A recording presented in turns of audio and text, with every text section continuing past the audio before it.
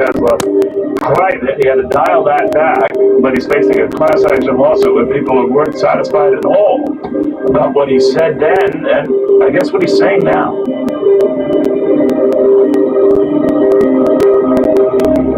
Opera glitch your Wi-Fi, which means your smart home. This is so smart. Sprinkler on. And now I'm sending mixed signals to your garage.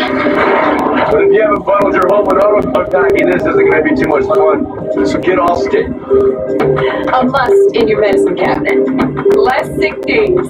Cold coming on? Zycam's the #1 cold shortening brand. Highly recommended. Zycam's love Zycam's unique zinc formula. It shortens colds. Zycam zinc that cold. Hi, I'm Lauren. I lost 67 pounds on GoLo. I have tried so many different products and have lost so much money and wasted a lot of time. GoLo is a miracle. It really is. No money wasted in this at all.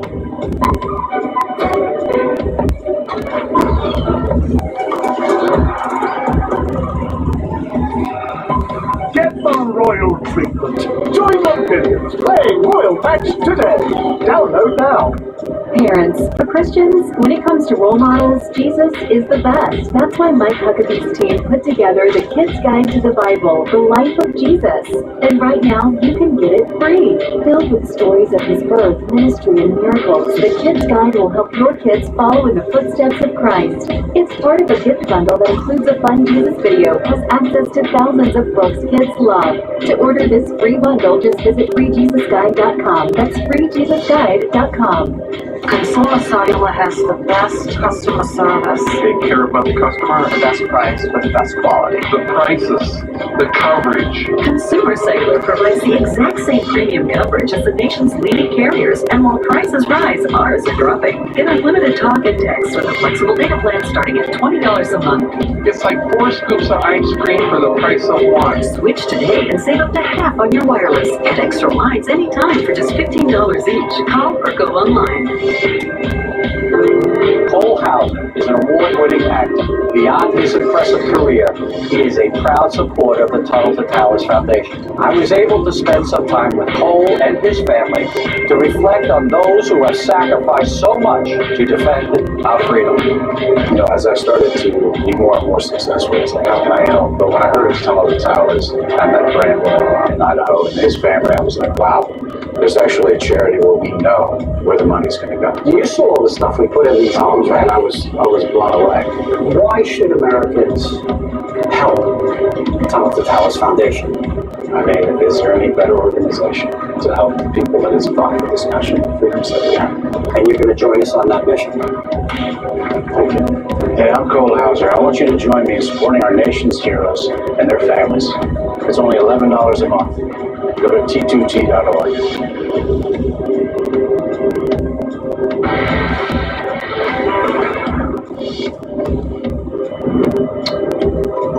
Elon Musk and what he wanted to do back in 2018 regarding Tesla, talked that he wanted to take it private, that you had the financing to take it private. A lot of people invested on that, thinking that this would be a boon for them.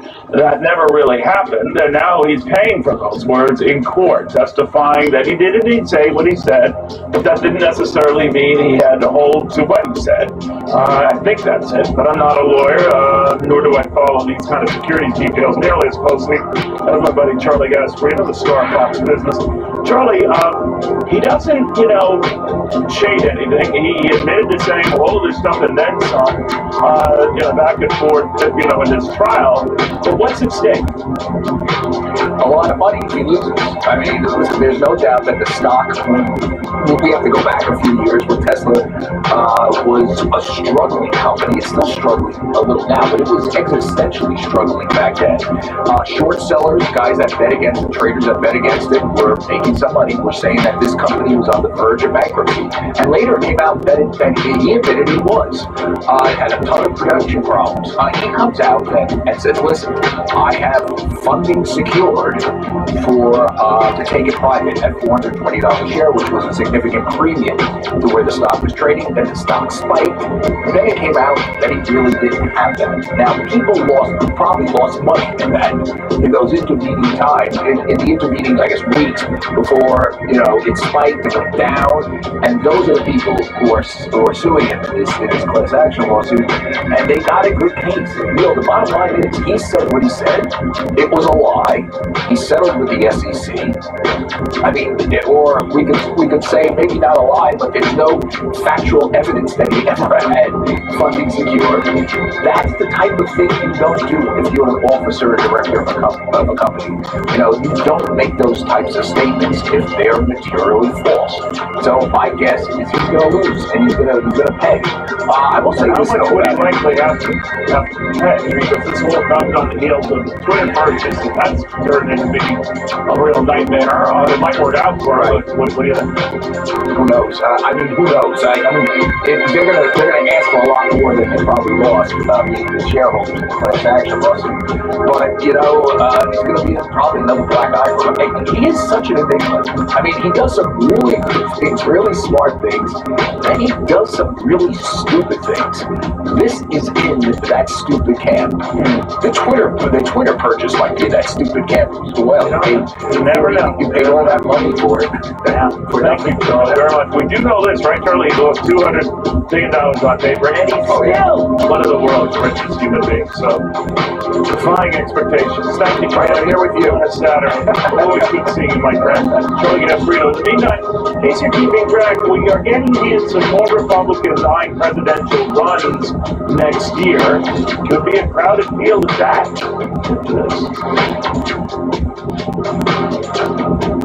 There's some things that go better together. Burger fries, soup and salad. Like your workplace benefits and retirement savings. With Voya, considering all your financial choices together can help you make smarter decisions. Voya, well planned, well invested, well protected. I'm Dr. Tim, and I know that with a heating pad, you can't do this or this. But with Thermacare heat wraps, you've got the power of heat on the go. They're hot, discreet, and ready to go anywhere. Not like someone else I know. My name is Vincent, and I've been in the field of nutrition and dietetics for 30 years. What I realized as a nutritionist, I was trying to get all my fruits and vegetables in, but I would be so preoccupied with trying to do things, I would forget to eat. So all of a sudden it's the end of the day, and I haven't had my fruits and vegetables. I think a lot of people are in that situation. I found balance in nature. I looked at the ingredients and I thought, this is exactly what I need. And so after trying it for about a week, I'm not a morning person, but I started getting up early and I started feeling better because I had more energy. I think, of course, as a nutritionist, it's best to get all you can from your diet. But it wasn't until I started taking balance with nature that I started noticing a difference. So that's when I thought, okay, there's something about balance of nature that I need to tell the world about. So here I am. Jumpstart your journey to better health for the new year and get $25 off plus a free fiber and spice when you use discount code Fox News.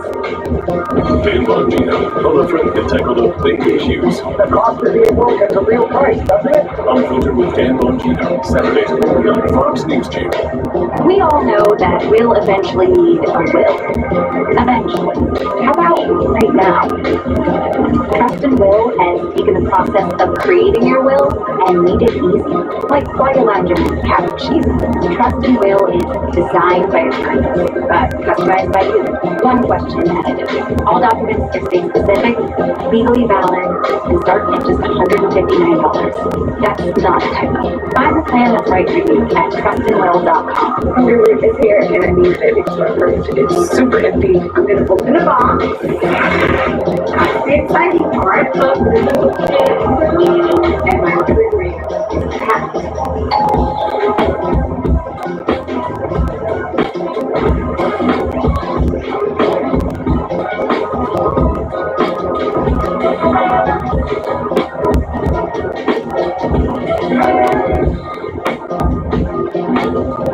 This is Fubo TV.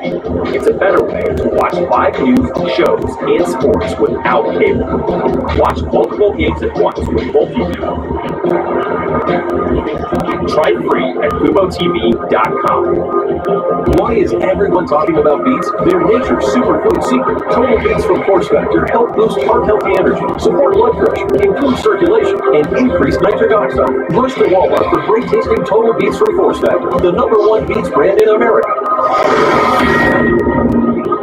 We're doing all the things that one would do to get ready, but we're still trying to figure our way through. Do I think I could be that leader? Yes, but we are still working through things, and we'll figure it out. I've never lost a race. I said that then. I still say that now. I'm not going to lose now, but stay tuned. Okay, so they sound like two interested presidential aspirants. Right now, the only Republican who's announced for president that he wants the job is Donald Trump, who had the job. We're told that President Biden himself will confirm his intentions sometime after the State of the Union address. No way of knowing for sure, but we do know that, again, on the Republican field, they could be getting quite crowded. Lee Carter, GOP pollster, Doug Schoen, Democratic pollster. Lee, first on the teasing of some of these prominent Republicans, there'll be many more, I suspect, who are now saying, you know, we might suit up for battle, or whether Donald Trump's in there or not. What do you think of it? Well, I think it's not all that surprising. I think the Republican Party right now is really trying to find its identity. It seems like Trump and DeSantis are the two ones that everybody's talking about, but if you think back to 2015, at this point in the game, we had no idea who was going to be the front runner. Donald Trump didn't even announce until late June. And so what we're going to see is a bunch of different folks sort of tipping their toes in the water, trying to understand how people are going to react to them, trying to define what their lane would be in the Republican Party. And I would expect by this summer we're probably going to see, I expect more than 10, 15 candidates to try and figure out if they're going to take that stage. So I think we're going to see a lot more of these conversations, a lot more of these interviews, a lot of people hinting at it and seeing how people are going to react. But the field is wide open right now. You know, if that were the case, then you have that many, you know, going for the Republican nomination. Doug, you could argue that this is 2016 all over again. Donald Trump successfully was able to whittle that field down, trying to pick them off one at a time in the crowded states where he has one more percent of the vote than the next guy. He gets the higher plurality of that state's delegates. So I'm just wondering, does that actually play to his advantage? Yes, it absolutely does. You know, the polling now shows head-to-head is even with DeSantis when it's a two-way race. The multi-candidate field is Mike Pompeo, Nikki Haley, Mike Pence run, Trump is well ahead. So your scenario is a real-world one we could see play out. So let me ask you about that. Right now, if it were a battle between Trump and DeSantis, just for the Republican Party, depending on the poll, he wins 55 to 45%. Now, when it's a crowded field, again, it's advantage Trump, especially if they echo a lot of the policies he had as president, no matter some of the personality issues that come up and give people pause. So are those who are trying to think that this time is different because of the controversies that have been raised and everything that rekindles January 6th, what do you think? Well, I think at this point it's really too soon to tell because no one's really defined what their candidacy is going to look like. No one has been up on stage fighting toe-to-toe with Donald Trump, and it's a very, very different game once you're on that stage. And so at this point, it's a lot of name recognition. There's not a lot, to really hold on to, except I'm either going to vote for Trump or against Donald Trump at this point. And DeSantis is really the only one who people understand what he might bring to the table. So at this point, I still think if there's many candidates out there, it is an advantage to Donald Trump, but we've got to see how candidates like Nikki Haley, like Pompeo, like Ted Scott, like all of these others, define what their party, what their candidacy would be about. What are they going to do for the American people? What's going to be different? We haven't heard their stories yet, and I think that could make a difference. But certainly at this stage, the way it's looking is the more candidates that are out there, the more it's focused on Donald Trump. The one thing I will say is that the Senate vote does pick off some Trump supporters, and that can really help the other candidates as well. Real quickly on Joe Biden, then there's this talk that, this document doesn't go well, others will emerge out. I think that's extremely unlikely. I worked for Bill Clinton in the White House getting surveyed for a very long time, very hard to unseat a But you never say never. We didn't really know 2-3 weeks ago that there would be 3 sources of documents. The White House, been on its back, put on this whole thing. So time will tell, but I would say today goes likely it'll be 5 to 10. You said time will tell. I love that. So I'm going to hear it. What does it mean to veteran homeowners that new day is a leader in VA homes? It means serving veterans is what we do. It means a unique chance to get more than by borrowing up to 100% of your home's value, not just 80%. It means new day will get granted automatic authority by the VA to make our own improvements. We can say yes to a veteran when other workers say no. It means we come to work every day knowing we have the privilege of helping veterans make the most of their VA home benefit.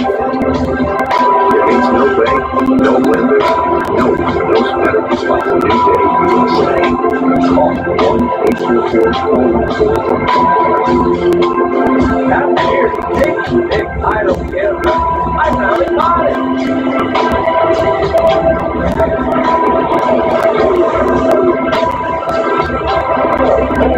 Always look for the girl I will feel.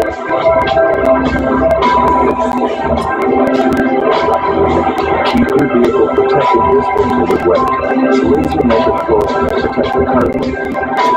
Seat protectors to keep seats safe if spills or messes. The help belt keeps your phone secured while allowing instant access while charging. WebCam's got your vehicle covered all season long.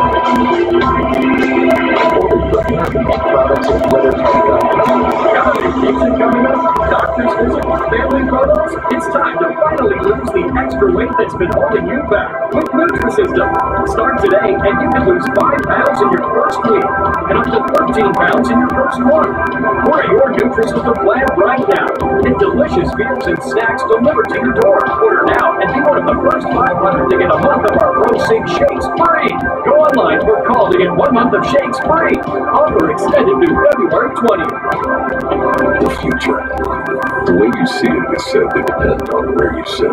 At X-Chair, we think it also gets down to how you sit, which is why our technology is light years ahead.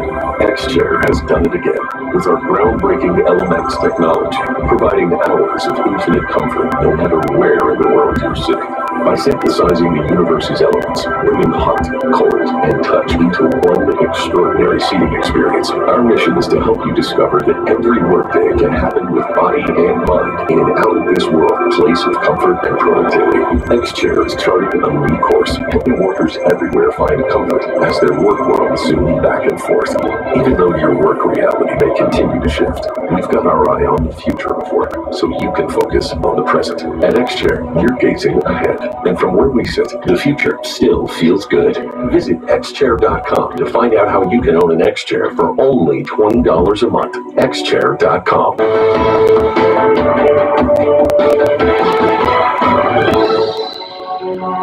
President Biden and his administration facing mounting political pressure as the White House ramps up damage control, or at least tries to, in the wake of the classified documents controversy. This, as brand new details come to light surrounding the president's handling of the classified documents case, dating all the way back to when he was a senator during the Carter administration. Good afternoon and welcome to Fox News Live. I'm Bill Malugin, and Jillian, it is great to be with you yet again. It's great to be with you, Bill. Thanks for coming back for weekend 2. It's nice to have you in D.C. I'm Jillian Turner. The president is spending a weekend out of the fray. He's at his vacation house in Rehoboth Beach, Delaware. Here in Washington, though, even some Senate Democrats are now saying they support a full investigation into his mishandling classified material. Let's bring in Lucas Tomlinson. He's got new details this afternoon from the North Lawn of the White House. Hi, Lucas. Good afternoon, Jillian. Reporters here at the White House are also curious why President Biden is spending this weekend at his other house in Delaware, his summer house during the winter.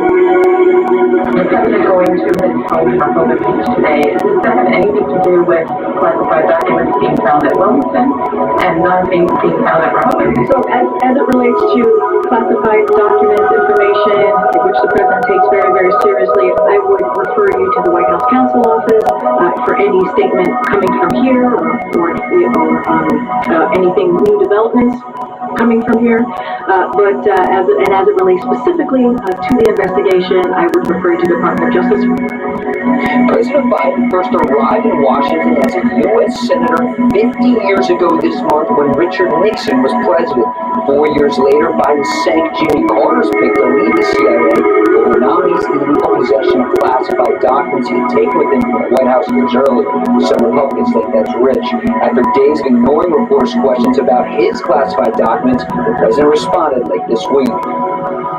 I think you're going to find there's nothing there. I have no regrets. I'm following what the lawyers have told me they want me to do. It's exactly what we're doing. There's no there. The new Republican chairman of the House Intelligence Committee has written President Biden's intelligence chief asking why he hasn't received any response to a letter he wrote 10 days ago asking for a damage assessment for the discovery of his classified material.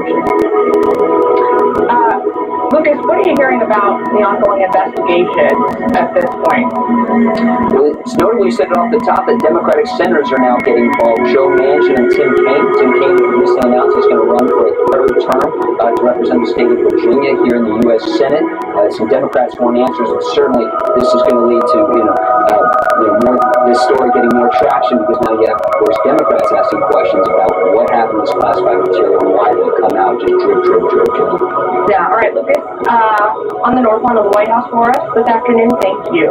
Bill, it's notable, the House Intelligence Committee leadership, the Republicans are now calling on the intelligence communities themselves to carry out this national security investigation to find out if any of the information that was in those documents reportedly, they covered everything from Ukraine to the UK, whether that potentially has any impact on future national security. Yeah, and the Republicans are asking DOJ for documents. They sent a letter the other day, DOJ did, making it look like it's going to be a little murky as to whether or not they're actually going to give those documents. And now a lot of people are talking about the hypocrisy of all this, right? Because remember, when President Trump had his document scandal over the summer, President Biden kind of went out of his way to go on 60 Minutes, went on TV, and he said that infamous quote, now, how could anybody be so irresponsible? Then we hear him the other day, well, there's no there, and I've got no regrets. So kind of a switcheroo right there. So hypocrisy in Washington, you say? I'm shocked. What a shocker, right? Yeah. A whole lot of angles to this story. So for more on this, we're going to be joined by Democratic representative from Michigan and member of the House Energy and Commerce Committee. That's Congresswoman Debbie Dingell. She is also a member of the House Natural Resources Committee. Congresswoman, thank you so much for joining us this afternoon. Good to be with you. So first, I want to get your reaction to what President Biden said the other day, finally speaking out about this latest batch of documents. You heard him. He essentially said, look, there's no there, and I've got no regrets about what happened. What was your reaction when you heard him say that? And is that the right messaging to the American public right now? Bill, I want to say this, that whoever handles confidential, classified material needs to take it very, very seriously. And I think what's been happening the last year or two as this has come out has got people asking a lot of questions. But let me be very clear. There has been a very different approach in both of these instances. These classified documents by President Biden got, there's a Department of Justice investigation that was set up very quickly and clearly. So there would be an investigation and no politics. The Attorney General did not want politics to apply to this, though obviously it is. And the President's cooperated. In the case of President Trump, it was the archives that knew the documents were missing. They were trying to get them back. The President wouldn't cooperate, and that's why there had to be an FBI search of the home. They're taking different approaches on this. I think we need to get the facts on all sides. And, it makes you wonder, okay, were there other materials taken when other administrations left? We don't know. But I think we need the investigation, we need the facts, and then all of us need to look at how is classified material handled, and are there things that need to be set up so that we keep these from happening again. And an end of administration is chaotic. the questions, was this material taken deliberately? Was it inadvertently taken? That's what the DOJ's got to find out on all. And I think it is very clear that one side is cooperating and one side is not. Sure, but at the same time, as you mentioned, politics certainly plays a part in all this, and we've now learned that the Biden administration essentially tried to hide this from the American public for the better parts of 2 months now, including right before the midterms. I want to, if we can pull up this New York Times article, their headline, the name of this article, 68 Days of Silence. Here's a little excerpt from that. The Times writes in part, quote, "The decision by President Biden and his top advisors to keep the discovery of classified information secret from the public and even most of the White House staff for 68 days was driven by what turned out to be a futile hope that the incident could be quietly disposed of without broader implications for Mr. Biden or his presidency." So my question to you, Congresswoman, was hiding it from the American public the right move in this case? I don't know that he was trying to hide it from the American public. That is a person's interpretation. The Department of Justice has come very quickly. I think the Attorney General wants to make sure that this is a full and complete investigation. They had lawyers immediately involved. They were giving the guidance of how this should be handled. And I do believe I want the facts, and I want the facts in both cases. Certainly, I believe that this president has indicated he wants to cooperate. He has told people to go and look at all of his files, see if there's anything there. And that's a very different approach than someone who moves boxes of classified material because they don't want them to be found. They don't return them when they're being looked for. They have to go and get subpoenas to be able to look for them. I think that's a very different approach to dealing with this issue. Sure, but I want to follow up real quick. I mean, it's obvious at this point that the White House knew about this in early November when the first batch was found. Then CBS breaks the story. That's the only way the public gets to find out about it. They hold a press conference. They don't talk about the second batch of documents that were found. Then we find another batch last week. There's just been this constant drip, drip, drip. Do you have concerns that the American public just was not informed about this, especially right before a midterm election? I want the facts. I want the Department of Justice to be completely thorough, completely honest, and I want the facts. There's a lot of already speculation and politicization, and I do believe that the Attorney General very quickly appointed a prosecutor far quicker than he did in the Trump investigation because he too does not want this politicized. He wants the facts, and that's I do believe you have to look at the difference in approach on these two instances. And at the end of it, when we get the facts, I hope this is a message to everybody that we got to look at how classified material is handled and the danger it is. And the very last question, 30 seconds here. I want to ask you about the debt ceiling. I saw you tweeted about it the other day, essentially saying if we don't raise it, there's going to be dire consequences for workers and our economy. President Biden and Speaker McCarthy apparently set to meet and discuss the debt ceiling. Look, I understand there's going to be consequences if the debt ceiling is not raised, but the flip side of the coin is, are we supposed to just keep spending money we don't have, and do we just keep kicking the can down the road? What kind of a short-term solution are you looking for here? What I don't want is to have long-term consequences for us to forego in our debt payment and to see the worker pay for it. The debt ceiling was raised 4 times under President Trump. We had to sit down, we had to reduce the budget, but the president reduced the budget last year, $1.4 trillion, the largest single deficit reduction of any president. And during the Trump years, when we cut taxes and billionaires and corporations weren't paying their fair share, we raised the debt more than anybody. We got to sit down in good faith that that's doable or possible, and this it's become far too partisan on both sides. I think the American people want us to look at the budget. How do we reduce the deficit? Have people pay their fair share of taxes, which is something that really matters, and balance the budget but not create economic chaos and endanger our economic and national security. We'll have to see if some sort of compromise can finally come out of this. We're in Washington these days. Congresswoman Debbie Deagle, thank you so much for joining us. Appreciate your time. Thank you. Jillian? Well, across the political aisle, let's get reaction now from Iowa Republican Action Hinton. She serves on both the House Budget and Appropriations Committee. Congressman, let's pick up where Bill and Rep. Dingell left off there. There's this new narrative emerging from the White House over the last couple of days, which is that the president is not actually responsible for the classified documents found in his house. It comes down to the fault of staff. The latest name circulated via a strategic leak to the Washington Post was was Kathy Chung. She was his executive assistant when Biden served as the vice president. Does it matter at the end of the day who actually moved these documents from the White House to the president's home and his think tank?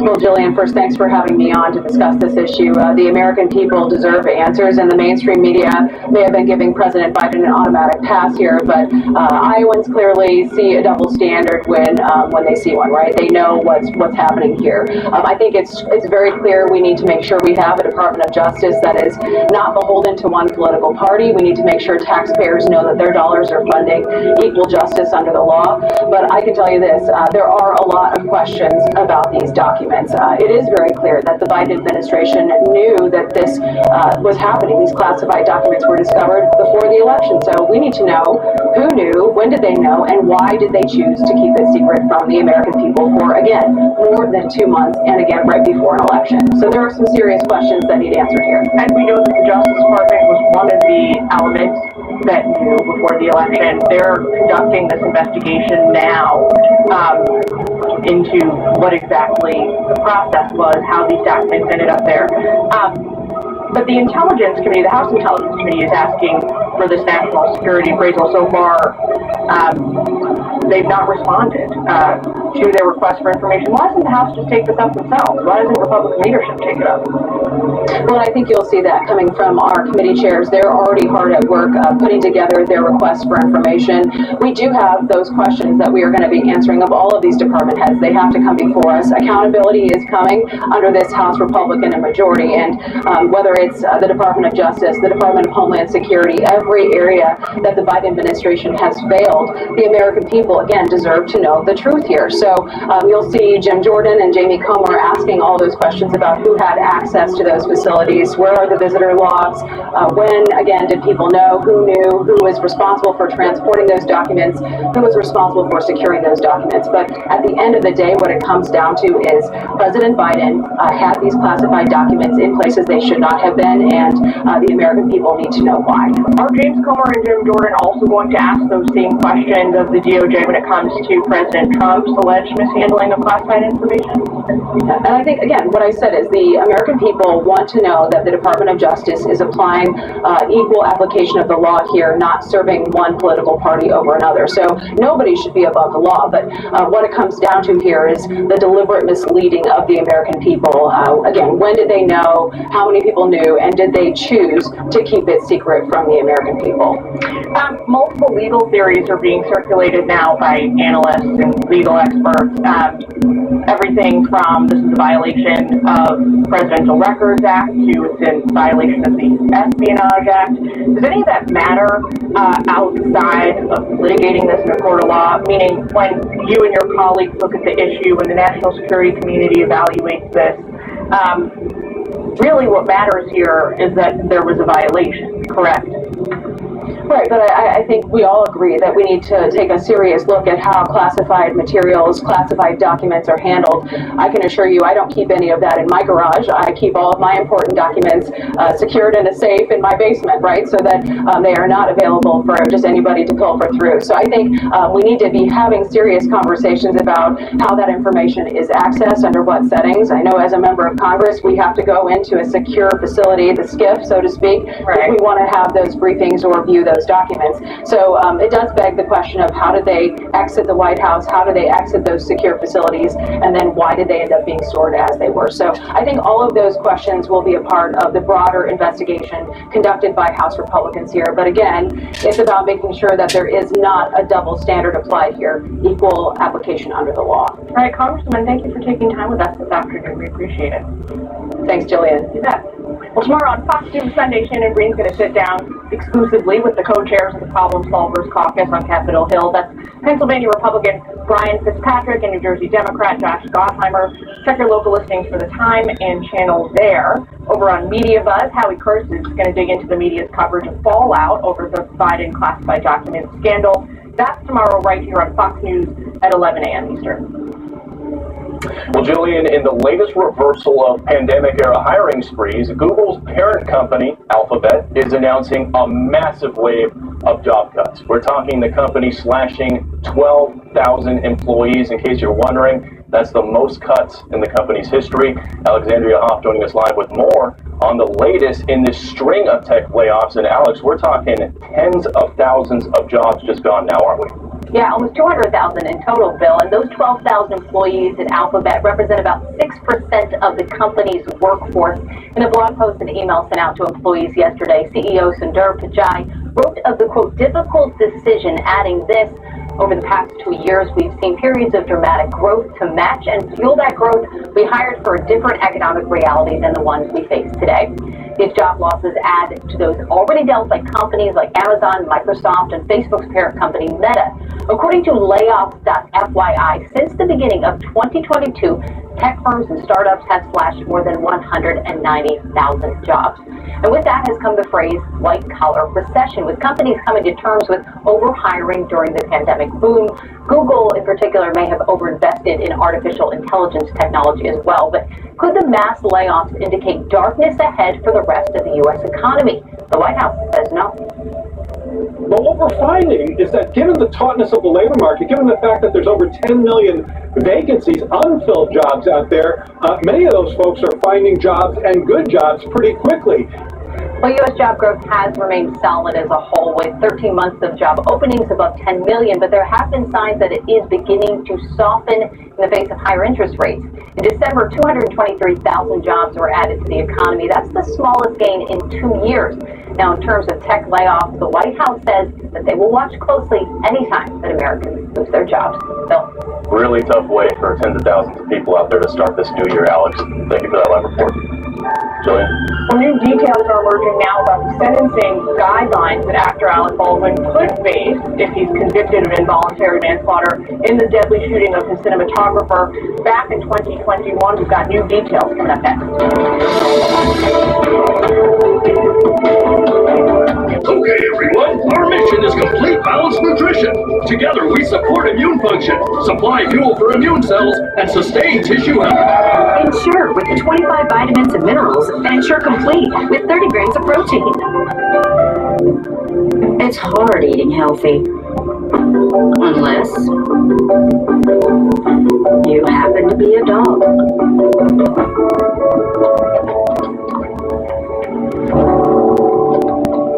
I've been a triathlete, a runner, a coach for the past 25 years, and I would take nothing less but balance of nature. As an athlete, if you don't eat right, your body can't heal, it can't recover. As a coach, I always recommend balance of nature. You feel better, race better, you recover better. It's researched, it's scientifically based. We know we should be doing it, and balance of nature makes it easy. Jumpstart your journey to better health for the new year and get $25 off plus a free fiber slice when you use discount code Fox News. In 1813, Thomas Jefferson declared gold and silver coin to be the most perfect medium because it will preserve its own metal. Because having intrinsic and universal value, it can never die in our hands. True then, true now. Let Roslyn Capital help put gold and silver in your hands. Roslyn Capital, a trusted leader in helping people acquire precious metals. Gold bullion, Lady Liberty gold and silver proofs, and our premium coins can help you preserve your wealth. Call Roslyn Capital at 800-630-8900 to receive your free Roslyn Guide to Gold, Gold and Precious Metals IRA, and silver brochures. With Roslyn, there are no hassles, no gimmicks, and our shipping is fast and reliable. The most perfect medium. Make gold your new standard. Call Roslyn Capital today at 800-630-8900. 800-630-8900. That's 800-630-8900. 50 years since Roe v. Wade, the landmark decision, it's overturned, and how the case continues to shift the legal landscape. Shannon has smart insight on Fox News Sunday. I love my parents. So as they've gotten older, we've had to have some not-so-fun conversations about their wishes if something were to happen to them. As an estate planning attorney, most people that would come to my office were looking to create a will for their family, but many couldn't afford the fees. That's why we started Trust and Will, a modern and affordable approach to estate planning. Attorney-designed documents, customized by you, all through an easy-to-use website. The way a will should be. Find the plan that's right for you at trustandwill.com. Hungry Root is here, and I needed it because my fridge is super empty. I'm gonna open the box. That's the exciting part. Hungry Root came through, and my refrigerator is packed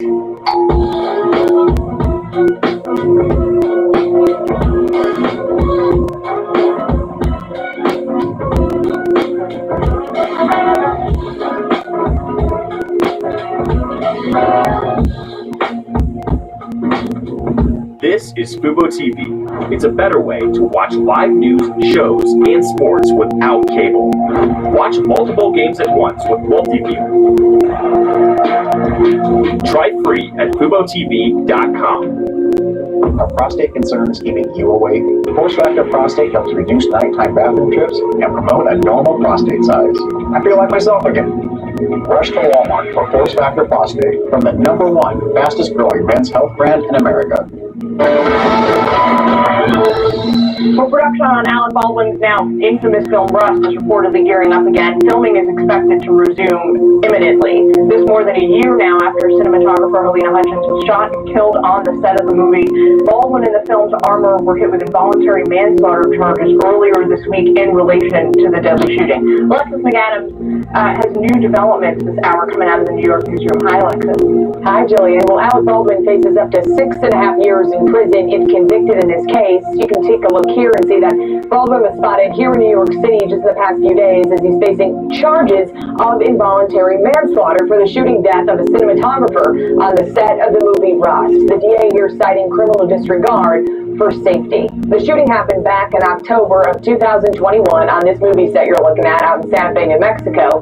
These pictures of Baldwin were taken just after that fatal shooting. Authorities say Baldwin was pointing a pistol at Hutchins when the gun went off. Hutchins was killed and the movie's director was wounded in this case. This is Helena Hutchins there. She was a wife and a mom. Her family is seeking justice as the special prosecutor in this case says there were major safety issues on the Rust set. Listen. We believe Baldwin, as a producer, knows everything that goes on the set. And so, there was a lot of problems. There were a couple accidental discharges. There was a lot of safety concerns that were brought to the attention of management, and he did nothing about it. Now, the special prosecutor also says, Jillian, that the FBI determined Baldwin did pull the trigger on that gun. It's a claim the actor, has denied repeatedly, though questions remain as how this will terrible behavior was not purposeful. This was not an intentional killing. Nobody even alleges that. Not even the state alleges that. This is what the civil justice system is for. Yeah, we're going to have to see how this all plays out in that court. At this time, Baldwin will not be arrested, though he will have to appear before the judge, but he could do that virtually. Jillian. Alexis McAdams in New York Press this afternoon. Thank you.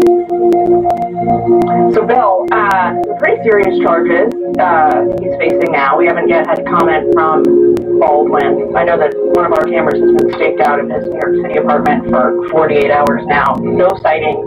No idea what he's thinking up to this point. This one's a head scratcher for me because I'm a gun owner myself, and literally the first thing they teach you when it comes to gun safety, the very first thing, is don't ever point a firearm at anything that you're not willing to kill.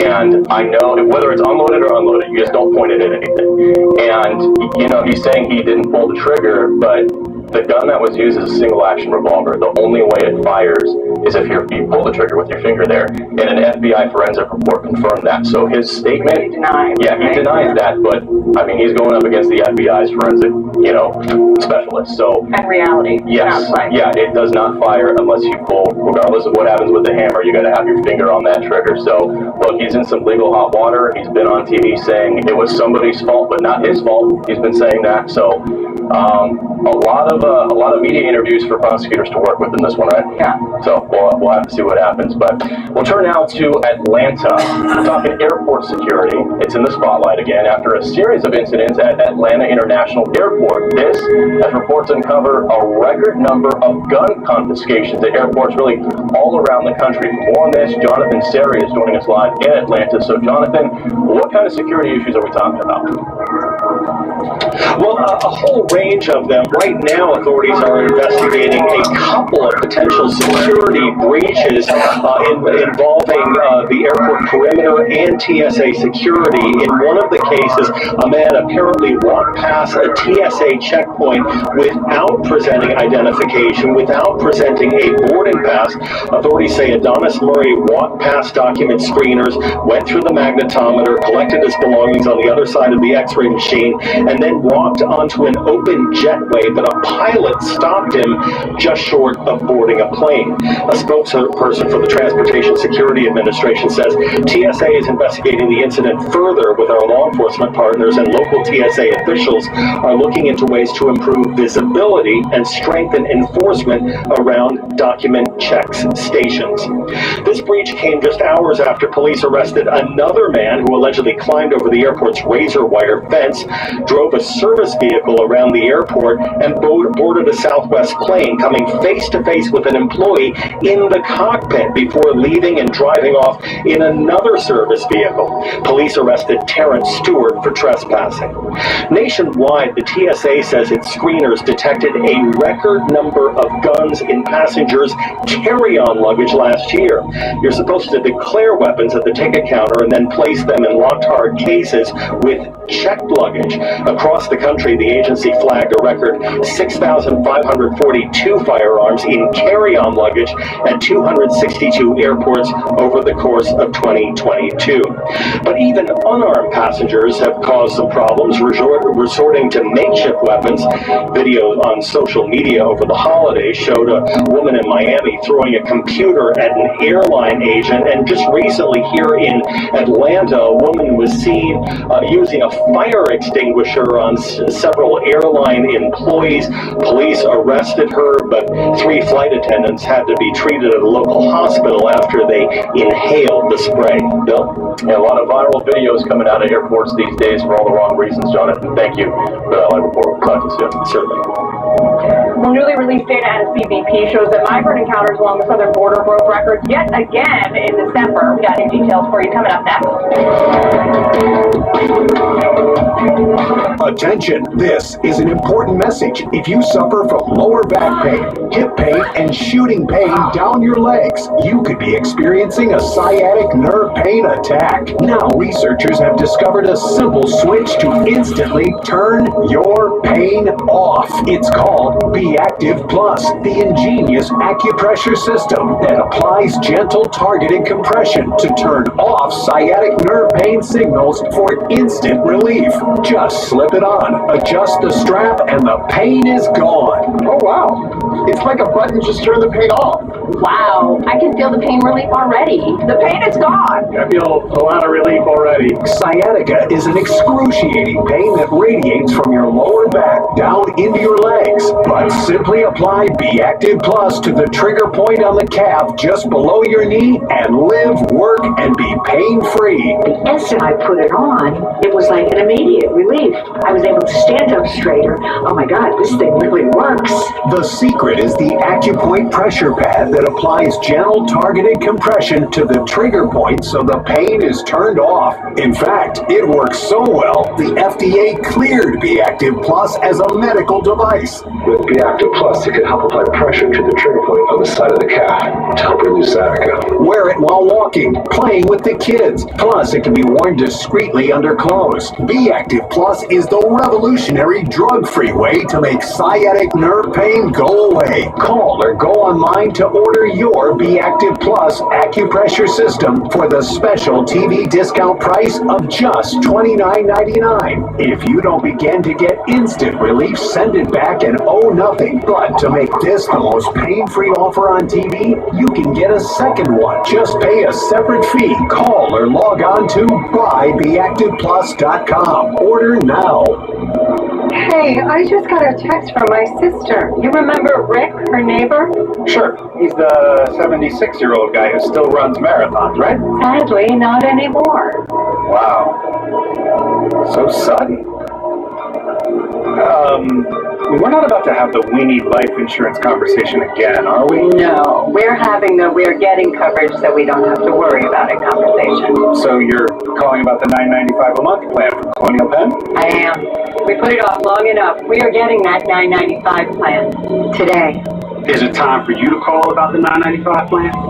I'm Jonathan from Colonial Penn Life Insurance Company. Sometimes we just need a reminder not to take today for granted. If you're age 50 to 85, you can get guaranteed acceptance whole life insurance starting at just $9.95 a month. There are no health questions, so you can't be turned down for any health reason. The $9.95 plan is Colonial Penn's #1 most popular whole life plan. Options start at just $9.95 a month. That's less than 35 cents a day. Your rate can never go up. It's locked in for life. Call today for free information. And you'll also get this free beneficiary planner. So call now. Call 1-800-908-6060 for free information and a free gift. That's 1-800-908-6060. 1-800-908-6060. Call now. Hello, Colonial Penn?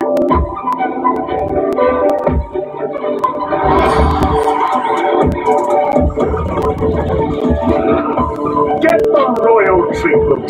Join the millions playing Royal Match today. Download now. Some players leave you guessing. MailChimp takes the guesswork out of email marketing by analyzing data from billions of emails to offer suggestions on how to improve engagement and revenue. Guess less and sell more with Intuit MailChimp.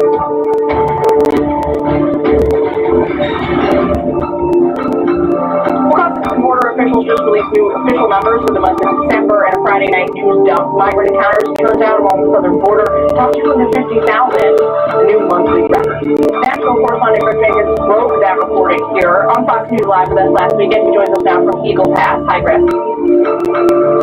Hey, Julian. Yeah, official in a Friday night dump. It would make you think the administration doesn't want to draw attention to it. Let me take you up quickly to our sky drone, though, and show you here. We just had a group crossing over the National Guard next to the shipping containers topped with razor wire. That's what Governor Abbott's trying to do to get those numbers down, but yet, obviously, they have still been coming, and it's not just those that are being encountered. The smuggling is on the rise, too. An important part of this story, take a look at this footage that our cameraman Lorenzo shot embedded with the Texas DPS yesterday. In the span of 6 hours, they foiled 3 separate smuggling attempts. More than a dozen migrants were recovered and 2 individuals arrested and charged with human smuggling.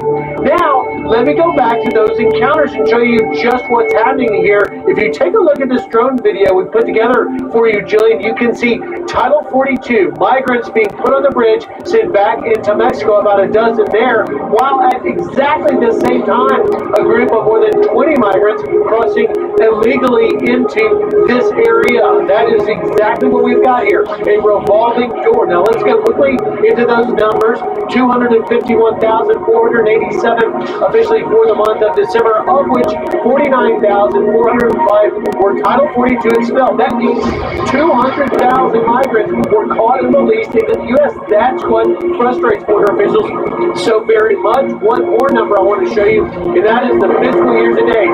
Since October 1st, 113 days, there have been 717,660 migrant encounters.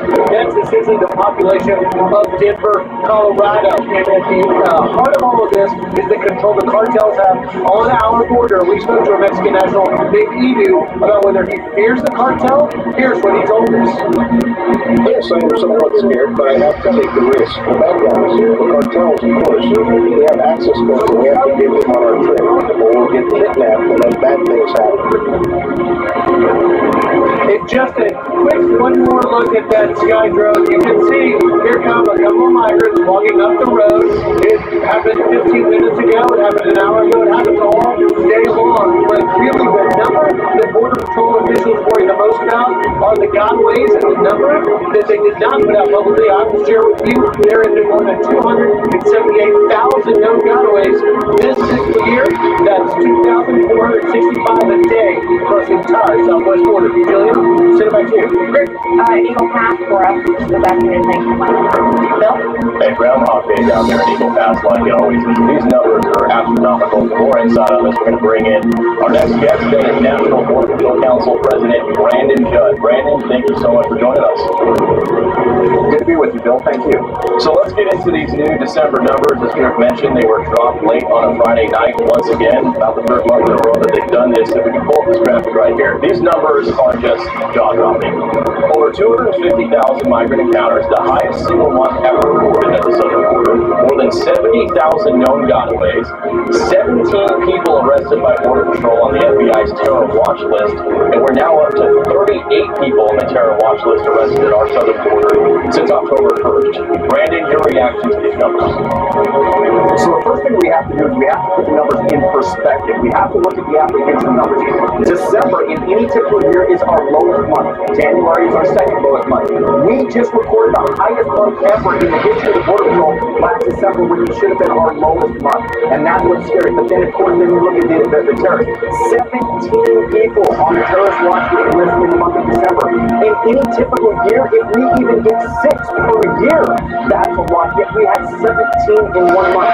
This is what's so scary about border security. This is why border security is so important to the American people. When you look at the number of people that are getting into the United States, the number of the gotaways, we don't know who they are, where they're coming from, what their intentions are in the United States, yet they're here. And that's what's scary, because it's going to ultimately cause harm to the American people, and we don't know what that harm's going to be. It's going to be down the road, but there are going to be Americans that are going to be harmed, put in danger's way, because this administration won't do anything about border security. Okay, and Brandon, House Republicans are really starting to ramp up their efforts in terms of calling for the impeachment of DHS Secretary Alejandro Mayorkas. The House Oversight Committee announcing they're going to have border hearings starting in early February. I want to pull up this video. The other day, right here in D.C., I tracked down Secretary Mayorkas, and I asked him about some of this, tried to get an answer from him. Didn't work out too well. Take a look. Excuse me, Mr. Secretary, any comments to Republicans who are calling for your impeachment, sir? Good morning. They've announced an oversight hearing for the border next month. Will you cooperate, sir? Sir, any comments to Republicans calling for your impeachment, sir? We'll let you go. So as you can see, all I could get out of him there was a good morning. But look, you're a Border Patrol agent yourself. You're out there in the field, and you're the president of a union of every Border Patrol agent in this country. Where do you stand on impeachment for Mayorkas? Should he be removed from office?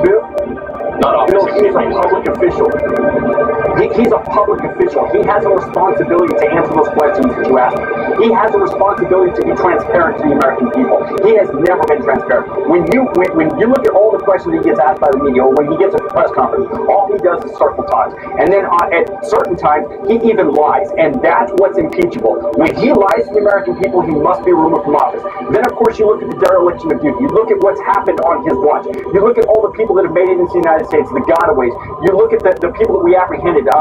Somebody that was deported twice in Virginia. There was on the El Salvador top 100 watch list. That's scary, and that's what it's his responsibility to keep that under control. Then you look at the number of deaths that we've had because of fentanyl overdoses or opioid overdoses, and that's also on his watch. That's his responsibility. All of those things, the lying to the American people, the dereliction of duty, all of that obviously calls for impeachment, and he should be removed. The problem is because the Democrats control the Senate, he's never going to be convicted. He'll never be removed, because this is all about politics. If we pull politics out of the equation, we would actually have public officials that would do right by the American people. But because politics permeates everything that happens in Washington, D.C., these people are allowed to stay, and that is wrong. And in the meantime, the crisis continues. You can see the live drone images of more migrants crossing right now. We'll have to see what happens with these border hearings in the GOP House in the coming weeks. Brandon, Judd, thank you so much for joining us this afternoon. Thank you, Bill. Appreciate it. Jillian. Well, the Pentagon just announced another $2.5 billion in military assistance for Ukraine. Well, Lyman Kyiv was the call action.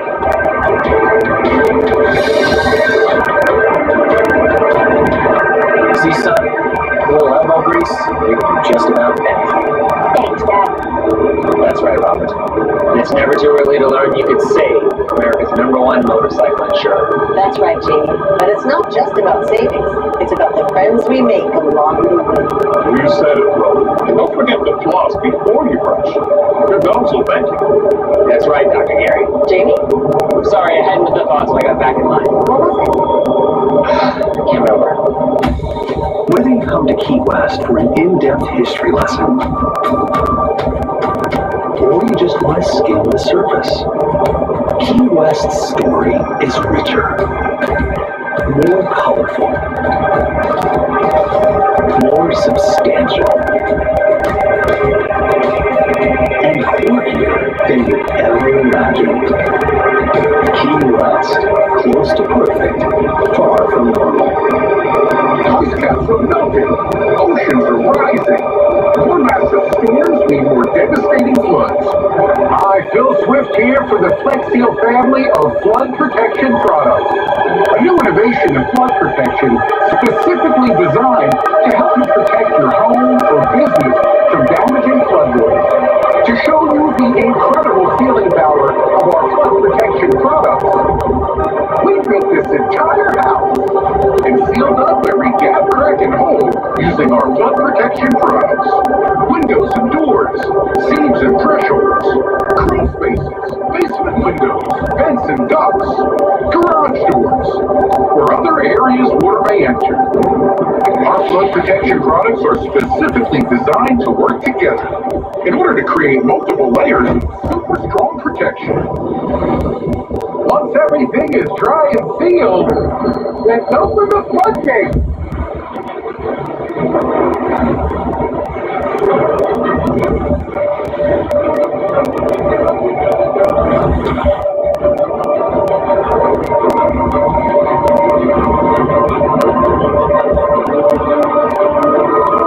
That water is rising fast, but our flood protection products are holding tight.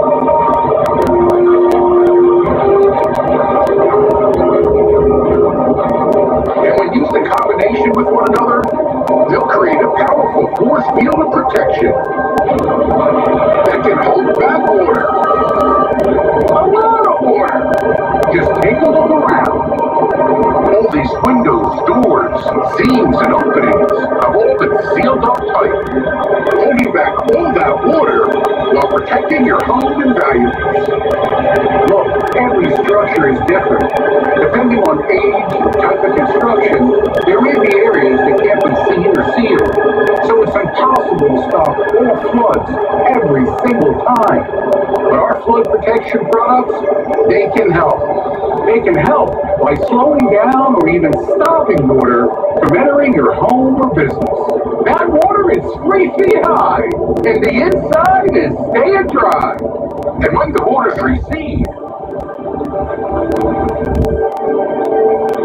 our flood protection products are completely removable. Not only will they seal out the elements and help protect your home or business from damaging floodwaters, but our advanced high-tech formula is specifically designed to be removed. They come off fast and easy. So after the floods pass, you can open up fast. Now there's a new way to protect your home or business from damaging floodwaters. Get the removable FlexSeal family of flood protection products.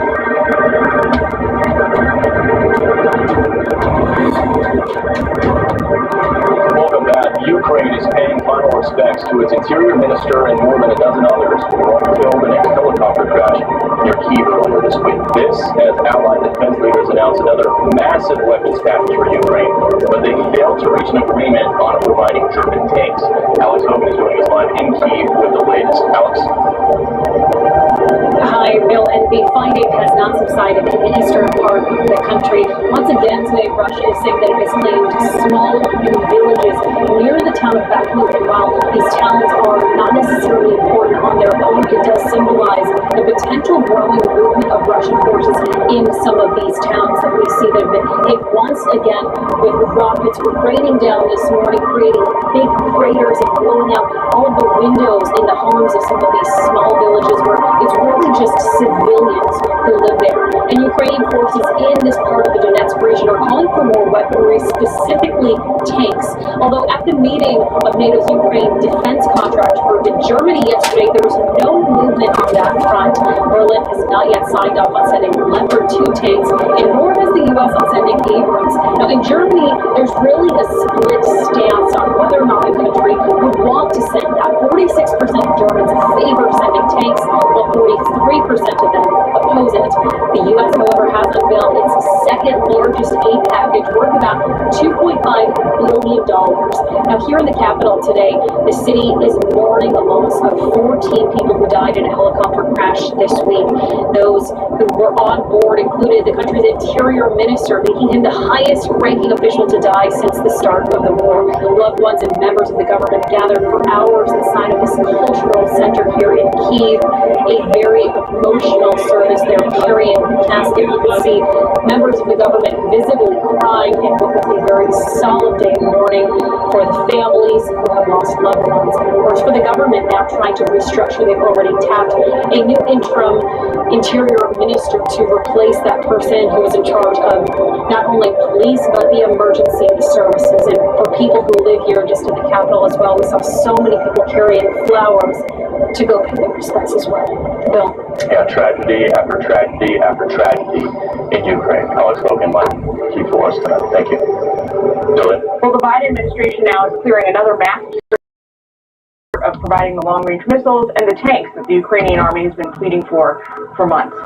Joining me live from Kyiv now is Ukrainian Member of Parliament, Solomia Bobrovska. Solomia, thanks so much for taking time with us this afternoon. Let's start with this. There's this shift in rhetoric here in Washington from the Biden administration this week. They're now openly talking about Crimea, essentially endorsing an offensive move by the Ukrainian army should they choose to make one. Take a listen to Defense official Sabrina Singh. I'll get your reaction. The Ukrainians make the decisions about their operations and when they conduct them. Crimea is part of Ukraine. We've made that very clear from the beginning. If they decide to conduct an operation within Crimea, they're well in their bounds. That is a sovereign part of their country that was illegally invaded by Russia in 2014. They have every right to take that back. What do you read is behind that shift, at least the public shift? So first of all, let's absolutely understand, yes, that Crimea is of the equal part as the Lviv region or the Donetsk region, and we will fight to the end because that's recognized our borders in 1991. But finally, we are speaking about the Crimea and the offensive operation, which will our general staff and the president decide.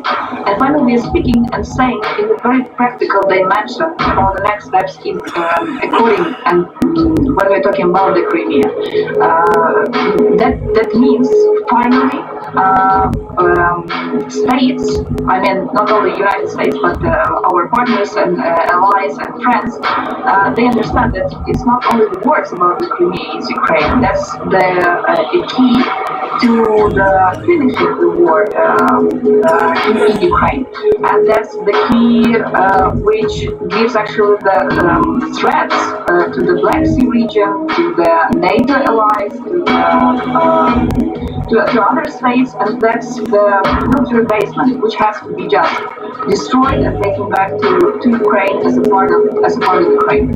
And after liberated Kherson, I think Crimea has to be on the very close agenda in Ukraine, and within the discussion between the higher military officials, and of course according to the Ukrainian military plans. Solomia, Chairman of the Joint Chiefs, General Milley, Mark Milley, said this week that essentially he's not entirely optimistic about the Ukrainian army's prospects over the coming year. I'm wondering if this surprised you. Take a listen to what he said. From a military standpoint, I still maintain that for this year, it would be very, very difficult to militarily eject the Russian forces from every inch of Russian-occupied Ukraine. That doesn't mean it can't happen, doesn't mean it won't happen, but it'll be very, very difficult.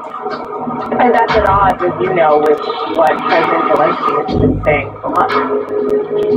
And he's quite right. We see how Bakhmut still in blood, and one of the plans for Russian troops for the nearest future is to take the whole Donetsk region under the occupation and under the Russian Federation control.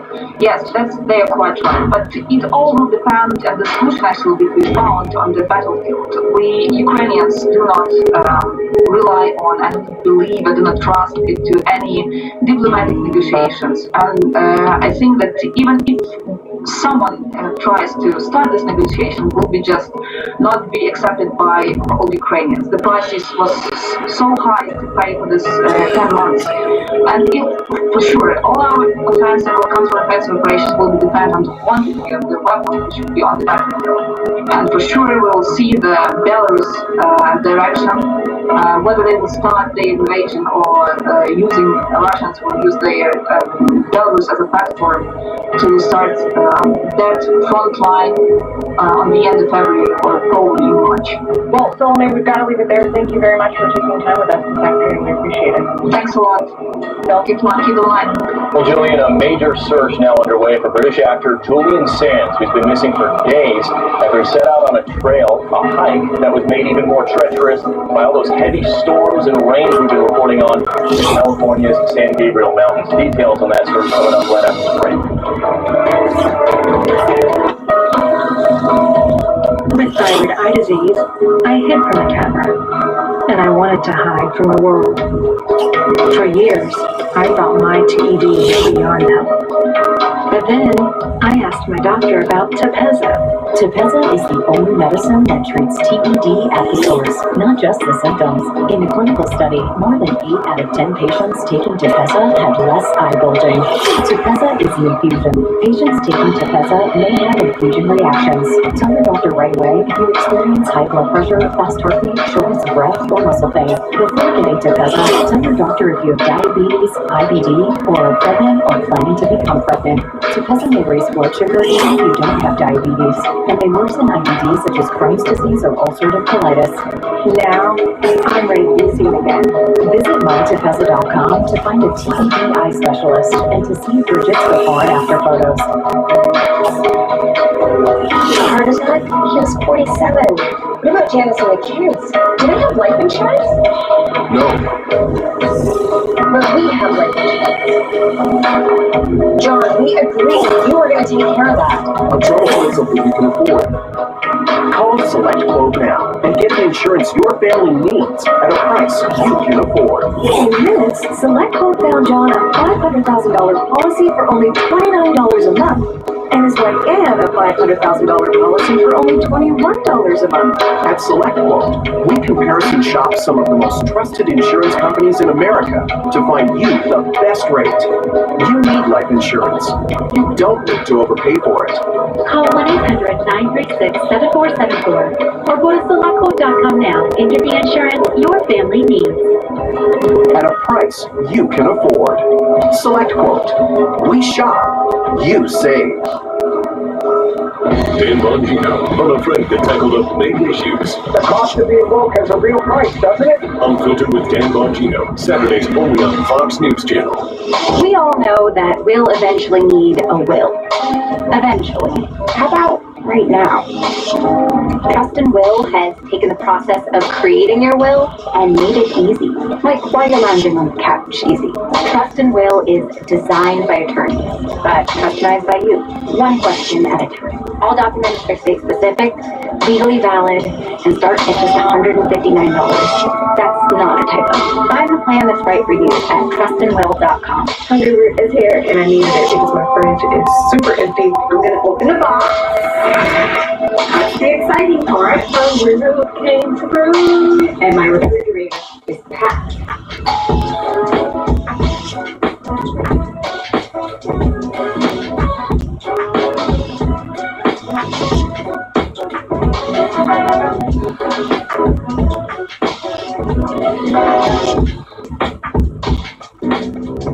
Why is everyone talking about beets? They're nature's superfood secret. Total Beets from Force Factor help boost heart-healthy energy, support blood pressure, improve circulation, and increase nitric oxide. Rush to Walmart for great-tasting Total Beets from Force Factor, the #1 beets brand in America. This is Fubo TV. It's a better way to watch live news, shows, and sports without cable. Watch multiple games at once with multi-view. Try it free at FuboTV.com. Welcome back. Officials in California are searching for 65-year-old British actor Julian Sands. Sands' wife reported him missing last week after he failed to come home from a hike in the San Gabriel Mountains, which are just north of Los Angeles. Severe storms have really pounded that region over the last few weeks, creating treacherous conditions. And speaking of storms, parts of the East Coast bracing for more massive winter storms, bringing the possibility with them of heavy snow and rain. For more on that, meteorologist Adam Fox is tracking everything you need to know from the Fox Weather Center. Adam, what can you tell us? Yeah, Bill, we have two winter systems we're paying attention to. Across the south, more of a rainmaker, and then to the north, this is a system where we are going to see a little bit of snow as it kind of makes that move. The one, again, Saturday and Sunday, very heavy rain across the southeast, Georgia into the Carolinas, and then this low pressure system moving a little farther to the north. Yes, it's going to drop a little snow in the Midwest, but more of that heavy snow is going to be in interior New England. You start to see some of those pinks and purples, and you're getting up to 6 inches to a foot of total precipitation. Kind of a narrow area there. there, but there is going to be some real snowfall coming down across the White Mountains and getting into some of those higher elevations. Now, places that have not seen any snow whatsoever, the I-95 corridor, how far behind are we? Well, some of these areas, 15 inches, 10 inches of snow. It continues to be snow-free there as we move through the weekend. Bill? Adam Claus, live in the Fox Weather Center. Thank you for that live report. Julian? Well, Fox News now is honoring and mourning a treasured member of our news team. Senior Vice President of News and Politics, Alan Komisaroff, passed away yesterday in New Jersey. In a joint statement, Fox News CEO Suzanne Scott and Media President and Executive Director Jay Wallace put it best, describing Alan as a leader and a mentor here. He was integral to our daily news operations. Alan was just 47 years old. I brought in Ensure Max Protein with 30 grams of protein. Those who tried me felt more energy in just 2 weeks. Here, I'll take that. Ensure Max Protein with 30 grams of protein, 1 gram of sugar, and nutrients for immune health. I'm Dr. Ken, and this is a heating pad for pain relief, except this bad boy will keep you leashed up here like a dog. Thermacare Heat Wraps warm. You're hot, discreet, and ready to go anywhere. Not like someone else I know. Meet a future mom, a first-time mom, and a seasoned pro. This mom's one step closer to their new minivan. Yeah, you get used to it. This mom's depositing money with tools on hand. Cha-ching. And this mom, well, she's setting an appointment here so her son can get set up there and start his own financial journey. That's because these moms all have Chase. Smart bankers, convenient tools, one bank with the power of both. Chase, ignore what's yours. Race truck drivers change lanes very fast, but with no outside mirrors. How come they don't crash? Introducing Angel View, the new wide-angle mirror that reduces blind spots. And now may be your last chance to get one before they're gone. Angel View simply snaps over your car's rear view mirror, giving you a 160-degree view behind you. Look, ordinary rear view mirrors are small and flat, but Angel View has a huge mirror with curved glass. This convex shape allows you to see both blind spots with one glance. Here's what you see with that ordinary rear view mirror, and here's what you see with Angel View. Look, over 800,000 blind spot accidents occur each year. You think you're clear to change lanes, but you're not, and that's why they call it a blind spot. But Angel View's crystal clear mirror gives you perfect panoramic vision without that awful fisheye effect like other little mirrors. And with our Pro Edition special coating, it's anti-glare at night. Angel View installs in seconds to virtually any car or SUV, and the spring-loaded rubber feet automatically adjust to hold on tight. From a senior driver to a first-time teen, and everyone in between. With Angel View, you see them. Without it, you won't. Get your Angel View now for just $19.99 through this special offer. But wait, there's breaking news. Angel View may be discontinued due to rising costs and supply chain shortages. Angel View is stopping manufacturing effective immediately. There is a strict limit of 3 Angel Views per order while supplies last. Once the current inventory is gone, it's gone forever. Order now. Call 1-800-216-1259. That's 1-800-216-1259. Or visit angelview.com. So call 1-800-216-1259. Order now.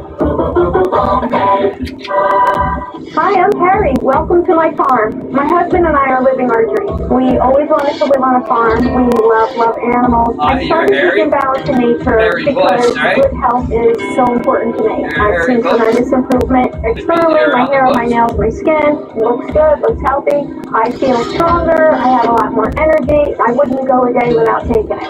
Jumpstart your journey to better health for the new year and get $25 off plus a free fiber and spice when you use discount code Fox News.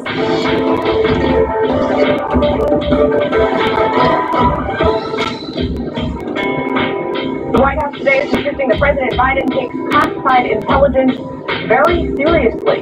The political pressure on that claim is now mounting as new details emerge about the documents stashed in his house, his garage, and his former office. Welcome to Fox News Live here in Washington. I am Jillian Turner. Bill, it's great to be with you. Thanks for having me back. Great to be with you. Bill Malugin, President Biden is spending the weekend in Rehoboth Beach, Delaware, but here in D.C., He's facing a lot more political fallout over this classified documents issue. Lucas Tomlinson joining us live from the White House today for more on the reaction here in D.C. Lucas, what is the reaction? Well, Bill, for days we've been hearing from Republicans saying they want to see this matter investigated fully. Now some Democrats are joining the chorus.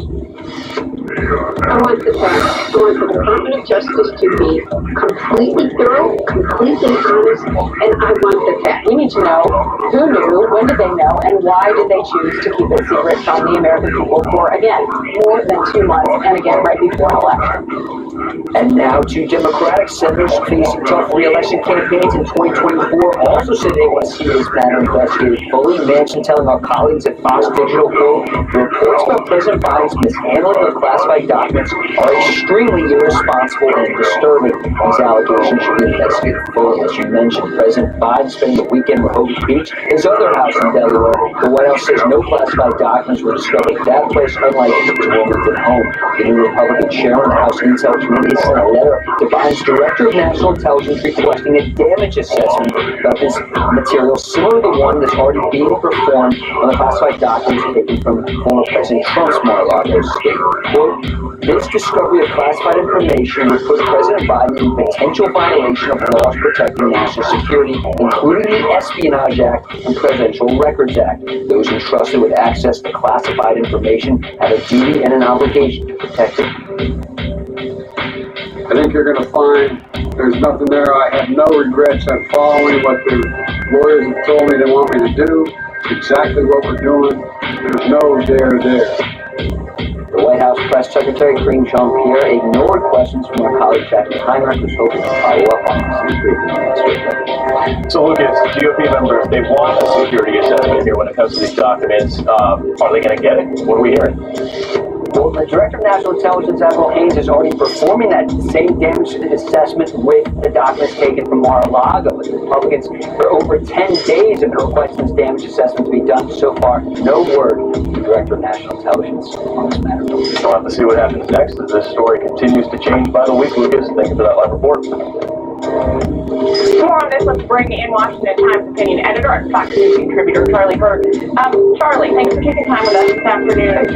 Help me square this. So last week, the White House said, and the president himself said actually, that he takes, managing the nation's secrets, classified intelligence very, very, very seriously. But then this week, as you just saw with this report, he said actually he doesn't have any regrets. Can both of those things be true? Yeah, that's kind of a tough one, and it's particularly does not fit with the White House strategy across the board to sort of downplay all of these revelations, even as more and more revelations pile up, and we realize just how unseriously apparently President Biden has taken the classified documents. But also, the other thing that I think is really important to look at right here is as Republicans press for a damage assessment, I think that they should. I think that that's perfectly appropriate. What we're seeing right now is, as difficult as it was and as narrow as it was for Republicans to take control of the House, we're seeing the tremendous value of taking control of the House, even if it's only by a handful of seats. Then Republicans have control of the House, because regardless of whether they get this damage assessment as they want, they have the authority, the power to hold hearings and do oversight that is perfectly appropriate. In fact, it's incumbent upon them to get into all of this. And obviously, politicians are going to make political hay out of things, but it's also kind of their job, and it's part of their responsibility, and it also probably helps them politically as they're doing. Well, let's take a look at Exhibit A. Here's a photo of then Vice President Biden standing in the Oval Office, holding what you can see there is a code word classified document that refers to one of the nation's most sensitive secrets.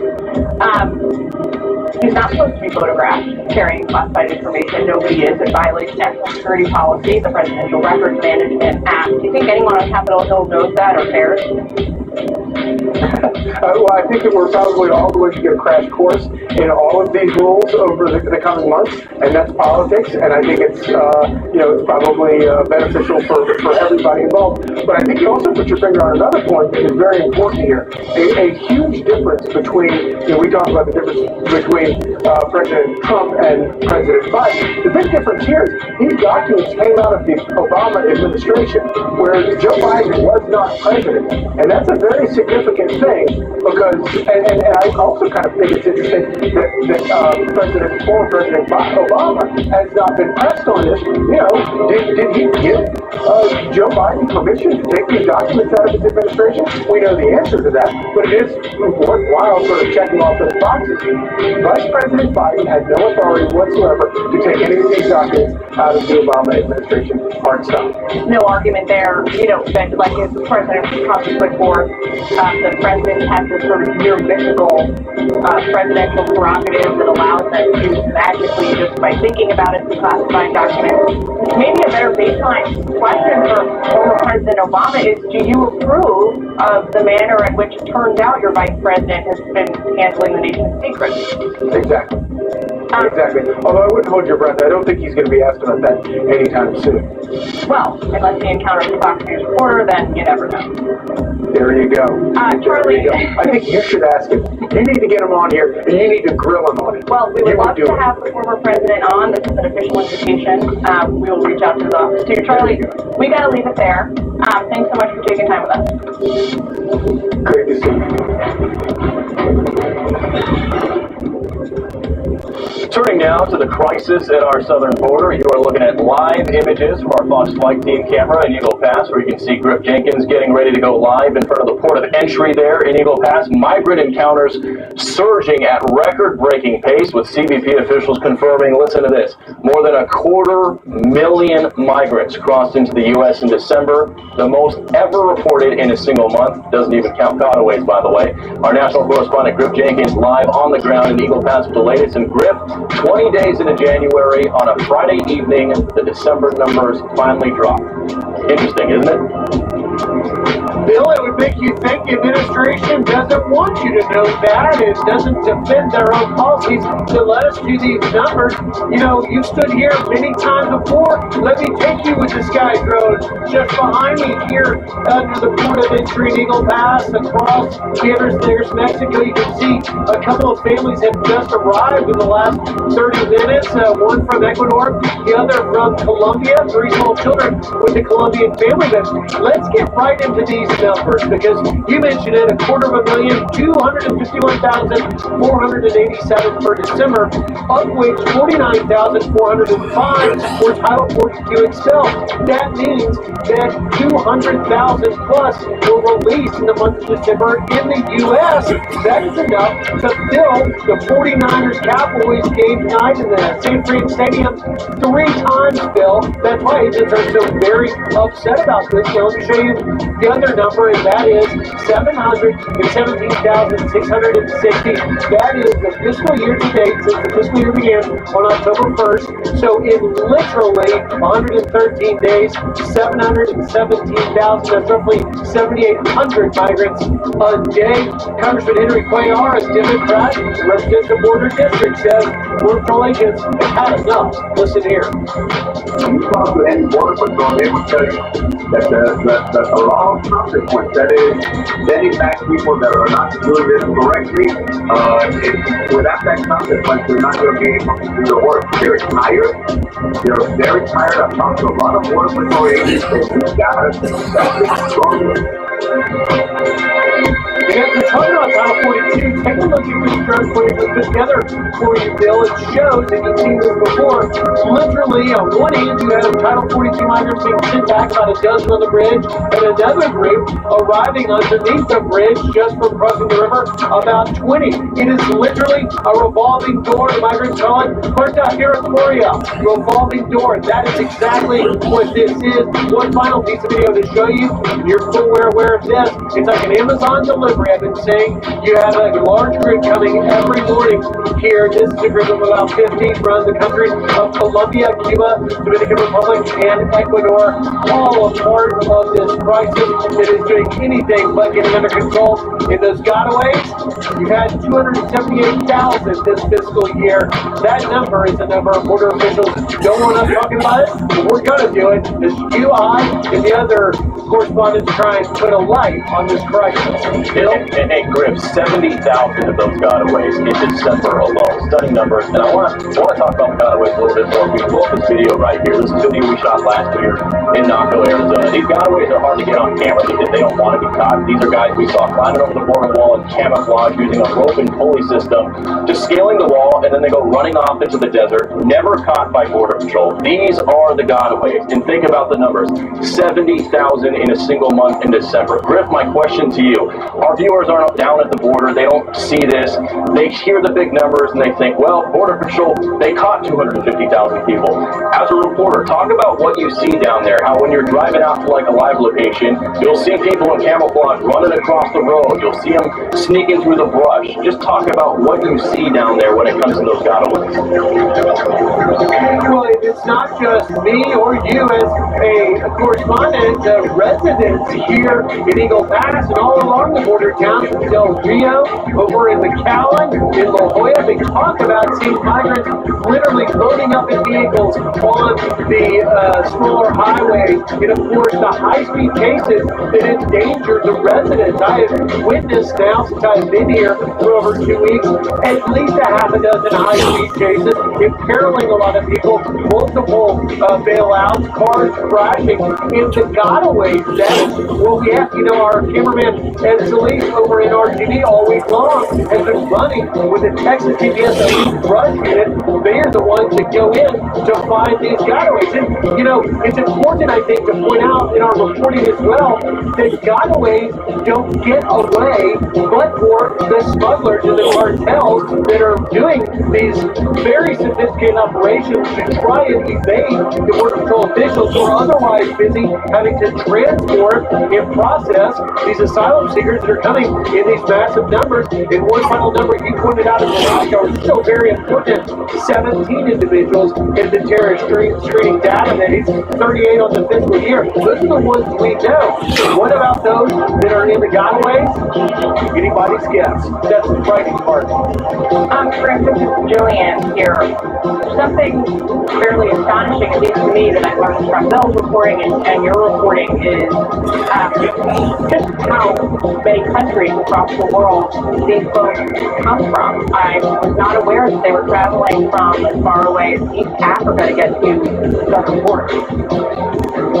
Well, that's right. And since I have been here, I met just a few days ago 3 migrants from West Africa. One was from Senegal, 2 from Guinea-Bissau. But it just on Thursday, the Border Patrol chief here, Jason Owens, put out a 6-day report. In just 6 days, they had migrants from 79 different countries in just this sector. And you do have people from all over. Since I've been on the ground, there have been migrants from Russia, from China, from Yemen, from Syria, and from Iraq. And that's a part of the story that really doesn't get told because the large numbers are from either Central America or from countries like Venezuela, Nicaragua, Cuba, and Haiti, with which the administration now has this new policy to accept some 30,000 a month from those countries. But I don't know, there's really no indication that it's slowing down the message the rest of the world, Jillian, has heard for the last 2 years, and that is, contrary to what the administration says, this border is open. That's why they're coming from every place in the world. And then, Griff, very last question to you. We've now seen the last couple months in a row these Friday night news drops with these stunning and historic record-setting border numbers. The last time they did it was the Friday night going into Christmas weekend. In your opinion, if the administration was proud of their border efforts, Wouldn't they want to broadcast the numbers and show what they're doing? Why do they keep dropping these at a dead cycle of the news cycle?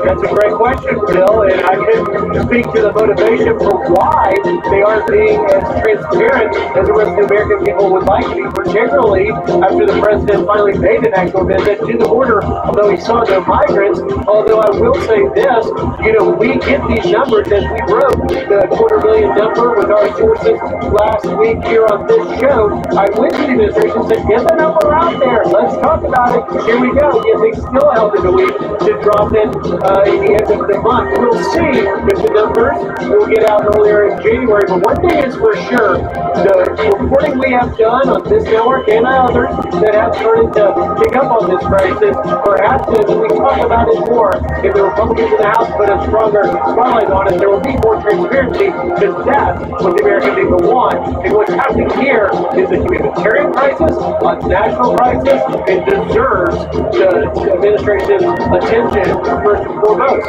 So, Chris, and we know from our sources that the administration knows these numbers long before they're ever released because they often get leaked away. Chris, fly the board for us, doing fantastic work as always. Thanks, Chris. Thanks, Chris. Well, the million-dollar question here in Washington about the political calendar for next year is whether President Biden will or will not run. Our political panel with their predictions coming in.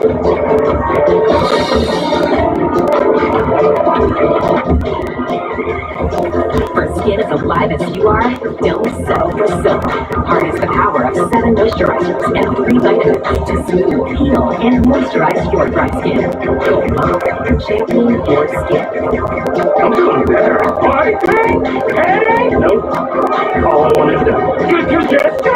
Better. Cough. Fever. Better. These are the only one release I think in one of them. It's not full of juicy lies. It's always That spin class was brutal. Well, you can try using the Beard's massaging seat. Ooh, yeah, that's nice. Can I use Apple CarPlay with some music on? Sure, it's wireless. What's your Beard's Wi-Fi password? It's Buick Envision. That's a really tight spot. I used to hate parallel parking. Me too. The Buick Envision, built around you, all of you. Get 3.9% APR for 5 years and no monthly payments for 90 days on Buick Envision models. Every American wants their dollars to work as hard as they do. However, since 2000, the buying power of the dollar has dropped by over 31%. That means a dollar is only worth about 68 cents now compared to 2000. Had you owned gold, your value would have increased over 550%. And owning gold is easy with Roslyn Capital, a trusted leader in helping people acquire precious metals, gold bullion, Lady Liberty gold and silver proofs, and our premium coins can help you preserve your wealth. Call Roslyn Capital at 800-630-8900 to receive your free Roslyn Guide to Gold, Gold and Precious Metals IRA, and Silver brochures. With Roslyn, there are no hassles, no fees, and we have the fastest shipping around. Dollar down, gold up. Great gold rumors. Call Roslyn Capital today at 800-630-8900. 800-630-8900. That's 800-630-8900.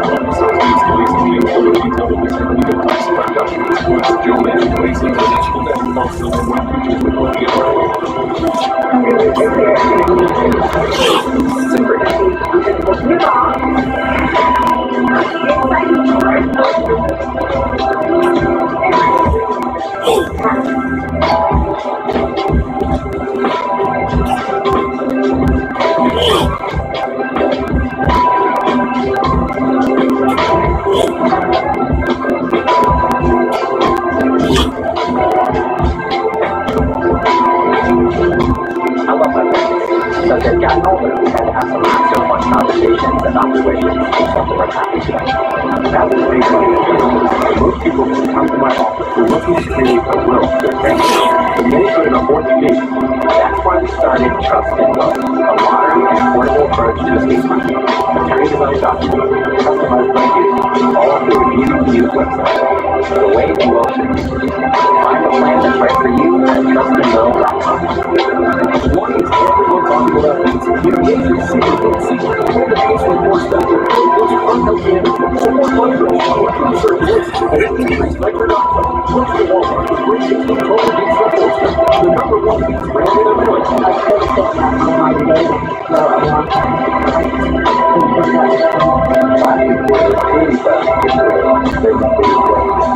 Discover an unforgettable connection online.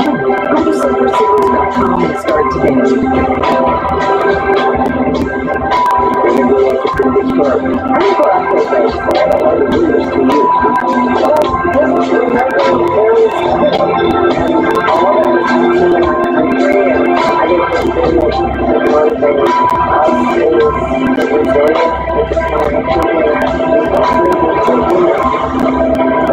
You hear it there, President Biden and Vice President Harris celebrating 2 years in office this week, even as the president's approval rating lingers near a record low. For more on this, we're going to go ahead and bring in our political panel. With us today is Ashley Davis, a former White House official and Westfront Strategies founding partner, as well as Jonathan Cott, a former Joe Manchin Communications Director and Capitol Counsel LLC partner. Thank you both for joining us this afternoon.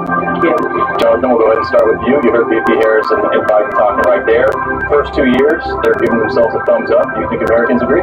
Yeah, I think they do. I think I'm old enough to remember coming in. I've been through 4 presidents when I was working in the Senate. This is the most successful legislative presidency of the first 2 years.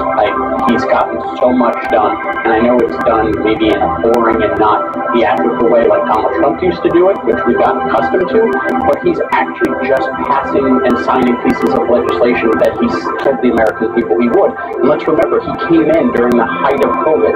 Our economy was in collapse. People were staying home. People were worried if they were going to die, could they send their kids to school. That has all turned around. And I would also point out he has a lot of experiences, because when he came in as VP, he was coming in right after an economic collapse. So he's done what he told the American people he would do, and I think they're going to reward him in 2024. I'm guessing you disagree with that, Ashley? I do. We have 10, 12, 15 maybe candidates that are very eager to take on President Biden. And even though that this is going to be an exciting campaign trail, the last time the president ran 3 years ago, he's obviously 3 years older, but also ran his campaign from his basement. So it's going to be a very different campaign. You're going to have whoever becomes the Republican nomination very eager to be on the campaign trail, taking on the policies of the Biden administration, talking about inflation still being at 6.5%.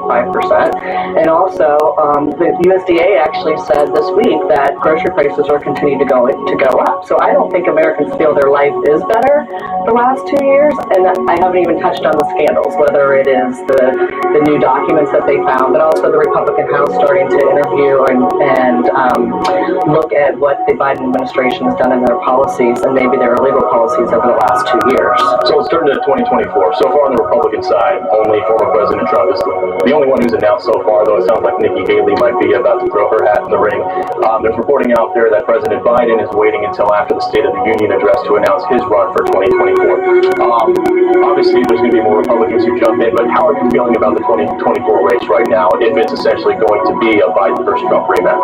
I feel great about it. I would donate money and volunteer in Donald Trump's campaign if that would help him run against Joe Biden, because I think Joe Biden will beat him just like he did the last time, because he has a list of accomplishments to run on. He can literally go town to town, city to city, and say, I helped do this, I helped do that. Let's not forget, there's going to be a lot more ribbon cuttings from the infrastructure bill and the IRA bill that passed in the election. And he's going to be able to go out there and stand in front of a building, a school, a hospital, and say, I helped make this better for you. Donald Trump, I think, as we've seen, is just going to be airing grievances like it's Festivus all over again. So I feel pretty confident about this. So actually, here there, Democrats say they want to run against Trump because Biden already beat him in 2020. Is President Trump the best chance Republicans have, or are you hoping somebody else jumps into the ring, like a DeSantis or a Nikki Haley or somebody else? So I think we're going to have many, many good candidates. We have obviously Nikki, DeSantis, the president. They're most likely going to win. But I also feel we have a lot of other governors and potentially former senators, former cabinet members like Pompeo that are going to jump in. I think that President Trump has lost some of his stardom over the last few years, and we've seen, especially since the last election. But I do think we have really good candidates that are willing to take him on and take him on in the primary. And you see that happening, and I think you'll see it next with Nikki Haley. I want to turn now to a controversial topic out of Virginia, that being the withholding of notifications for those National Merit Awards with students out of Fairfax County, Virginia. Real quick, if we can pull up the soundbite from a mother. Her son was affected by this, and she sort of explains the real-world impact. These kids didn't get certain scholarships. They're having to pay more money for it. We can take a listen. That fall, my son had gotten this National Merit Commended Student Award. They've kept it a secret from me. And he is now a sophomore in college. I'm paying out-of-state tuition. I'm on the payment plan, you know, as a single mom, a minority mom. I want to just make this very real for people. This isn't, you know, just equity policy without damage.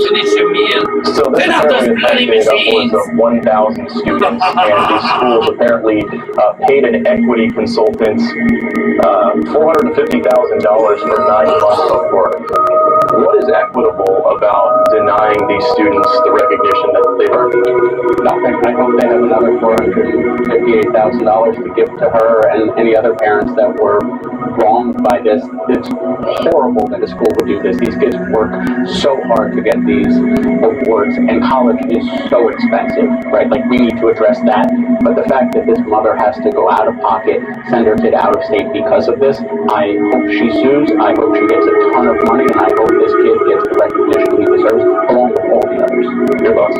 If this is a story that makes my blood boil as well, I mean, I really think that this is why candidate Youngkin is now Governor Youngkin. You have a group of these elite administrators that are making decisions for all of these students, whether it's critical race theory, whether it's extreme COVID policies, or whether it's now they're deciding when merit scholars can be told with the people that actually won them. And you already have, I mean, we'll see what the Attorney General comes up with, you already have 1,000 students impacted, 3 school districts, and 16 schools. I can't imagine what's going to eventually come out, but I'm so happy that the Attorney General and the Governor are taking this on. And real quick, and then we'll wrap it up. Let's take a listen to the soundbite from Lieutenant Governor Winsome Sears, what she had to say about the scandal. I can't imagine that this is what's happening in our schools in Virginia. 17 schools, when we were told, oh, don't worry about it, it's just one school. And here we have schools that are withholding information that are crucial to a child's success. We're talking about free tuition. We're talking about recognizing achievement. My God, when did that become controversial? And evidently the school districts did this because they wanted the students who didn't receive the awards to not feel bad. The 3 of us were talking during the commercial break. Not a single one of us got a merit award in high school, right? But I'm sure we all looked up to the students who did. We weren't angry at them for it. So your final thoughts, 20 seconds each. It should give the sophomores, juniors, you know, something to aspire to. This is something we should be celebrating, not hiding. Again, I just don't think a group of elite individuals should be deciding whose feelings are going to get hurt and whose aren't. I mean, these kids are working hard. A lot of them we didn't even talk about are minorities. And it's unfair to them, and that's what the Attorney General is looking into. Was this a racist issue that is happening in Virginia? Yep, and the governor there now trying to pass some legislation to make sure something like this doesn't ever happen again. Thank you guys so much for joining us this afternoon. Thank you. Jillian? Although thousands of tech workers are now out of a job, analysts say a whole lot more cuts are on the horizon. The latest in the parade of tech sector layoffs coming up next. Age is just a number, and mine's unlisted. Try Boost High Protein with 20 grams of protein for muscle health versus 16 grams of Ensure High Protein. Boost High Protein, now available in Cinnabon Bakery inspired flavor.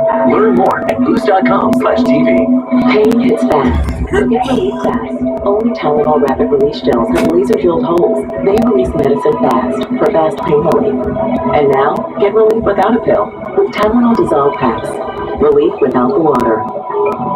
So what if you could whiten your teeth by simply brushing your teeth? Now you can with Smile Actives, the teeth whitening breakthrough that safely gets your teeth white and keeps them white every day, just by brushing your teeth. I never thought that whitening my teeth could be so easy. I just put the gel on the brush, the toothpaste on it, brush, and I can see my white teeth. Simply add Smile Actives to any toothpaste, and our patented PolyClean technology activates into a powerful microfoam that penetrates into the enamel surface to safely lift and remove stains. You need a simple way to whiten your teeth, without strips, without trays, without going to the dentist. And it was about time that a product was developed that you would be able to do that with just brushing. And now Smile Actives is even better with new Pro Whitening Gel with 33% greater whitening power, clinically shown to whiten teeth faster, up to 8 shades. 100% of users saw whiter teeth on food stains, coffee and wine stains, even on veneers,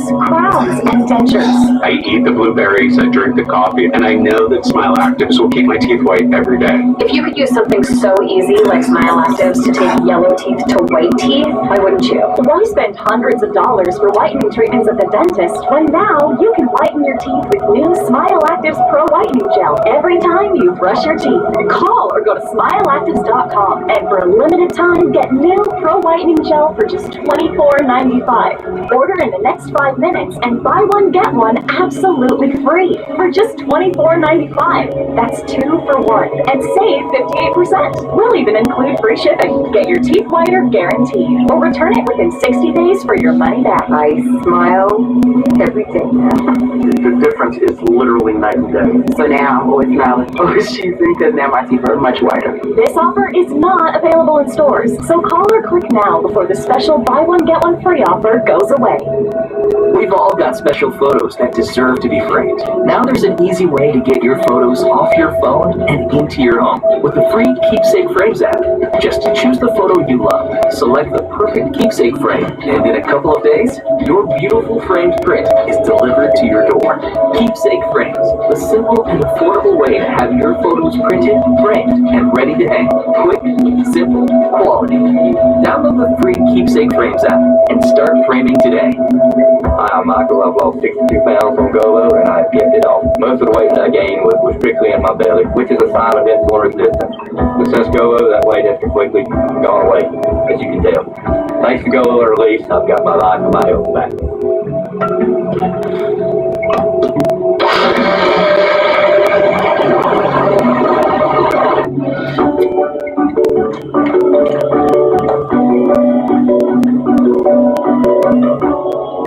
Should have called a pro.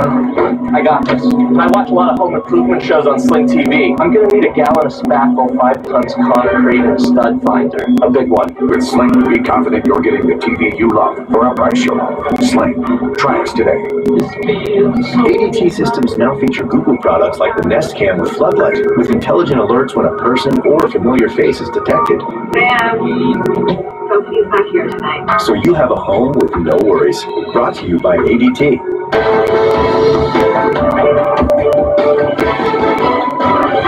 Welcome back. Yet another wave of tech downsizing, with Google's parent company, Alphabet, slashing 12,000 jobs this week. That drives total tech layoffs to over 200,000 since the start of 2022. Joining us live with more on this is Alexandria Hoff. And Alex, that is a lot of jobs that have just evaporated. Yeah, Bill, that's exactly right. Unfortunately, more cuts are anticipated. And with that, you're hearing more of the phrase white-collar recession and nods back to the bursting of the dot-com bubble. Companies like Amazon, Microsoft, Meta, and now Google or Alphabet are trying to compensate for overhiring during the pandemic. That's really at the core of this. In a blog post and email sent out to Google employees yesterday, CEO Sundar Pichai wrote of the, quote, difficult decision to lay off about 6% of the company's staff, adding, over the past 2 years, we've seen periods of dramatic growth. To match and fuel that growth, we hired for a different economic reality than the one we face today. And the reality is the tech industry is in the midst of a recession, plainly speaking. The White House, though, is pushing back on concerns that this signals the rest of the economy is headed for one. Leading analysts have publicly stated that they do not believe the recent layoffs in the tech industry are indicative of trends in the broader economy. But of course, when we hear that Americans are losing jobs, we certainly watch that very closely. Now, U.S. job growth as a whole does remain solid with 13 months of job openings above 10 million, but there have been signs that it's beginning to soften in the face of higher interest rates. In December, 223,000 jobs were added to the economy. That is the smallest gain in 2 years. Now, Google says they will continue to pay laid-off staff for at least 60 days. They're going to make good on bonuses. offer 6 months of healthcare and job placement services. Bill? A lot of highly skilled people are going to be looking for work in these coming months, Alex. Thank you for that report. Jillian? For more on this wave of layoffs across the tech industry and really even beyond, let's bring in macro trends advisors, not micro trends advisors, Fanning Partner, host of the NoPo podcast, Mitch Russell. Sorry for botching that, Mitch. But we all know where you are and what you do. We appreciate you being on with us this afternoon. I think the reality is, you well know, is that these layoffs are extending far beyond just the tech sector. Analysts are talking now about this reality, or the looming reality. These big corporations are betting there's going to be a recession this year. Right, and just in terms of recent headlines, Jillian, Goldman Sachs and some other big financial services firms have recently talked about layoffs in the midst of their announcing their fourth quarter earnings. But if you step back a little bit, a recent survey done at the World Economic Forum by accounting firm PwC, and this is over 4,000 CEOs, said that 75% of them believe that there's an economic slowdown looming. Some went as far as saying recession, others just couched it as economic slowdown. So I think what's happening is these companies are trying to get ahead of this. Normally companies get very reactive. The economy slows down or their earnings fall, and then they start laying off people as a result. If anything, the last 2.5, 3 years has taught businesses to be incredibly resilient. They know that there's economic headwinds, and I think they're laying off workers to get ahead of it. Let's talk energy, Mitch. The Biden administration now is trying to, hoping to one day refill the strategic petroleum reserve, the crucial supply that historically helps to shield Americans from these global supply crises. According to energy experts now, though, and the Department of Energy itself, President Biden withdrew 220 million barrels back in 2022. He left it at a 39-year low. This is what he committed to the American people back in December. Listen. Today, I'm announcing a plan to refill the strategic petroleum oil reserve in the years ahead at a profit for taxpayers. The United States government is going to purchase oil to refill the strategic petroleum reserve when prices fall to $70 a barrel. So we're a long way off from that $70 a barrel goal. WTI is trading at $79 a barrel right now. I don't know if we have this full screen from the Department of Energy, Mitch, but they just said this. They say DOE will only select bids for resupplying oil that is at a price that is a good deal for taxpayers. They then announced they are not moving forward with the plan to start repurchases in February. It's a pretty big blow to the Biden plan. Right, so we're not filling the strategic, emphasis on the word strategic, petroleum reserve, because we would do so potentially at a loss. And the break-even point or the profit point is $70 a barrel, and we're far from that. The actual profit was when we sold the barrels from the reserve, they were probably bought at about $40 a barrel by the previous administration. So it's going to be hard to fill up. And the one thing I'd say about oil very quickly, Jillian, is as China's economy begins to reopen, and it's certainly happening, and they are a big consumer of oil products globally, that could drive the price of oil up further. So we may not see that magical $70 a barrel price for a while, which means when we do fill up that petroleum reserve, it's going to cost the taxpayers money, not earn them that profit. So is having this depleted strategic reserve now just kind of like the new normal for Americans? Do we just need to get used to that, or what? No, well, first of all, it's not strategic. Heaven forbid we have a real strategic need for it, not a political need for it. So I think it needs to be filled up, and I actually worry if we don't have enough domestic supply to fill it up, I worry where we would fill it up from. Are we just going to go to Iran and part of that deal with Iran? Saudi Arabia, Venezuela, choose, Right. Only the best. Right. A lot of bad actors out there that we could potentially be strategically filling up our reserve with at a loss. All right, Mitch, we got to leave it there, but great talking with you as always. As always, all right, Jillian. Happy New Year. You too.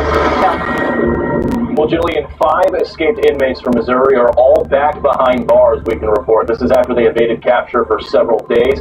Officials say the 5 men escaped from the St. Francois County Jail in Farmington, Missouri on Tuesday night. Several of the escapees made it all the way to Ohio before being taken into police custody today. Authorities say they were able to escape by climbing to the roof of the detention convention center using plumbing gaps in the walls, then stealing a car in a nearby parking lot. Locals certainly going to be happy that all 5 of those guys are back in custody. Jillian? Well, there's also this actor Alec Baldwin who faced many years behind bars now if he ends up being convicted on charges tied to the deadly shooting on the set of his now infamous movie Rust. We got new details in the criminal case coming up next.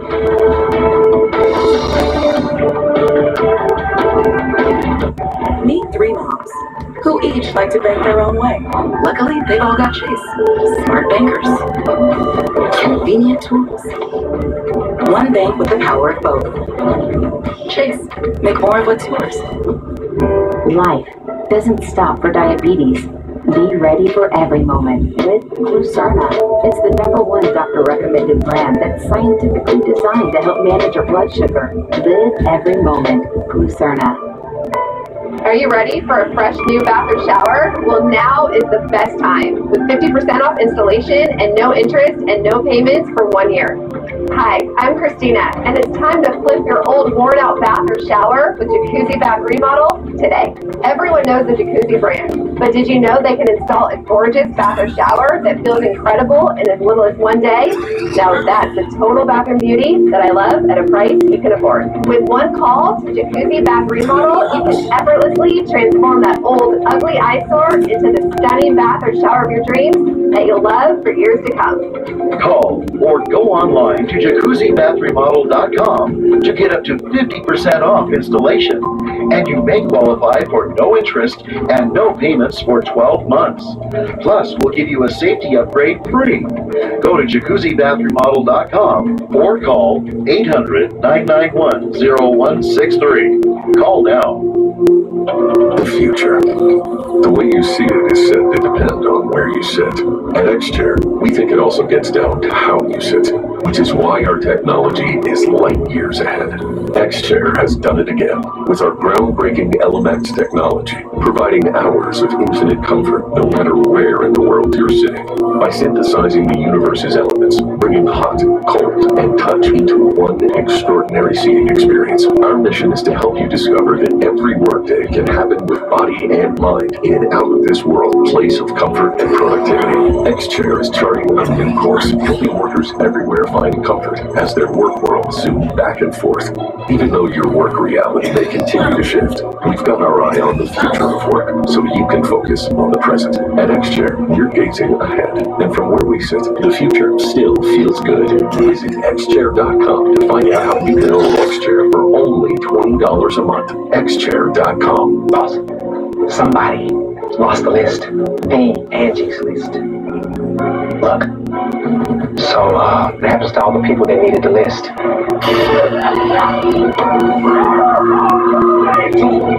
Wait. Oh yeah, everything still works. We just made it better. So you knew about this? Yep. Plumbers, contractors, cleaners, they're all still here. We even let you book services instantly now. Hey, Angie. I like it. Start your home project today at Angie.com. Payday. A big moment for your employees, and a big moment for you. And it all happens thanks to the experts at Paychex. When it's time to add a new member to your team, the Paychex suite of next-generation HR solutions can handle it all for you. And when you want to get your employees the benefits they need, Paychex does that too. 50 years and thousands of experts in payroll, HR, benefits, and insurance. Sign up today for 2 months free at paychex.com/future. I'm Poppy. I went to St. Jude because I had a cancerous tumor. These kids, they don't deserve to have to go through this. My beautiful little red-headed girl has cancer. You don't know what's going to happen. Please call or go online and become a St. Jude Partner in Hope for only $19 a month. I think it's the most worthwhile place to put your money when it comes to childhood cancer. Well, actor Alec Baldwin is facing involuntary manslaughter charges over his role in the shooting death of a cinematographer on the set of his movie Rust. Despite the charges and the tragic passing of Selena Hutchins, the prosecution is expected to resume the production on this film is expected to resume this month. Alexis McAdams has new details out of the New York newsroom. Hi, Alexis. Hi, Jillian. Yeah, well, right now, Alec Baldwin faces up to 6.5 years in prison if he is convicted of these very serious charges. And Baldwin was actually just spotted just in the past few days here in New York City as he's facing charges of involuntary manslaughter. You can see him there. He didn't want to be spotted, but the cameras got to him. Facing those charges for the shooting death of a cinematographer on the set of the movie Rust. The DA citing criminal disregard for safety in this case. So the shooting happened back in October of 2021 on this movie set you're looking at in Santa Fe, New Mexico. These pictures were taken just after the fatal shooting on the set. You can see Baldwin there on the phone. Authorities say he was pointing a pistol at Selena Hutchins when the gun went off. Hutchins was killed and the movie's director was also wounded. Selena Hutchins was a wife and a mom. Her family seeking justice as the special prosecutor tells Fox News that the FBI determined Baldwin did pull the trigger on the gun, a claim the actor has denied. I didn't pull the trigger. So you never pulled the trigger? No. I would never point a gun at anyone and pull the trigger at them, never. That was the training that I had. You don't point a gun at me and pull the trigger. From day one of my instruction in this business, people said to me, never take a gun and go click, click, click, click, click, because even though it's incremental, you damage the firing pin on the gun if you do that. Don't do that. It appears that you have evidence that contradicts this claim. Do you? Yes, we do, and we definitely believe he pulled the trigger. The FBI lab report confirms that, so definitely the trigger was pulled. Yeah, so that's right from the special prosecutor there, Jillian, saying the trigger was pulled. Baldwin's attorney saying to us in part in a statement, Mr. Baldwin had no reason to believe there was a live bullet in that gun or anywhere on the movie set. He relied on the professionals with whom he worked with who assured him the gun didn't have any live rounds. Jillian. Alexis McAdams in New York Press this afternoon. Thank you. Phil. Well, Jillian, a whole lot of tentacles to this story, so for more insight on this, we're going to be joined now by attorney Rich Roth. Rich, thank you so much for joining us. Hey, thank you for having me. So I want to turn to a statement that Alec Baldwin made during one of his many media interviews about this, where he essentially said, I don't know whose fault this is, but I know it's not my fault. Is that a statement that is going to be helpful to him in this case? It is, because let's not forget, and the SAG-AFTRA union has supported him. Let's not forget, we have an armorer whose responsibility is to make sure that the gun has no bullets in it. The armorer, Gutierrez Reed, hands the gun to David Hall, who's the associate director, who then hands the gun to Alec Baldwin. Alec Baldwin is not supposed to open the gun and make sure there are blanks in it. He's entitled to rely on the people who are supposed to do their job. So it's going to be a tough sell by the prosecutor, and I do think that his statement that I don't know whose fault it is, but it's not mine, rings true, because it's not the actor's responsibility to make sure that other people do their job. Yeah, but Rich, it is the actor's responsibility. If you got a gun in your hand, you don't point it at anybody or anything that you're not willing to potentially kill or inflict serious injury on. I'm a gun owner myself. That's the very first thing they teach you once you buy a gun, whether it's loaded or not loaded. I understand Alec Baldwin is saying that he didn't pull the trigger. Let's take a listen to that soundbite one more time. Okay, we don't have that soundbite, but he is claiming repeatedly that he never pulled the trigger on that gun. But that gun it's a single action revolver. It does not fire unless the finger is on that trigger, and that's confirmed by an FBI's examination of the weapon as well. So he does have a responsibility. When you got a gun in your hand, don't point it at anybody or anything that you're not willing to hurt or kill. Is that not right? Well, that's absolutely right, and that's the prosecutor's whole argument. The argument is you do not aim a gun at anyone. Now, if in fact Alec Baldwin is sitting there, he has a right to rely on these individuals who are supposed to be doing their job, Gutierrez Reed in particular, and he's either practicing the scene or doing something which he knows is going to be shot in the immediate future, then his argument is going to be, while one should not do that, I had to do it for the scene, and I was just getting myself ready for the scene. Now, listen, he obviously pulled the trigger and he was wrong about that. Those words may come back to haunt him in front of the jury, but it's still very hard. They have to show, remember, the standard in criminal case is very high. They have to show beyond a reasonable doubt that Alec Baldwin was negligently committed homicide. It's a tough sell, but you're right. The big argument here is You don't aim a gun at anyone and pull the trigger. And that's what the prosecutors are going on to try to convict him. And then I want to ask you about this tweet that Alec Baldwin posted back in 2017. If we can pull this up. This was after a police shooting in Huntington Beach, a fatal one. He tweeted, quote, "I wonder how it must feel to wrongfully kill someone." Now, this obviously doesn't have anything to do with the case, but it's just interesting to read now, given this horrible, tragic accident. What's your reaction to reading that, and what do you think is going through Baldwin's mind now that he's kind of in that position? Yeah, he's no longer wondering. I mean, what happened here, whether he's convicted or not, is tragic. Lena Hutchins, like you just said, like they said in the report, a mother, a wife, a young woman, had a wonderful career ahead of her, is gone. So Alec Baldwin it's interesting how he said that at 17. He's no longer wondering. He actually goes to bed every night knowing that he killed her. Whether or not he's convicted is a separate issue, but he's going to have to live with that the rest of his life. Final thoughts, 30 seconds. In your opinion, was involuntary manslaughter the correct charge here, or should it have been something lower? Yeah, I don't think they're going to win the involuntary manslaughter charge. I think they're going to have a tough time doing it. It's tough to charge him. I believe actors are entitled to rely on people that support them.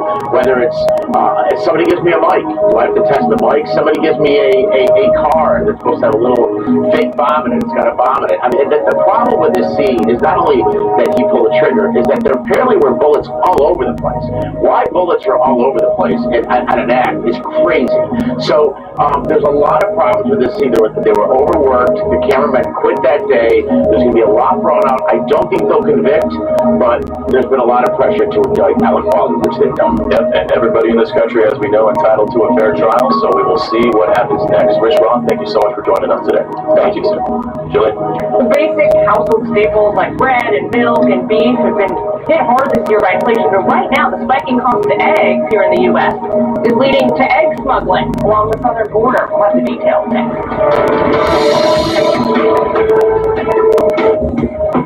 Honey, are you throwing the throw pillows? Relaxing to watch TV can be hard. Remember how they stack? Actually, watching TV? HBO app. It's easy with Dish. Live TV and streaming apps together with Dish. Hey, I just got a text from my sister. You remember Rick, her neighbor? Sure. He's the 76-year-old guy who still runs marathons, right? Sadly, not anymore. Wow. So sudden. We're not about to have the we need life insurance conversation again, are we? No, we're having the we're getting coverage that we don't have to worry about it conversation. So you're calling about the $9.95 a month plan from Colonial Penn? I am. We put it off long enough. We are getting that $9.95 plan today. Is it time for you to call about the $9.95 plan? I'm Jonathan from Colonial Penn Life Insurance Company. Sometimes we just need a reminder not to take today for granted. If you're age 50 to 85, you can get guaranteed acceptance whole life insurance starting at just $9.95 a month. There are no health questions, so you can't be turned down for any health reason. The $9.95 plan is Colonial Penn's #1 most popular whole life plan. Options start at just $9.95 a month. That's less than 35 cents a day. Your rate can never go up. It's locked in for life. Call today for free information. And you'll also get this free beneficiary plan. So call now. Call 1-800-908-6060 for free information and a free gift. That's 1-800-908-6060. 1-800-908-6060. Call now. Hello, Colonial Penn? Some things leave you guessing. MailChimp takes the guesswork out of email marketing by analyzing data from billions of emails to offer suggestions on how to improve engagement and revenue. Guess less and sell more with the Intuit MailChimp. Dan Bongino, from a friend to tackle the big issues. The cost of being woke has a real price, doesn't it? Unfiltered with Dan Bongino, Saturdays only on Fox News Channel. I love my parents. So as they've gotten older, we've had to have some not-so-fun conversations about their wishes if something were to happen to them. As an estate planning attorney, most people that would come to my office were looking to create a will for their family, but many couldn't afford the fees. That's why we started Trust and Will, a modern and affordable approach to estate planning. Attorney-designed documents, customized by you, all through an easy-to-use website. The way a will should be. Find the plan that's right for you at trustandwill.com. Hungry Root is here, and I needed it because my fridge is super empty. I'm gonna open the box. The exciting part, hungry really came through, and my refrigerator is packed.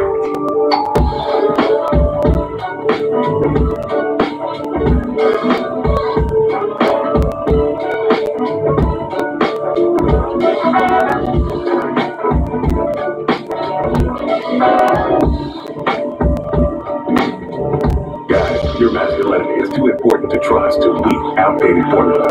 Chastax 180 for force factor is powerful, helping you boost total testosterone, build muscle, increase energy, and improve performance. Rush to Walmart for Chastax 180 for force factor. Are prostate concerns eating you away? Force Factor Prostate helps reduce nighttime bathroom trips and promote a normal prostate size. I feel like myself again. Rush to Walmart for Force Factor Prostate from the #1 fastest growing men's health brand in America. Well, we talk a lot about smuggling at the U.S. southern border. People, drugs, but now border officials are reporting an uptick in egg smuggling. The CBP field officer posted this reminder on Twitter saying, quote, the San Diego field office has recently noticed an increase in the number of eggs intercepted at our ports of entry. As a reminder, uncooked eggs are actually prohibited entry from Mexico into the U.S. Bill, have you intercepted any eggs in the southern border? I'm not, but I'm going to be on the lookout for it. Now, I didn't know this was a thing until like a few weeks ago. I was in LA before I came out here, and I went to the grocery store to stock up on a few things, and there were no eggs at all. Zero, none. And I was doing a little bit of research during the commercial break, and apparently this is because of a bunch of bird flu and Newcastle disease. It's killing chickens in the United States. 57 million dead birds here in the U.S. alone so far, so causing a serious egg shortage. But no, I have not seen any egg smuggling yet. I'll keep an eye out for that, along with the meth and the fentanyl down there. Well, so what kind of solution do you have in the morning? Raw eggs are not available. I don't put eggs in that. I mean, I'm sure there are some people out there who do that, but that's not my thing. I feel you.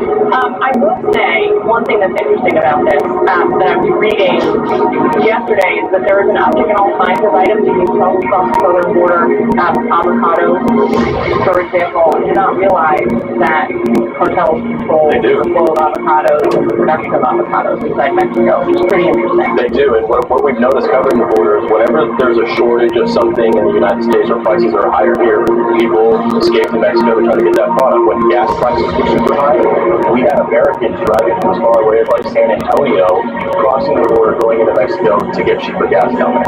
It's pretty crazy. Bill, great to have you back in the studio again this weekend. We'll be back here with you tomorrow for special coverage at 3 p.m.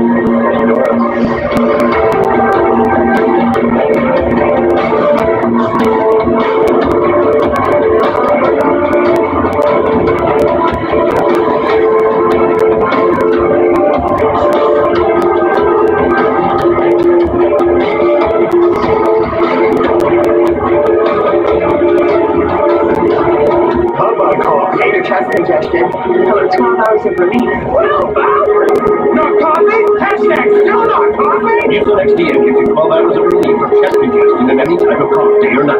Mucin XDA. It's comprehensive. I'm going to change my mind about these glasses. Yeah, it happens. That's why VisionWorks gives you 100 days to change your mind. Listen. Your 3-digit number has seen a significant rise in call volume, routing more than 2 million calls, texts, and chat messages to call centers, with the majority being answered in under a minute. So what's behind this major uptick in calls? CNN's Jacqueline Howard has a report. The operators behind 988 tell me that they expected this increase in calls, but it is eye-opening when you look at the numbers. Data from the Substance Abuse and Mental Health Services Administration show that just last month, in December 2022, compared with the previous year, in December 2021, the number of answered calls to the Lifeline increased by 48%. Chats answered increased by 263%, and texts answered increased by 1,445%. And those increases appear to reflect how more people know about the 988 number. It's easy to remember, only 3 digits, and it seems like more people are seeking help for mental health crises.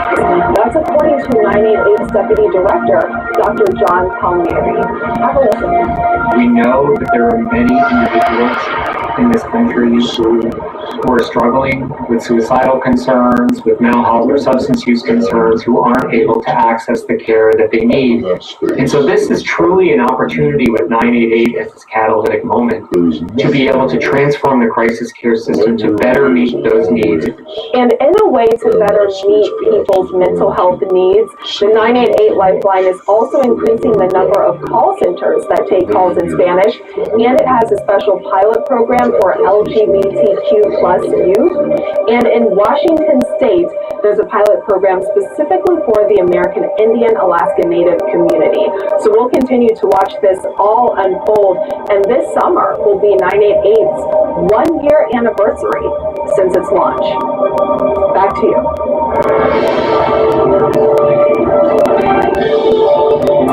Hello again, everyone. Thank you so much for joining me this Saturday. I'm Frederica Whitfield, and this just into CNN. White House Chief of Staff Ron Klain is expected to step down. That's according to the New York Times. Let's get right to CNN's White House correspondent, Arlette Saenz. Arlette, what are you learning?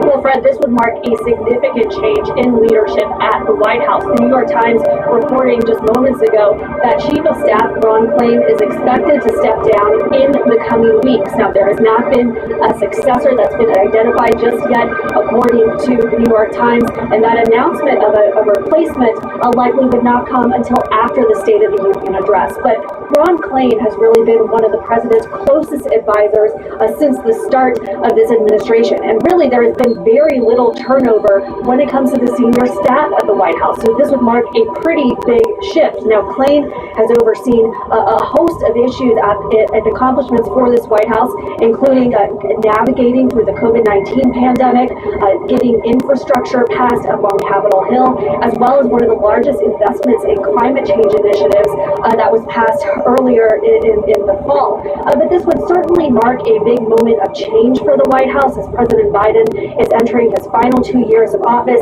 and potentially launching another re-election bid. Ron Klain has worked with Biden for a very long time, dating back to his time in the Senate, also as vice president, and advising his campaign from the outside back in 2020. CNN has reached out to the White House for comment on this and has yet to receive comment. Specifically, the New York Times today is reporting on a very significant development. As they say, the White House Chief of Staff Ron Klain is expected to step down in the coming weeks. So, Arlette, is anything being said about the timing? Is he stepping down? Does it have anything to do with the recent classified documents handling of, from the White House? Is it instead, as New York Times is, reporting that, it's a grueling, it is a very grueling case, and that may be a contributing factor, but is anyone else commenting on either of those scenarios? And that's not just specifically at this moment, but really these chief of staff jobs, they do often have turnover. It is very rare that you have someone stay all 4 years of a presidency as chief of staff. These people are working around the clock, and certainly there have been very grueling and trying moments for this administration as well. Think of things like the withdrawal from Afghanistan being one of them, now dealing with that classified document situation dating back to President Biden's time as vice president. But we are still waiting to learn more exactly about when this departure will be. The New York Times indicates a likely replacement would not be announced until after the State of the Union address, which is February 7th. All right, Arlette Saenz, keep us posted. Thanks so much. All right, here's another breaking story that we continue to follow. This one out of Florida. Police say a woman is barricading herself inside a Daytona Beach hospital room after shooting her husband, who is terminally ill, according to police. CNN affiliate WESH is reporting that officers were dispatched to Advent Health Hospital over reports of a person shot, and police are asking for people to remain clear of the area. CNN has reached out to hospital staff, some of whom are currently left down inside the hospital. The staff of the husband unclear at this time. Joining me right now is CNN's national security analyst, Juliet Kayyem. Juliet, good to see you. So what is happening likely in that hospital right now to, of course, reach out to the suspected shooter while also maintaining safety for patients and staff? Yeah, that's right. Right, so this is not your typical active shooter. Obviously, she not defending her decision. She goes in there. The husband is terminally ill. She has shot at him. We don't know his status, but she does not appear to be a threat to anyone else. So this isn't your more typical situation where you would want the lockdown to protect potentially other victims. So this is more like a hostage situation. They are going to try to get her to come out unharmed, and they're just protecting the rest of the employees and of course the other patients there. This is probably one of your hardest situations to mortify against. Most people who had others in hospitals or sort of hospice care know that at some stage you're either badged if you're a family member, you're assumed to be safe. So a lot of the security that we see in hospitals is to stop the stranger, right? Stop the person with a gun. This is likely a situation, especially if the husband was in long-term care. My illness that she was known to hospital personnel and hospital security, and that's just very hard to demand all of those people also get additional service. We'll find out what precautions were taken, or was there any suspicion that she was thinking of doing this. So when you say it might be treated like a hostage situation, what does that mean in terms of how officers, approach the situation? Is there, is the mission negotiations, trying to, penetrate the door, the room somehow safely at the same time, have some sort of communication, use of the phone there? Give us some of the steps. Absolutely. Yeah, absolutely. So this is, one, we don't know the situation where the husband is in terms of was he shot dead, did he be helped with hospital care? We also don't know if he was alone in the room. So all of these questions will be known to the hospital right now, and obviously to law enforcement. They are going to be reaching out to her, and very likely her family members trying to reach out to her to talk to her. This is now a relatively secure facility, and so they'll probably clear the door, trying to, especially if they want her not to have herself, or obviously they want to get the husband to try to save his life if that is still feasible. And so this is now exactly what you said. This is now trying to bring her back from the situation she is in safely, and then let the legal proceedings begin after that. There is no reason that this needs to turn more violent. You have an individual woman with a gun now secure behind locked doors, and I would suspect that hopefully this ends peacefully, and that the hospital will be able to for a terrible situation. All right, Julie, Cayenne, thank you so much. We'll check back with you. Thank you. Right now to Ukraine, where military officials say Russian troops are not relenting in their attacks on Ukrainian positions in the Bakhmut area. Fighting there has raged for months, and Ukrainian officials estimate that only 10% of the pre-war population remains. CNN's Ben Wiedemann is there. So Ben, Russia has claimed victory in that area. Fighting continues. Where do things stand? Yeah, the Russians have claimed that they've taken sort of that seems to be the case. So now they're trying to encircle the city of Bakhmut. We were just there yesterday, and what we saw and heard is that the fighting is intense, and that intense fighting is leaving its marks on the troops. They've been through the valley of the shadow of death. Most, but not all, the valley not escape. And I expect you'll see a lot of stonewalling with Congress, a lot of lack of cooperation, but there was a whole different line of inquiry that's going to happen there. And finally, comparing this to the Trump investigation, what are your thoughts on that? And how this differs from what the special counsel is on here? I think the main thing we haven't seen here is false statements to investigators and a repeated unwillingness to hand over what's already there. I mean, I think it looks like when they found something, they pretty quickly gave it over. There doesn't appear to be the evidence that anything was left behind, which is what ultimately prompted the search warrant that ultimately DOJ felt they had to go grab it from Mar-a-Lago. That's the main difference here. I think if that difference stays, there will likely be a different legal outcome in both situations. And when you say legal, different outcome, what do you expect with in Biden? What do you expect in the Trump case? Yeah, I think in the Biden case, until there's any evidence of obstruction, there's not going to be any legal charges. I think the case in Mar-a-Lago is much more likely to lead to someone obstructing justice, whether that's an attorney, a staffer, or the former president, I think remains to be seen. All right, the investigations will continue, and so do the questions. Alex Little, former federal prosecutor who's in Nashville for us. Alex, always good to see you. Thank you for breaking it down tonight, of course. Well, Eric, let's go to the southern border now, where Customs and Border Protection announcing this weekend that the number of encounters in December broke another record. More than 250,000 people processed in that month alone. Now, this was before President Biden announced tougher measures to curb illegal entries. Griff Jenkins, live in Eagle Pass, Texas, with the latest. Hello, Griff. Hey, good afternoon, Arthel, and just stunning numbers, unprecedented numbers, but it's a fascinating situation right now here in Eagle Pass where we are, Arthel. Let me take you up to our sky drone and show you what we're seeing right at this very moment. We're watching a Title 42. Vehicles are just driving back to the Mexican side because it was a vehicle-to-vehicle Title 42, but yet here underneath the bridge, some migrants who just crossed within the last 30 minutes are being processed. They are from Ecuador. They walked right past our live shot. They have a few small kids in this group of just under a dozen. That is what's happening here all day long. Now let's go right to those numbers. We can show you 251,487 migrant encounters in December. Never before in history have they had 250,000. Of them, 49,405 were Title 42. That means 200,000 were released into the U.S. And in this number, the second number I want to show you, that is in the fiscal year so far, since October 1st, 717,000 migrant encounters. That is essentially the population of Denver, Colorado. Just stunning numbers. Now let me show you some footage as we were talking about that revolving doors, what I'm calling it.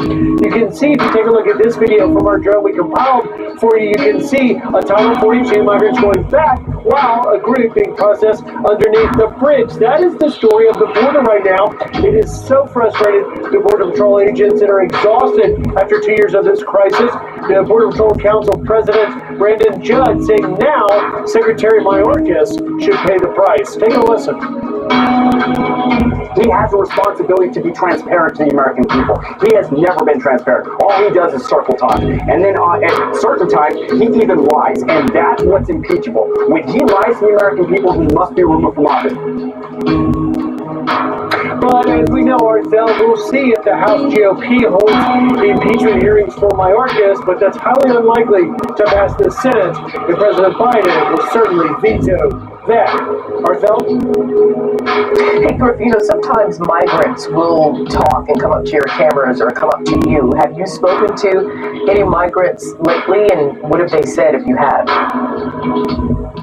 Well, we have talked to them as much as we can. Border Patrol doesn't really let us engage with them, but I've talked to a lot of migrants in the past 2 weeks I've been here. Yesterday, we talked to one Mexican national named Edu. He's 22 years old. He's trying to get to his family in Dallas. He leaves behind a wife and a child. Then we asked him, what is your top concern? What are your biggest fears? And he said the cartel is the biggest fear. He had paid $1,000 to cross, and when he got to his family, he would owe them another $5,000. He was not in apprehension. He came by our cameras and continued. We don't know where he is now or how successful he's been, but it is just the story of these migrants. They're not coming really for the reasons many times that we had the criminal element, which is smaller than those coming for work. He's clearly coming for work, but yet at the same time, he came illegally, and that is the fundamental problem. But it's important to remember, it is both a national crisis and a humanitarian crisis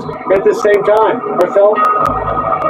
Griff Jenkins, live at the border. Thank you, Griff. Eric? Arthel, the Justice Department reportedly investigated a company that's at the center of the lingering infant formula shortages that we found across the country. The Wall Street Journal, the first to report the probe of Abbott Laboratories. FDA inspectors say that they found bacteria at the company's Sturgis, Michigan facility last January. That triggered that major recall and a shutdown that caused the problem. At the time, the plant produced about 1/5 of our country's baby formula supply with brands like Similac and Infidel. The closure triggered massive shortages coast to coast. Whistleblower now alleges that Abbott employees falsified documents and covered up food safety violations. From FDA inspectors, they say before the recall, all this under investigation. Right now. Well, Eric, a California attorney found dead in a Mexican resort. Authorities there say it's a tragic accident. Why the family thinks police messed up. Plus the shocking twist in the story of a man who drove his car into a mother and her baby. What happened to the person responsible for that awful hit and run? That's coming up next.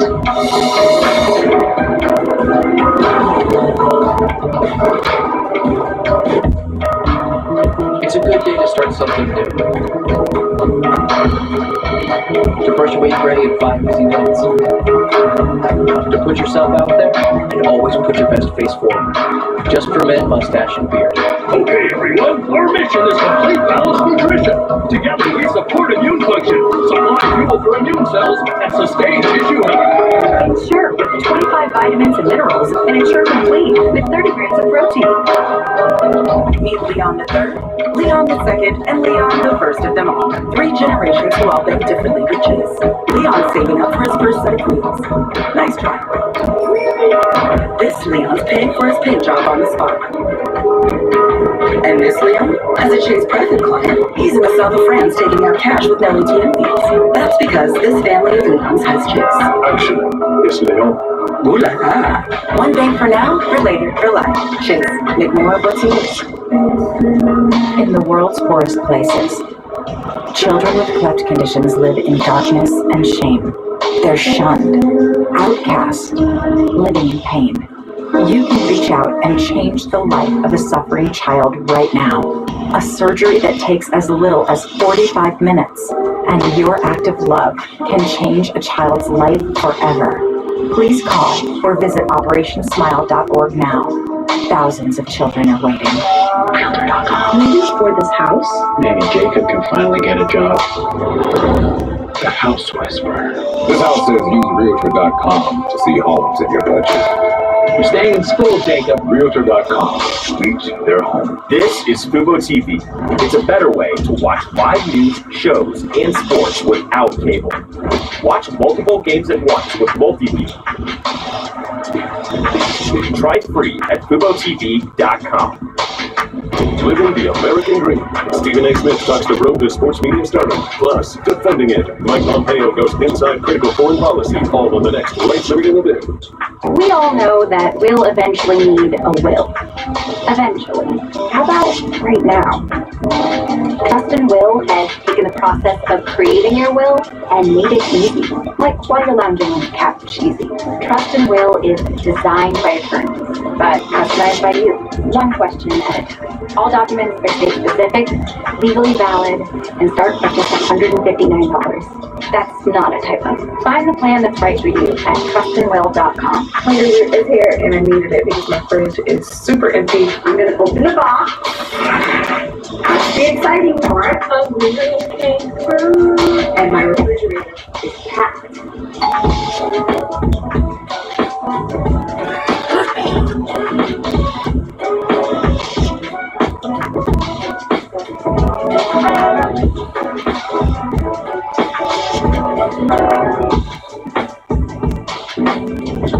Are aches and pains slowing you down? Try Better Turmeric from Force Factor. With a patented ingredient that has the highest absorption available, Better Turmeric is the better way to fight inflammation. Get back to doing what's important. Rush to Walmart for Better Turmeric from Force Factor. Finding a companion at this age, it's a gift.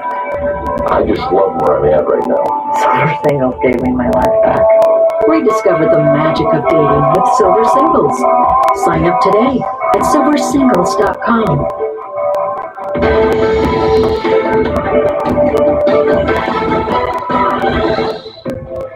The teenage driver who pleaded guilty to this shocking hit and run in Los Angeles back in 2021 was shot and killed earlier this week.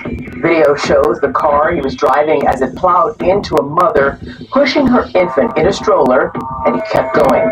The suspect was only 15 at the time and was sentenced to 7 months of diversionary camp. Los Angeles District Attorney George Gascon has called the sentence, quote, an appropriate resolution. The young mother, who has since moved from LA, told Fox News, quote, the universe delivered the justice we weren't given in court, but a much harsher punishment than he'd have been dealt in a court of law. Police say that driver was killed on Wednesday when he got into an argument with several people in a car passing by. Cops are looking for the shooter. Eric? The August family of the California public defender is angry at Mexican authorities. They're investigating his death last weekend. This happened at a luxury resort. On the right, you see Elliot Blair. He was celebrating his 1-year wedding anniversary. Mexican authorities say it was an unfortunate accident, but Mr. Blair's family suspects foul play in his death, and they want their own investigation.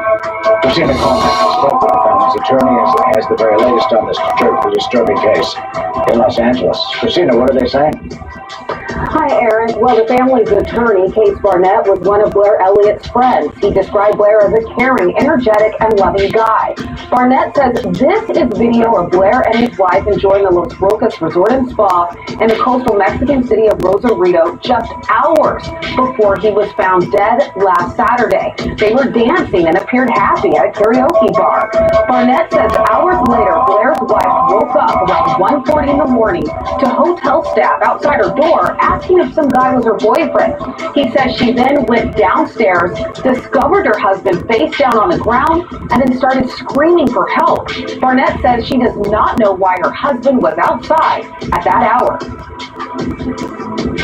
Why is he in front of their hotel room in his underwear, a t-shirt, and socks? You know, it doesn't make sense that he was out there at all. Now, Mexican authorities said Blair was intoxicated and died after falling over a balcony at the resort. But Blair's family strongly denied that claim. They say a detective at the scene told Blair's wife that he had been shot. They literally walked over and looked at the body and comes back over and says, yeah, he's got a bullet hole in his head. Right? Why is the cop going to say that if that's not true?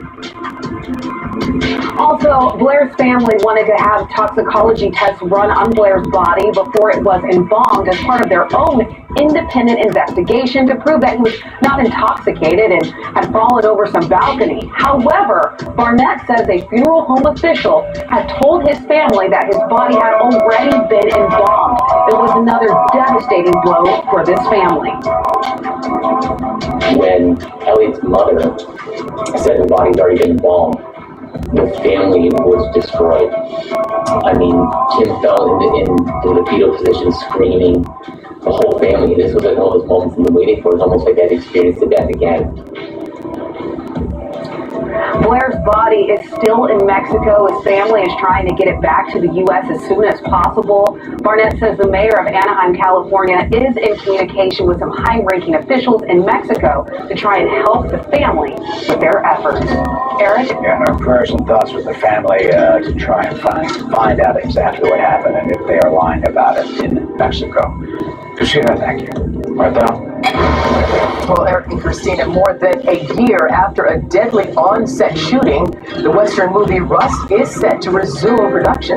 This as the movie's lead actor and producer, Alec Baldwin, along with the weapons specialist, are facing involuntary manslaughter charges. The charges stem from the death of the film's cinematographer, Elena Hutchins. Alexis McAdams is live in New York with more on this. Alexis. Hi, Rosalia. These are really serious charges that Alec Baldwin is facing, and he could get up to 6.5 years in prison if he's convicted. He was actually spotted here in New York just in the past few days. You can see in this video he's trying to cover his face, but they did get him on camera going back into his apartment building as he's facing those involuntary manslaughter charges for the shooting death of cinematographer on the set of the movie Rust. The DA citing criminal disregard for safety in this case. So the shooting happened back in 2021 on this movie set you're looking at out in Santa Fe, New Mexico. These pictures taken just moments after that fatal shooting. You can see Alec Baldwin there calling someone on the phone. Authorities say Baldwin was pointing a pistol at Helena Hutchins when the gun went off. Hutchins was killed and the movie's director was wounded, but it's okay. Helena Hutchins was a wife and a mom, Marvell. Her family is seeking justice in this case.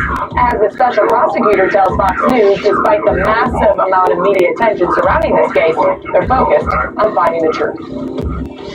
I didn't pull the trigger. So you never pulled the trigger? No. I would never point a gun at anyone and pull the trigger at them, never. That was the training that I had. You don't point a gun at me and pull the trigger.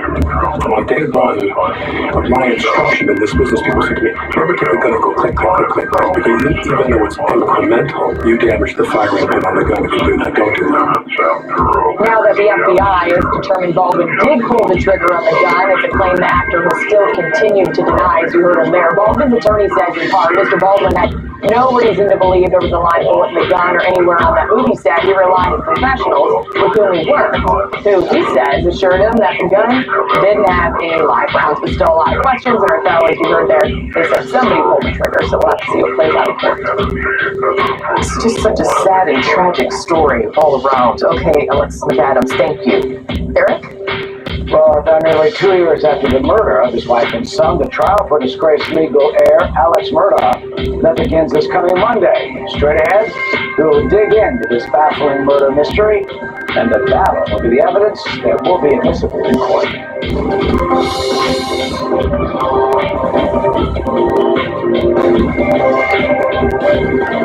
Some things that go better together, like your workplace benefits and retirement savings. With Voya, considering all your financial choices together, help you be better prepared for unexpected events. Voya, well planned, well invested, well protected.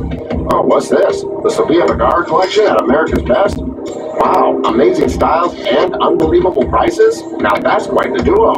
Get 2 pairs of Sophia Vergara rings plus a free exam for $89.95 for a limited time at America's Best.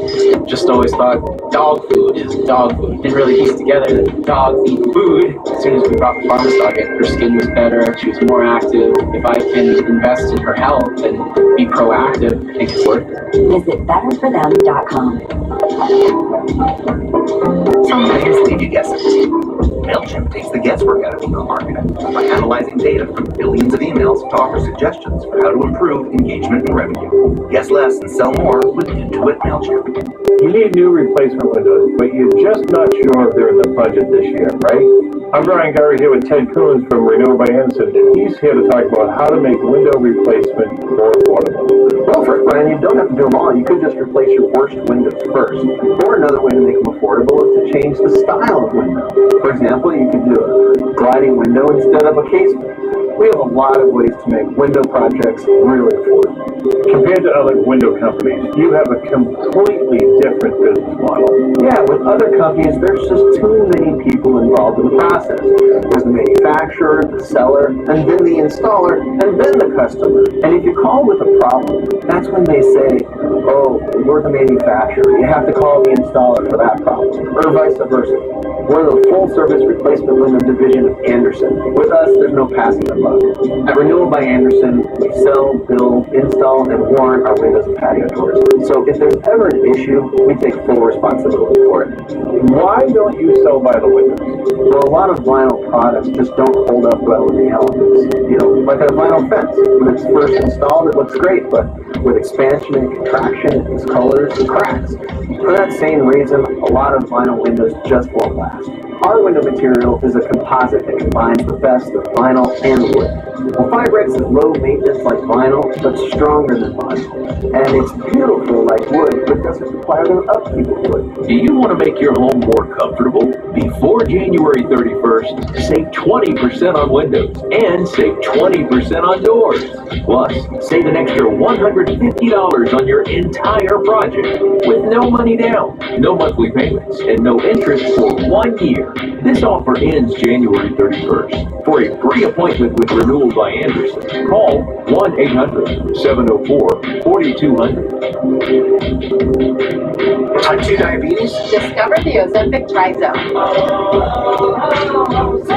In my Ozempic Trizone, I lowered my A1C, CV risk, and lost some weight. In studies, the majority of people reached an A1C under 7 and maintained it. Ozempic lowers the risk of major cardiovascular events such as stroke, heart attack, or death in adults also with known heart disease. And you may lose weight.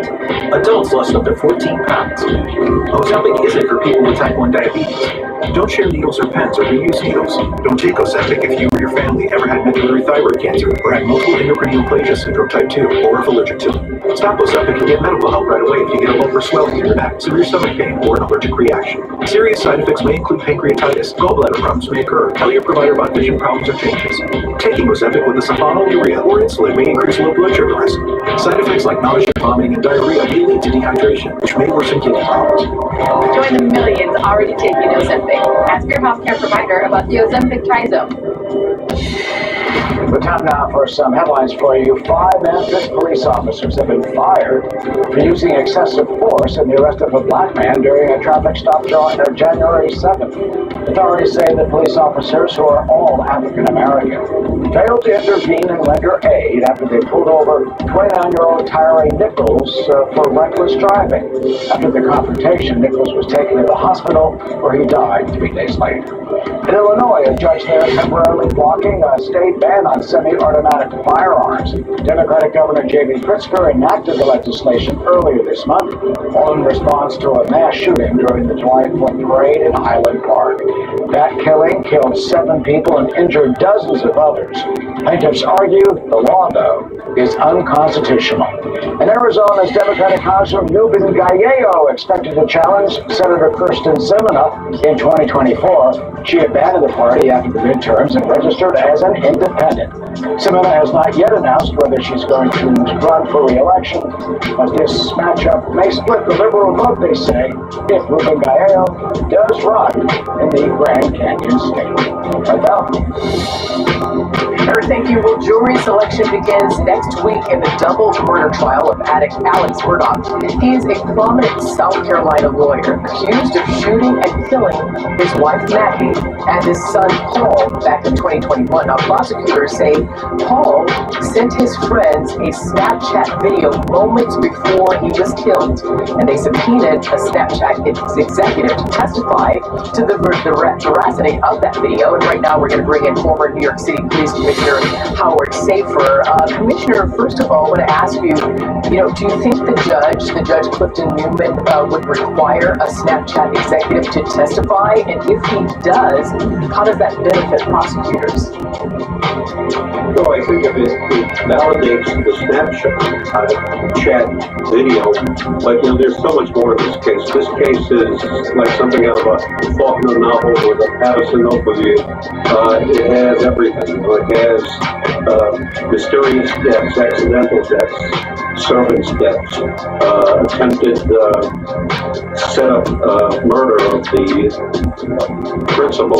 So, it's going to be a very complex case, and what the defense is going to do is going to spend all their time going over each and every piece of evidence that the prosecution submits and attack it for veracity, whether it was lacked in right, whether the chain of evidence was there, and while at the same time, the prosecution's got to prove means, motive, opportunity, and come up with to combat what I believe is going to be further serious case.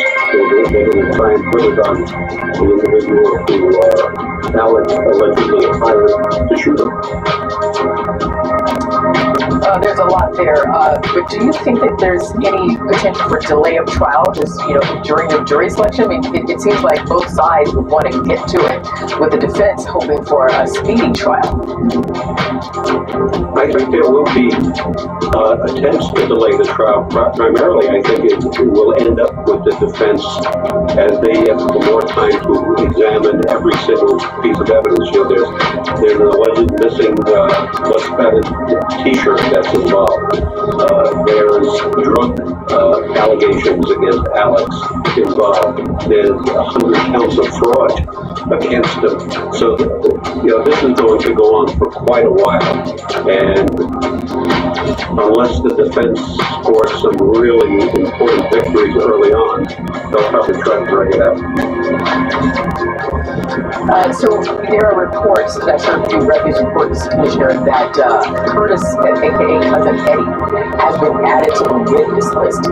How significant would his testimony be, and might there be other surprises or bombshells once this trial does begin? Well, I'm sure there's going to be surprises and bombshells on both sides. If I were Eddie, based on what I know, and of course I'm just reading what I see in the public media, but if I was Eddie, I would have looked for a deal right away and looked to give up Alex, because if not, the defense is going to look to have Eddie be the perpetrator. And if you're watching Murdoch himself in court, when we get to that part, will you be watching his demeanor, his body language?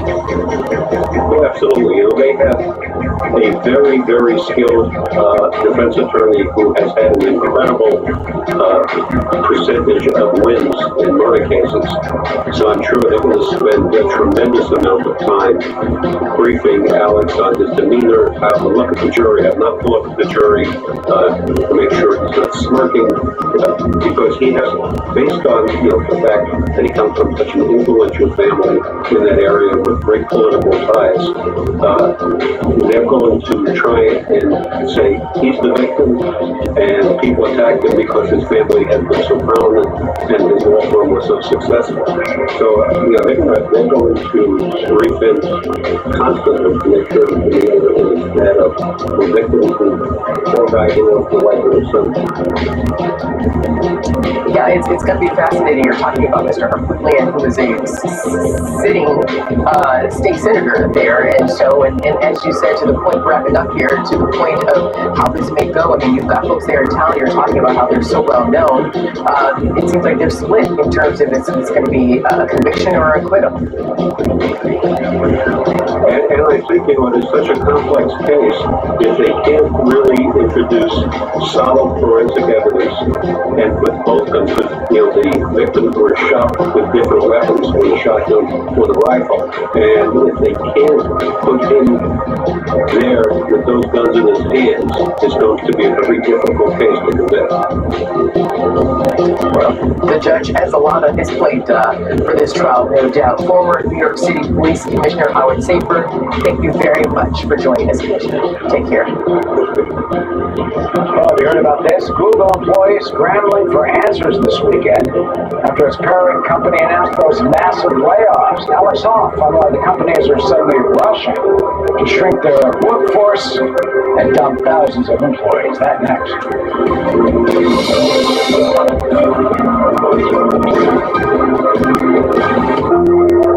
If you have diabetes, it's important to have confidence in the nutritional drink you choose. Try Boost Glucose Control. It's clinically shown to help manage blood sugar levels and contains high-quality protein to help manage hunger and support muscle health. Try Boost today. My body clock, ear chest congestion. Hello, 12 hours of relief. 12 hours? Not coffee? Hashtag still not coffee? Mucinex DM gives you 12 hours of relief from chest congestion and any type of cough, day or night. Mucinex DM. It's comeback season.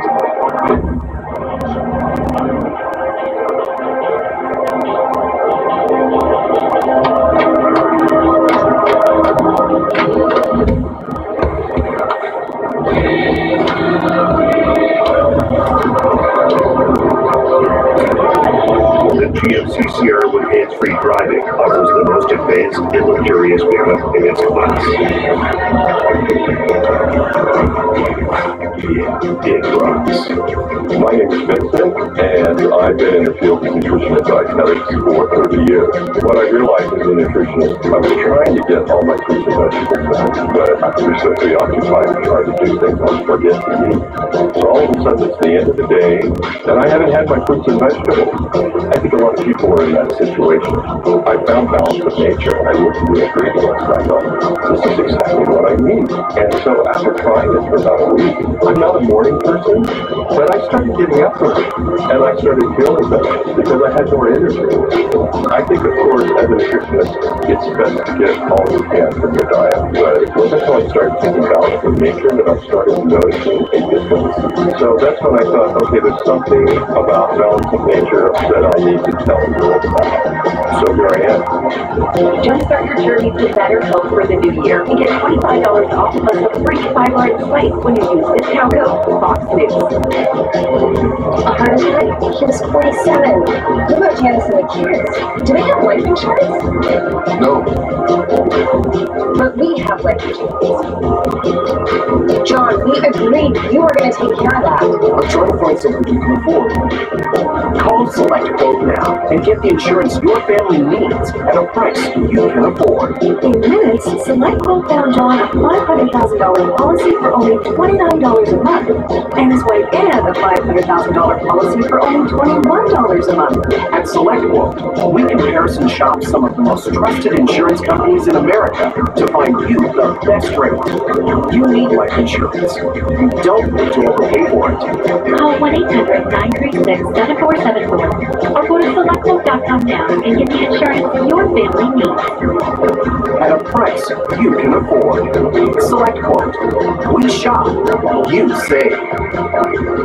Are you feeling sluggish or weighed down? Metamucil's new fiber plus collagen can help. When taken daily, it supports your health, starting with your digestive system. Metamucil's plant-based fiber forms a gel to trap and remove the waste that weighs you down, helps lower cholesterol, and promotes healthy blood sugar levels, while its collagen peptides help support your joint structures. So start feeling lighter and more energetic by taking Metamucil every day. Feel less sluggish and weighed down after just 14 days. Sign up for the 2-week challenge at Metamucil.com. I'm Sholay, and I lost 75 pounds in Go-Low. I went from a size 20 to a size 6.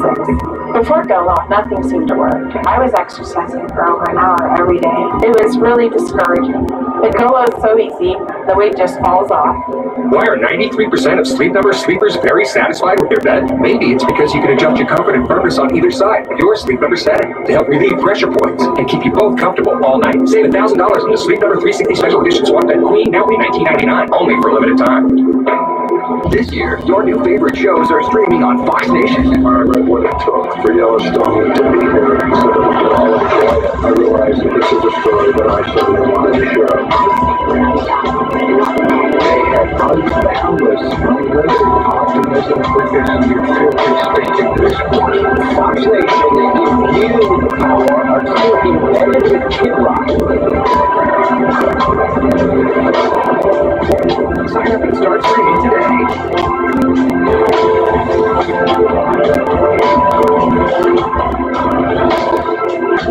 Google parent company Alphabet Inc. is the latest tech giant to announce a massive number of layoffs. The company says it's planning to cut 12,000 employees in terms that big tech braces for a possible recession. Alexandria Hawk has followed this story from Washington. Those 12,000 employees at Alphabet represent about 6% of the company's workforce. In the blog post an email sent out to employees yesterday, CEOs who lost their jobs spoke of the most difficult decision having this. Over the past 2 years, we've seen periods of dramatic growth to match, and for that growth, we hired for a different economic reality than the one we face today. These job losses and acquisitions already affect companies like Amazon, Microsoft, and Facebook parent company Meta. According to layoffs.FYI, since the beginning of 2022, tech firms and startups have slashed more than 190,000 jobs. And with that has come the phrase, one power recession, with companies coming to terms with over-hiring during the pandemic boom. Google, in particular, makes it over-invested in artificial intelligence technology as well. Could the mass layoffs indicate darkness ahead for the rest of the U.S. economy? The White House says no. I think there's arguably lower employment. But what I find is that given the toughness of the labor market, given the fact that there's over 10 million vacancies, unemployed jobs out there, many of those folks are finding jobs and good jobs pretty quickly.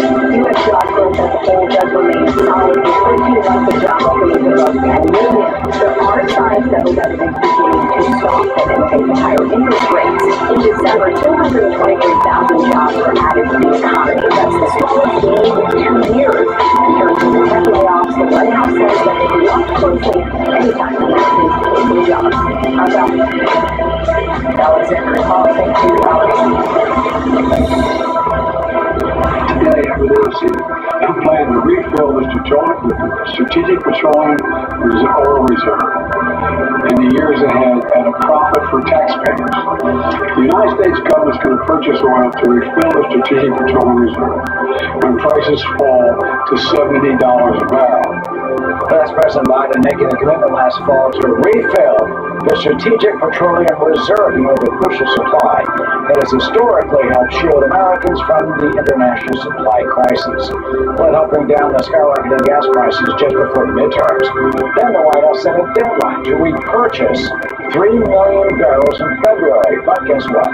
The Department of Energy says that the administration is failing to meet that goal. The reserve now at a 39-year low. House Republicans want to do something about it. They just passed a bill and had 100 Democrats join them, banning the sale of reserves first to China, and the Republicans unveiled another bill limiting presidential authority to release oil from the emergency reserve. Energy Secretary Jennifer Granholm warned the bill would hurt national security, cause crude oil shortages, and raise the price of gas. Joining us now is Fox News contributor John Hilsenrath, the global economics contributor at the Wall Street Journal. John, always great to see you. First, the 39-year low of the reserve, what is the impact of the fact that this huge reserve that we've relied on is now at such a low level? Well, right now, the impact is fairly minimal, in part because the private sector of the United States economy is kicking in where the federal government has taken out. Fracking is coming back in the United States. The United States, in particular in natural gas, is producing record amounts of natural gas. The fracking of oil has also risen. It's almost back to its 2020 records, but it's not quite there. So at the moment, it looks like the Biden administration could take some time refilling it. And as you mentioned in that introduction, they're talking about refilling it at lower prices. Well, they said they wanted to do it at $70 a barrel. If the price is up to 75 or 80, then that's not meeting that other goal that they've set. And what does it mean to the average person at the pump when you go fill up, if indeed this is at such a low, and if it is not refilled properly?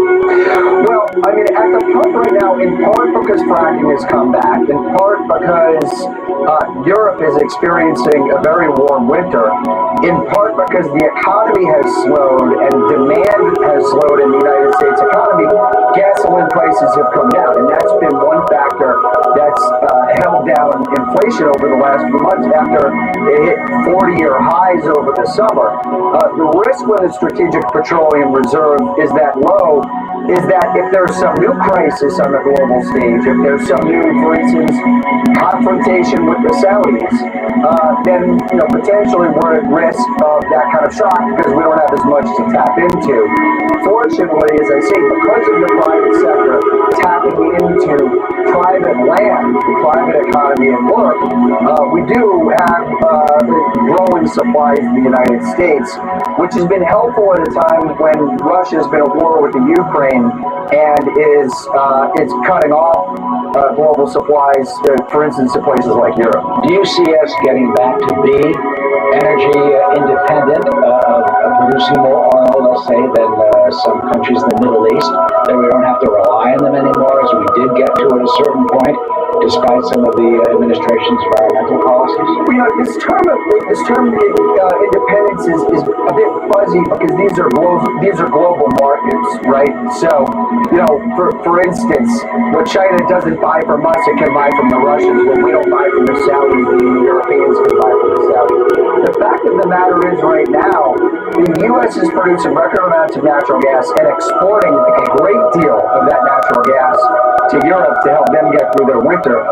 We're also exporting record amounts of petroleum. I think one of the bigger problems for the United States economy is not what we're pulling out of the ground, but our infrastructure, our ability to move it from one part of the country to another because of restrictions, for instance, on pipelines at a federal level and at state and local levels. We have some parts of the country, for instance, the Northeast, which has been short of natural gas in a time when we're exporting record amounts of natural gas to Europe. So we need more investment in the domestic infrastructure, which runs up against all kinds of local opposition very often, and also federal and environmental opposition. And finally, it's January now. I mean, what do you see for us for the rest of the winter? You know, in terms of prices, in terms of where we're going on gasoline and natural gas. And I mean, and propane, you got to heat your house, you got the propane tank out back. That's right. You know, one piece of good news this winter has been that the weather has been warm in Europe. And there was a great deal of anxiety in financial markets, for instance, and in Washington, and in Europe for sure, a few months ago, because of the war in Ukraine, that if the winter was very cold, that they were going to run out of reserves of natural gas and oil, and that was going to drive up, as I said, these are global markets, that had the potential to drive up global prices. Because the weather has been warm, they have more reserves, and fortunately, hopefully that can keep prices down in the United States as well in the months ahead. All right, hope so. We'll see Mother Nature in this case cooperating for now. John, the Wall Street Journal, great to have your insight. Thank you so much. Marthel?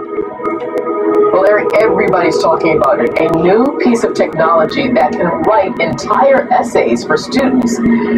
But it's causing major problems in schools across America. What educators are doing to crack down on this new piece of tech? That's coming up next.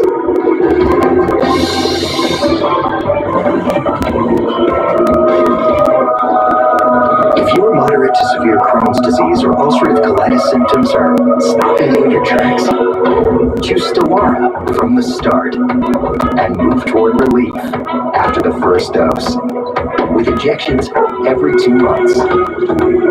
Stelara may increase your risk of infections, some serious, and cancer. Before treatment, get tested for TB. Tell your doctor if you've had an infection, flu-like symptoms, sores, new skin growths, have had cancer, or if you need a vaccine. PRES, a rare potentially fatal brain condition, may be possible. Some serious allergic reactions and lung inflammation can occur. Feel unstoppable. Ask your doctor how lasting remission can start with Stelara. Janssen can help you explore cost support options.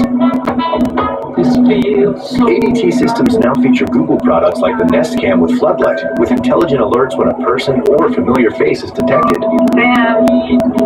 Sophie is not here tonight. So you have a home with no worries. Brought to you by ADT. Hi, I'm William Devane. Did you know there's only been 2 times in American history, 2, when the national debt was larger than gross domestic product? World War II and right now. That's a deep hole, and I don't know how we'll climb out. That's why I buy gold from Roslyn Capital. Roslyn Capital is a trusted leader in helping people acquire precious metals. Gold bullion, Lady Liberty gold and silver proofs, and premium coins can help you preserve your wealth. Call Roslyn Capital to receive your free Roslyn Guide to Gold, Gold and Precious Metals IRA, and Silver Brochure. With Roslyn, there are no gimmicks, no hassles, and they have fast, reliable shipping. Ask yourself, are you safe? Make gold your new standard. Call Roslyn Capital today at 800-630-8900. 800-630-8900. That's 800-630-8900. Dan Bongino, from the trade that tackle the big issues. The cost of being woke has a real price, doesn't it? Unfiltered with Dan Bongino, Saturdays only on Fox News Channel. I love my parents. So as they've gotten older, we've had to have some not so fun conversations about their wishes if something were to happen to them. As an estate planning attorney, most people that would come to my office were looking to create a will for their family, but many couldn't afford the fees. That's why we started Trust and Will, a modern and affordable approach to estate planning. Attorney-designed documents, customized by you, all through an easy-to-use website. The way a will should be. Find the plan that's right for you at trustandwill.com. Hungry Root is here, and I needed it because my fridge is super empty. I'm gonna open the box. The exciting part, Hungry Root came through, and my refrigerator is packed.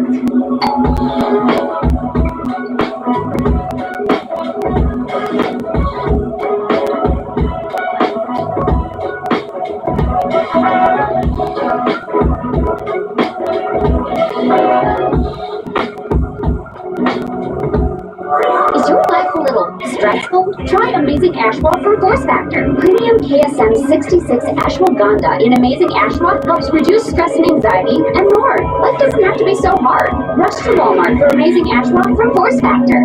Doing your best to eat healthy? Try Smarter Greens from Force Factor. With more than 40 superfoods for better energy, immunity, digestion, and heart health. Great nutrition is easy and affordable with Smarter Greens. Rush to Walmart for Smarter Greens from Force Factor.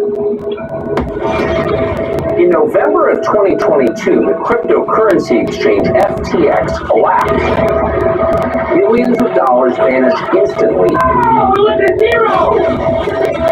CEO Sam Bankman-Fried was indicted, but the nearly $10 billion he stole is wasted on real estate, drugs, and Democratic campaigns. This might be the biggest scam of all time. Tucker Carlson Originals. Scam, bankrupt, fraud. The story of FTX. Streaming now on Fox Nation.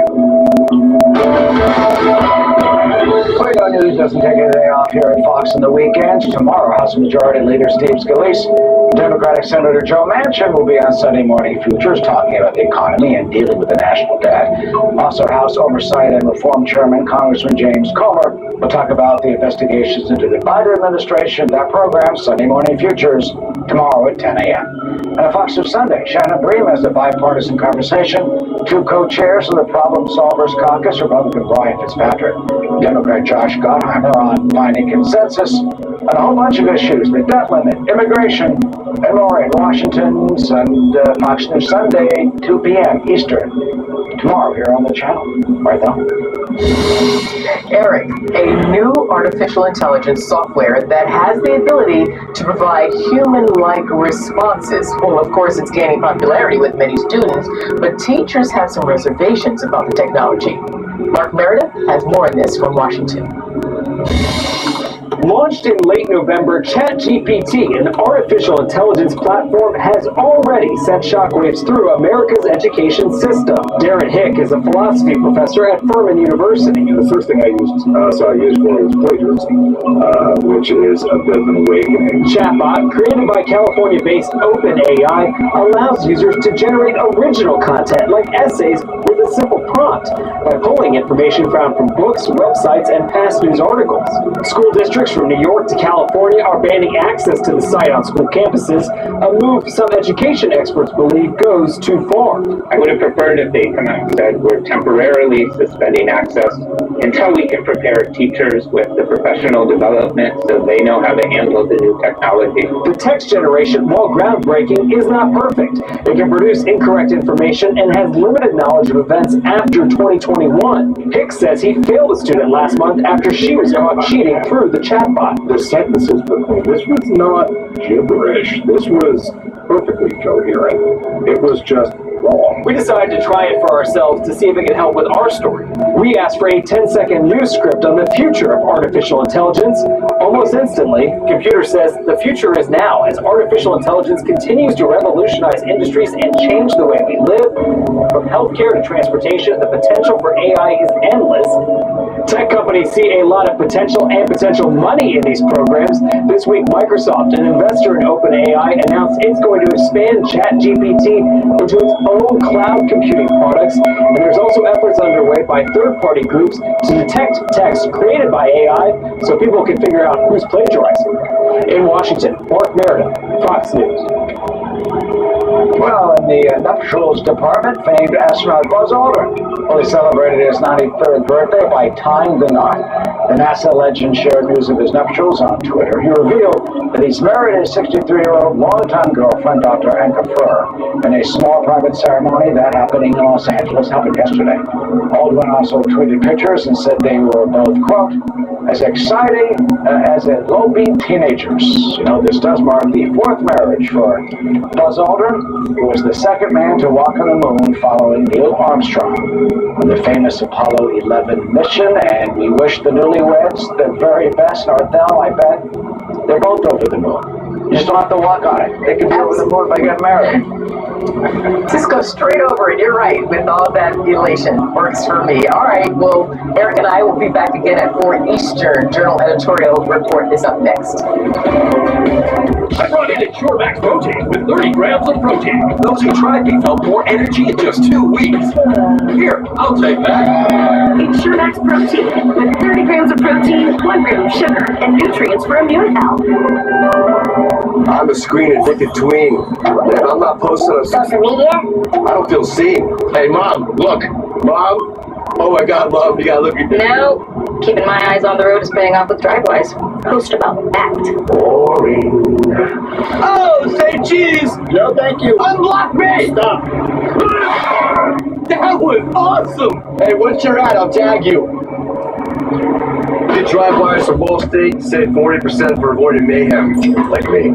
You can't always avoid migraine triggers like your next period. Qlipta can help prevent migraines. You can't always prevent what's going on outside. That's why Qlipta helps what's going on inside. Qlipta gets right to work. In a 3-month study, Qlipta significantly reduced monthly migraine days, and the majority of people reduced them by 50 to 100%. Qlipta blocks CGRP, a protein believed to be a cause of migraines. Qlipta is a preventive treatment for episodic migraine. Most common side effects are nausea, constipation, and tiredness. Learn how AbbVie could help you save on Qlipta. As women, our bodies change as we age, and it's not as easy to lose weight anymore. That's why I teamed up with the experts at Nutrisystem to help create their newest plan specifically designed for women ages 55 and up. Introducing Complete 55, weight loss made for women by women. Get protein-powered meals delivered to your door, including hearty inspirations meals that control hunger for up to 5 hours.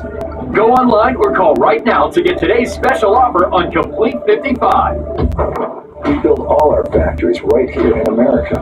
At WeatherTech, this is how we design, engineer, and manufacture world-class products with cutting-edge technology.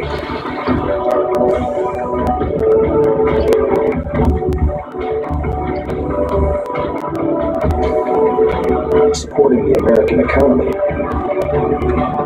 and creating jobs. WeatherTech, made right in America. When I went to start researching different roofers in my area, I was overwhelmed. It was so much information at once. Then we got on Angie. It was just insane how quickly things went. Contractors pop up on your screen. You can read other people's experiences. To me, Angie is a time saver. I scheduled it right then and there. It was really just such a seamless, enjoyable experience. I never thought I would be saying that about a project in my home.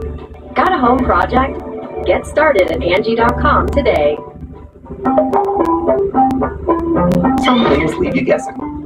MailChimp takes the guesswork out of email marketing by analyzing data from billions of emails to offer suggestions for how to improve engagement and revenue. Guess less and sell more with Intuit MailChimp. David?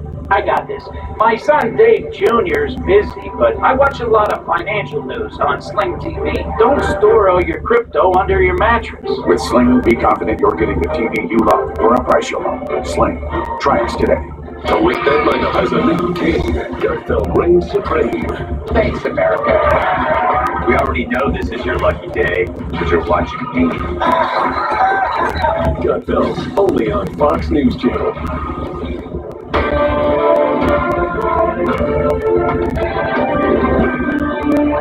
Welcome to the Journal Editorial Report. I'm Paul Gigot. The fallout continued this week from President Biden's handling of classified documents found at his home and garage in Wilmington, Delaware, as well as a private office in Washington.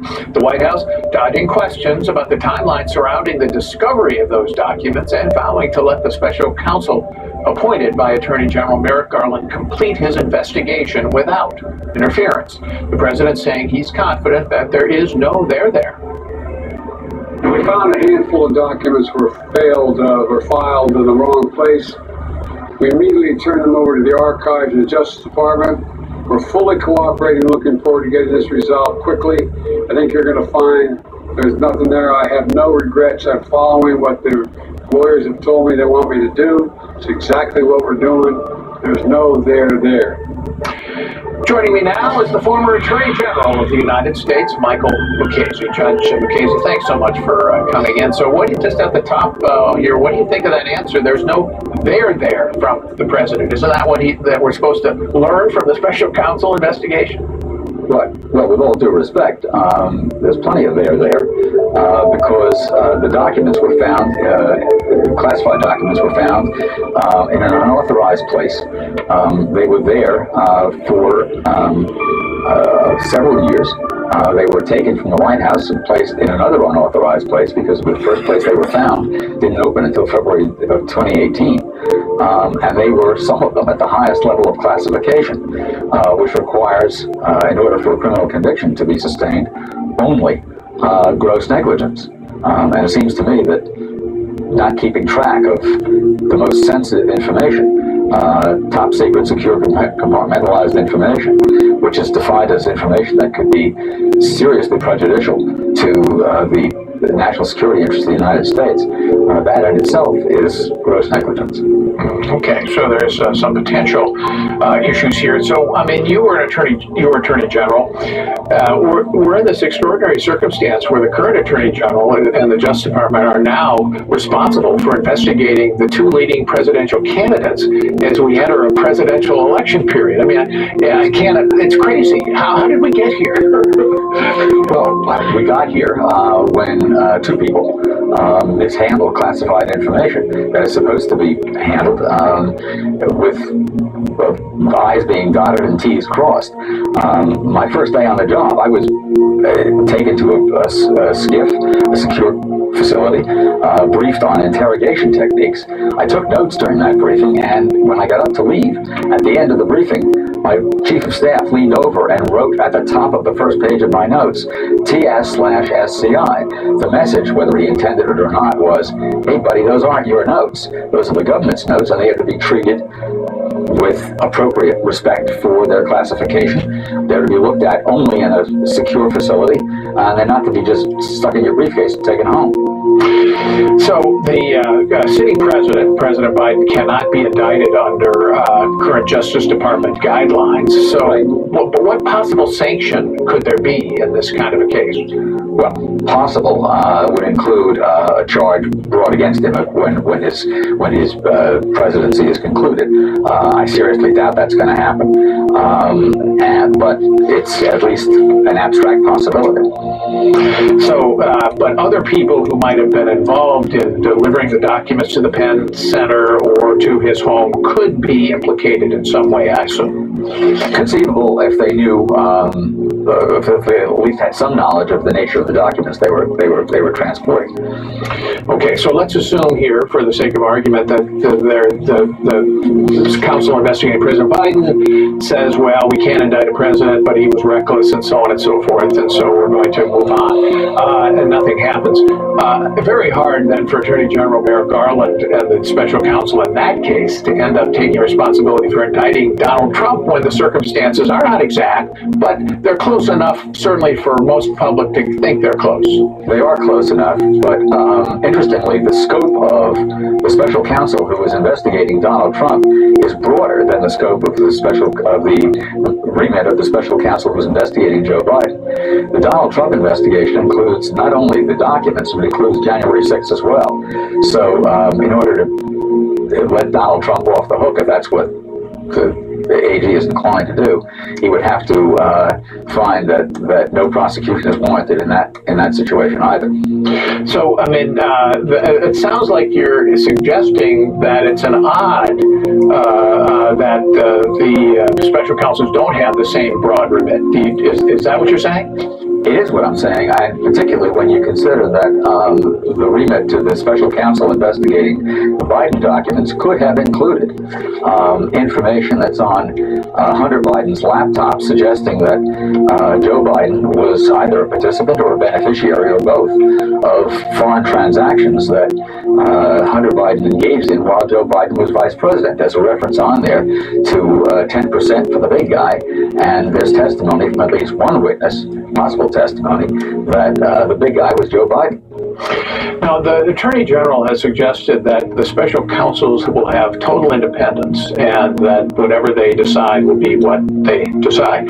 But as I understand it, the the ultimate decision is still the Attorney General's, and he would still be responsible for whatever sanction or however these cases are handled. Is that how you understand it? That's how I understand it. And in fact, the last paragraph of that set of regulations that creates the special counsel says that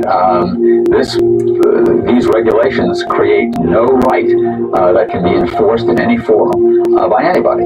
So they are simply guidelines within the department, and the Attorney General retains authority over the budget of the special counsel, and in the end and can overrule a decision by the special counsel if he sees fit.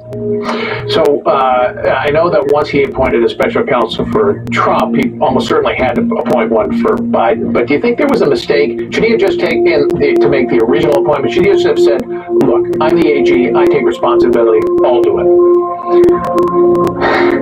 Hard for me to prescribe when I'm not in his shoes, but your editorial, you suggested that he ought to have done that, and that he ought to have taken a look at the documents involved.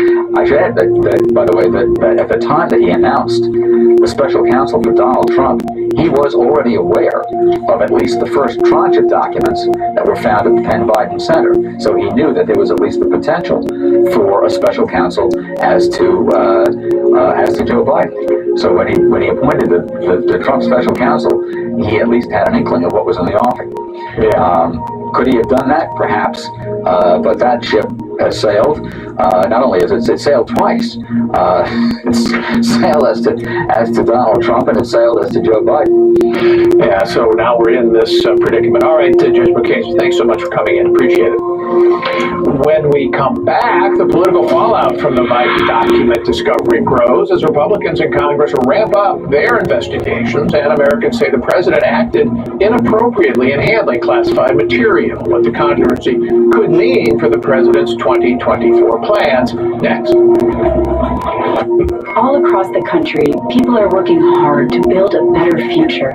So we're hard at work, helping them achieve financial freedom. We're investing for our clients in the projects that power our economy. From the plains to the coasts, we help Americans invest for their future and help communities thrive. Invested in the future of Americans. BlackRock. Every day, more dog people and more vets are deciding it's time for a fresh approach to pet food. They're quitting the kibble and kicking the cans and feeding their dogs dog food that's actually, well, food. Developed for vets, made from real meat and veggies, portioned for your dog, and delivered right to your door. It's smarter, healthier pet food.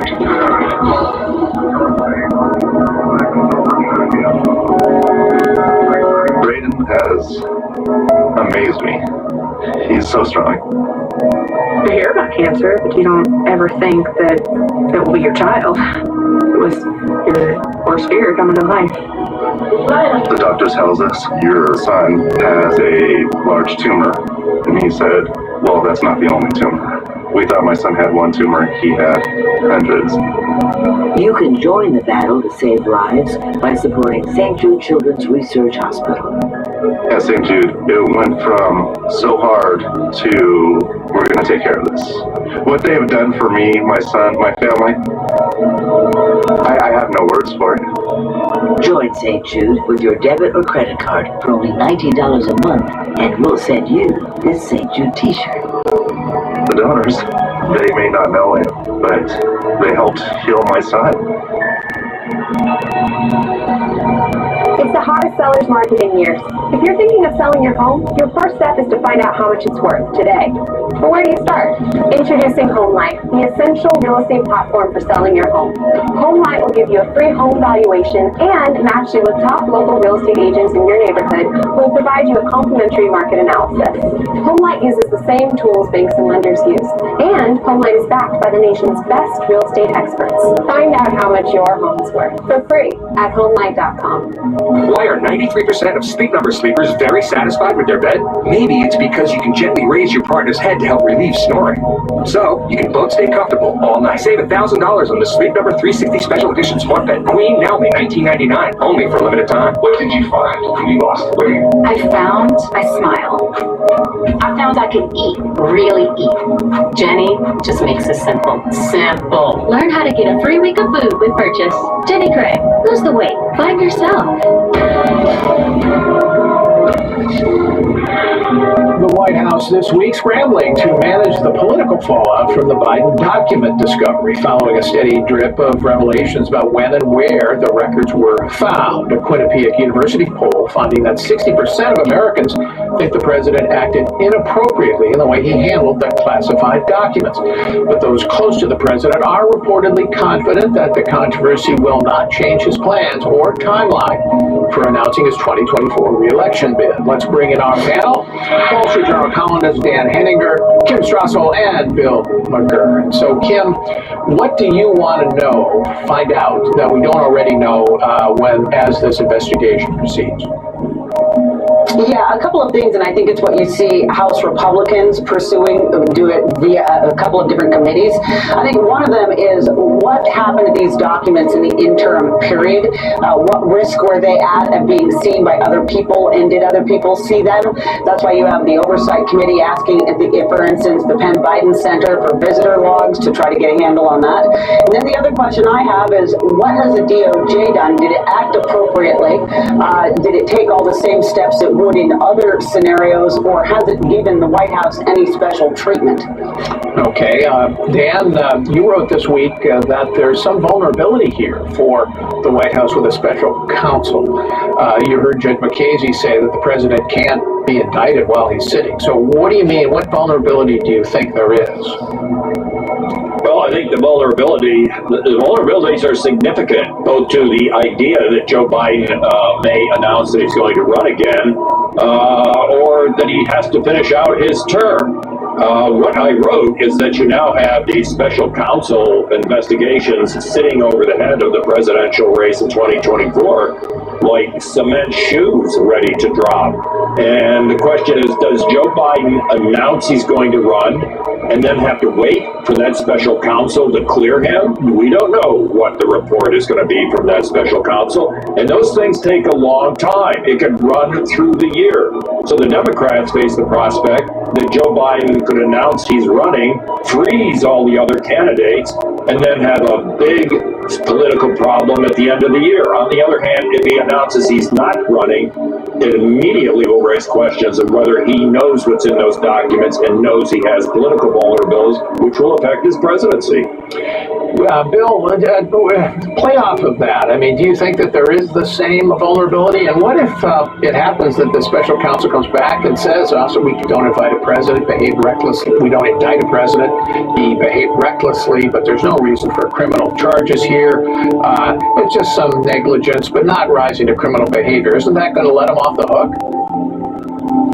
Yeah, I think that's a likely outcome. Look, the whole problem is that this is more a political problem than a substance problem. Yes, he was reckless in handling the documents, but it would never get the attention that Scott if Merrick Garland hadn't sent in the FBI and appointed a special counsel for Trump. By doing that, it guaranteed one for Joe Biden because of this. And look, he was so sanctimonious about that in public, going on TV saying he could never understand how careless someone could be like Trump. Well, the people understand that, and that made it impossible for the Attorney General not to appoint a special prosecutor. I think it's a sad development. Two special prosecutors for something that could have easily been handled just by the Department of Justice in a routine way. Kim, you wrote this week about the disparate treatment you think the Justice Department, the way it has handled both of these cases. Elaborate on that and why you think it's troubling.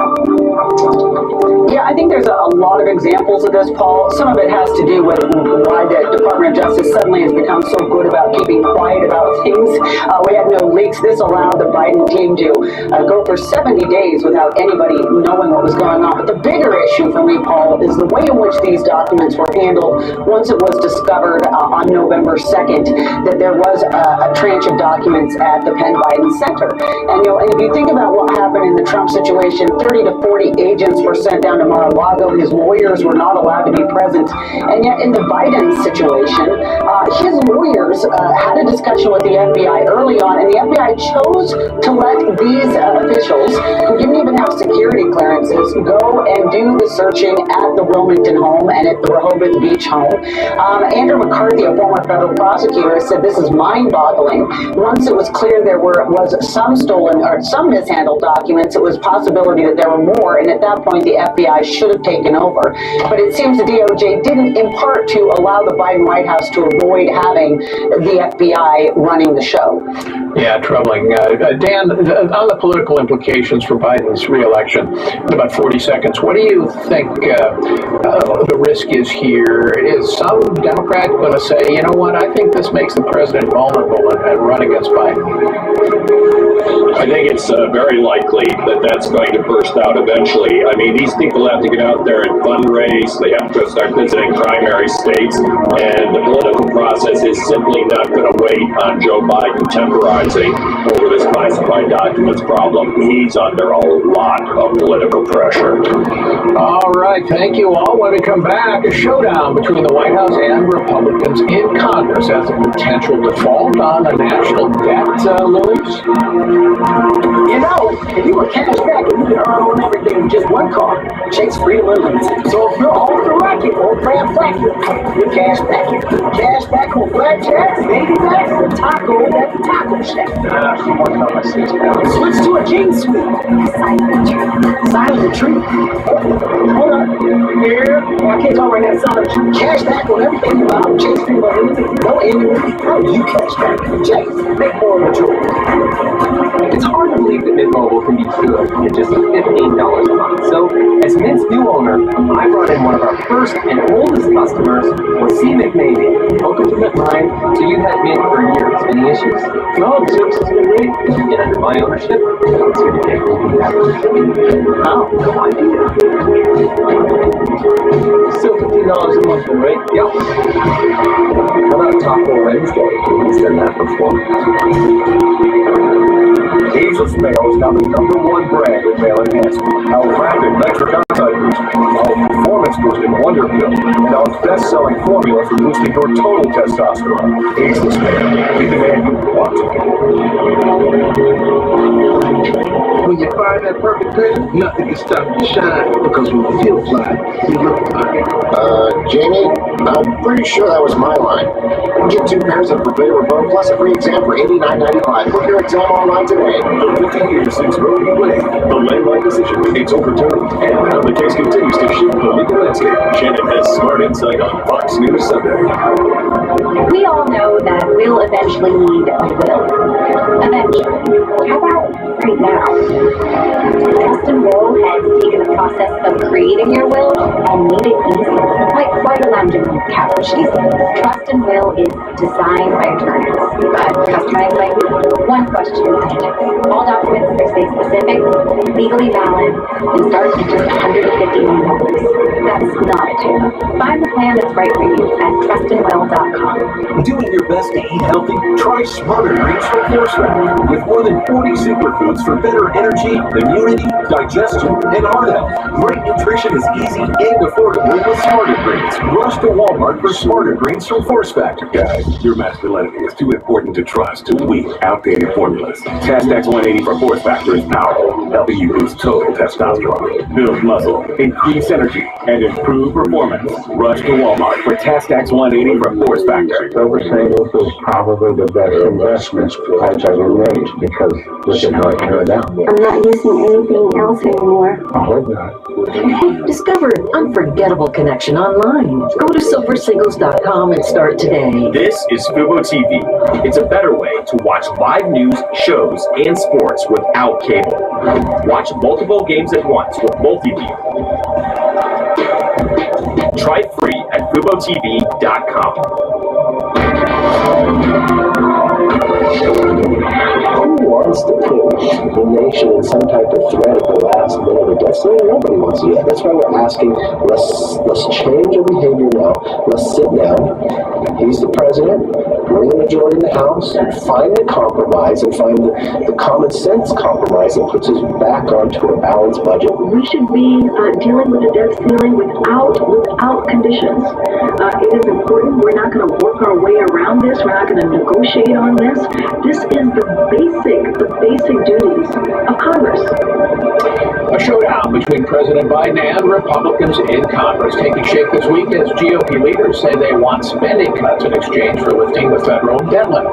The White House, though, saying it will not negotiate. Secretary Janet Yellen notified Congress on Thursday that the U.S. government hit its statutory debt limit and that the Treasury Department has begun resorting to extraordinary measures to pay the bills. Yellen says Congress must act by June to avoid a default. We're back with our panel. Dan, so the White House says will not talk. McCarthy says will not move without concessions. I mean, who has the stronger argument here? Well, typically in these situations, it's always been conventional wisdom that the Democrats are in a stronger position politically because the Republicans always get blamed at the end for not signing on to raising the debt limit like this. You know what, Paul? I'm not so sure the politics have stacked up that way this time. I mean, ultimately, the debt ceiling will be raised. We're not going to default on the debt. But we got about 6 months here, and there's going to be a messaging and narrative battle between the two sides. I think the American people, spending usually runs in the background as dull noise. I think they're more focused on it than they usually are. The interest payments on that debt are now $400 billion. We had all that spending of trillions of dollars during COVID, then the Biden presidency spent more billions, resulted in the highest inflation anybody's experienced in their lifetime. So I think the American people are aware now that the federal government is spending at an enormous pace, and there's an opportunity there for the Republicans to make a principled argument about sitting down and negotiating about the spending issue. And the Democrats are the ones sitting there just saying, no, we won't talk about anything. Spend forever. Yeah, well, Bill, that's the issue. Can the White House hold on to this position, saying we will not negotiate? My reporting suggests that they're pretty hard over on this because they don't want to make the same kind of concessions on spending that Barack Obama did in 2011 in that debt ceiling fight. So they think they can get away with this. Do you think they can? Yeah, I think the question for Republicans is not what they hope for, but what is a reasonable goal that they can achieve, that they can hold the line on. Because what looks reasonable now, when it gets tough and down to crunch, usually falls apart. And I think Joe Biden, his strategy is to make Republicans look extreme. He has an advantage. Not only he has the Senate and the White House, he has the press corps, all reporting on Armageddon if the Republicans get their way. So I think you look at his comments like the Republicans being fiscally demented. You look at all his speeches over the last year about Republican extremism, MAGA extremism. I think he sees this as an opportunity to allow Republicans to paint themselves as extremists, and all he has to do is sit back and look like a reasonable one, and he wins. He may be wrong, but I think that's his calculation. Yeah, I agree with Bill's view on this, Kim. And so the question becomes, what can McCarthy ask for and get 218 reasonable, sounds reasonable to people, sell to the public, and get 218 Republicans in the House to agree to it, and agree to it when the going gets tough and the due date arrives. What suggestions do you have for him? Well, the reasonable part is what really matters, and that's where some of the problem is because obviously he can only lose a few votes, and he has a number of people in his caucus who are demanding, for instance, that they want some sort of deal to balance the budget over 10 years to get this done. Okay, that's crazy, all right? Just to point things out, if you look at Social Security, Medicare, Medicaid, defense spending, veteran spending, and interest payments, those 6 categories alone account for 75% of the budget. You have to cut trillions to balance, and that would mean cutting cutting other programs that even Republicans aren't going to want to cut. Food stamps, NASA, national parks. So what you got to do is you've got to come up with a reasonable ask, maybe some measure of discretionary spending cuts. Maybe you get the victory of decoupling that from military spending so that military spending can continue to go up because we need that. And you put that, and that then puts the ball back on the Republican side, and it puts the White House on defense. Because if Republicans are asking for something that a lot of Americans can see the sense of doing, then it becomes harder for the White House and its press pals to defend at no movement. Dan, quickly, the idea is prioritizing some payments so the debt is off the table. They'll pay the debt and then maybe working on spending. Does that have a reasonable chance of giving Republicans more leverage? I do think so. Prioritizing tax revenue to debt repayment. The traction there, it's a simple idea. It's clean. The public can understand it. If the Republicans bog down into a lot of detail, arguing among themselves, the public is going to tune out. As I suggested earlier, I think there is an opportunity here if the Republicans keep their message straight and simple and understandable to the American people on spending. All right, still ahead as the global elite gather in Davos. John Kerry says it's all about the money when it comes to fighting climate change. But is it money well spent? We'll ask Bjorn Lomborg next. It's easy to think that all money managers are pretty much the same. But at Fisher Investments, we're clearly different. Different how? You sell high commission investment products, right? No, Fisher avoids them. Well, you must earn commissions on trades. Never at Fisher. Okay, then you probably sneak in some hidden in their fees. No, we structure our fees so we do better and our clients do better. Might be why most of our clients come from other money managers. At Fisher Investments, we're clearly different. You ready to impress these guys? Of course.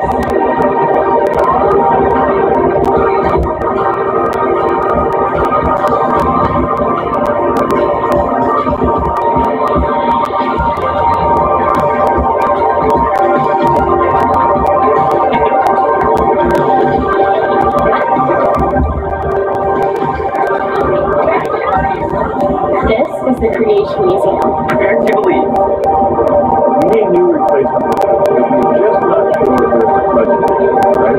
I'm running very new at 10 tools for renovations. Please get talk about how to make window replacement more affordable. Go for it, you don't have to go on. You could just replace your worst window first. Or another way to make it affordable is to change the style of the window. For example, you could do a sliding window instead of a casement. We have a lot of ways to make window projects really cool. Compared to other window companies, you have a completely different business model. Yeah, with other companies, there's just too many people involved in the process. There's the manufacturer, the seller, and then the installer, and then the customer. And if you call with a problem, that's when they say, oh, we're the manufacturer. You have to call the installer for that problem. Or vice versa. We're the full-service replacement window division of Anderson. With us, there's no passing involved. At Renewal by Anderson, we sell, build, install, and warrant our windows. So if there's ever an issue, we take full responsibility. Why don't you sell by the windows? Well, a lot of vinyl products just don't hold up well in the elements. Like a vinyl fence. When it's first installed, it looks great, but with expansion and contraction, it discolors and cracks. For that same reason, a lot of vinyl windows just won't last. Our window material is a composite that combines the best of vinyl and wood. Well, Fibrex is low maintenance like vinyl, but stronger than vinyl. And it's beautiful like wood, but doesn't require the upkeep of wood. Do you want to make your home more comfortable? Before January 31st, save 20% on windows and save 20% on doors. Plus, save an extra $150 on your entire project with no money down, no monthly payments, and no interest for 1 year. This offer ends January 31st. For a free appointment with Renewal by Anderson, call 1-800-704-4200. Some things leave you guessing. MailChimp takes the guesswork out of email marketing by analyzing data from billions of emails to offer suggestions for how to improve engagement and revenue. Guess less and sell more with Intuit MailChimp. Did you know GoodRx can help you get a better price on your family's prescriptions? I just opened the app, typed in the name of our meds. That's it. Savings on my husband's blood pressure refills. And savings on my daughter's allergy pills. Prescription savings for the whole family. Another good reason to check GoodRx. As global elites gathered in Davos, Switzerland this week for the annual World Economic Forum, U.S. climate envoy John Kerry warned that time is running out to tackle climate change, likening the fight against fossil fuels to the battles waged against the Nazis in World War II. Kerry also saying that the only way to avoid catastrophe caused by the Earth's warming was for governments and private industry to spend big. So how do we get there? Well, the lesson I've learned in the last years, I learned it as secretary and I've learned it since, reinforced in spades, is money, money, money, money, money, money, money. Let's bring in Bjorn Lomborg. He is president of the Copenhagen Consensus and author of the book False Alarm: How Climate Change Panic Costs Trillions, Hurts the Poor, and Fails to Fix the Planet. Welcome, Bjorn. So, first of all, what do you think about this analogy to the mobilization required to stop the climate from warming is wartime, and this is like fighting the Nazis? Well, I think in some ways it's incredibly accurate because it really tells you this is not going to be easy. For the longest time, we were told that this is going to be cheap, it's going to be easy, we'll actually get rich from this. But now I think it's being very honestly told to us that this is going to be incredibly costly and it's going to be incredibly hard. Remember, I don't think most people wanted to do or look forward to living through the World War II scenario, even in the U.S., which was very far removed from much of the action. You just sent people over. But remember, even if you look at the economic cost for the U.S. of World War II, it was about $1 trillion per year. Now, if you look at the new estimates of what will it cost to just do the net zero promises for the U.S., we're talking about somewhere between 2 and 4 times as much. So actually, if anything, his analogy is a little inaccurate because this is going to be much costlier, much harder than World War II. And I think that's why we need to recognize you're never going to convince most voters to do that for 30 years.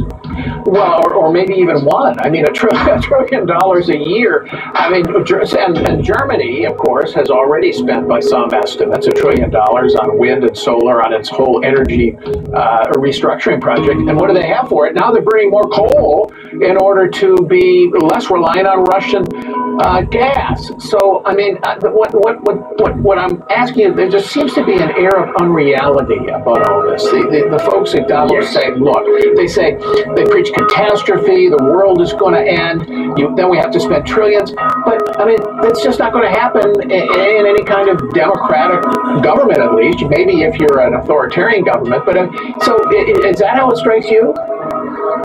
Yes. So it's actually 2 things.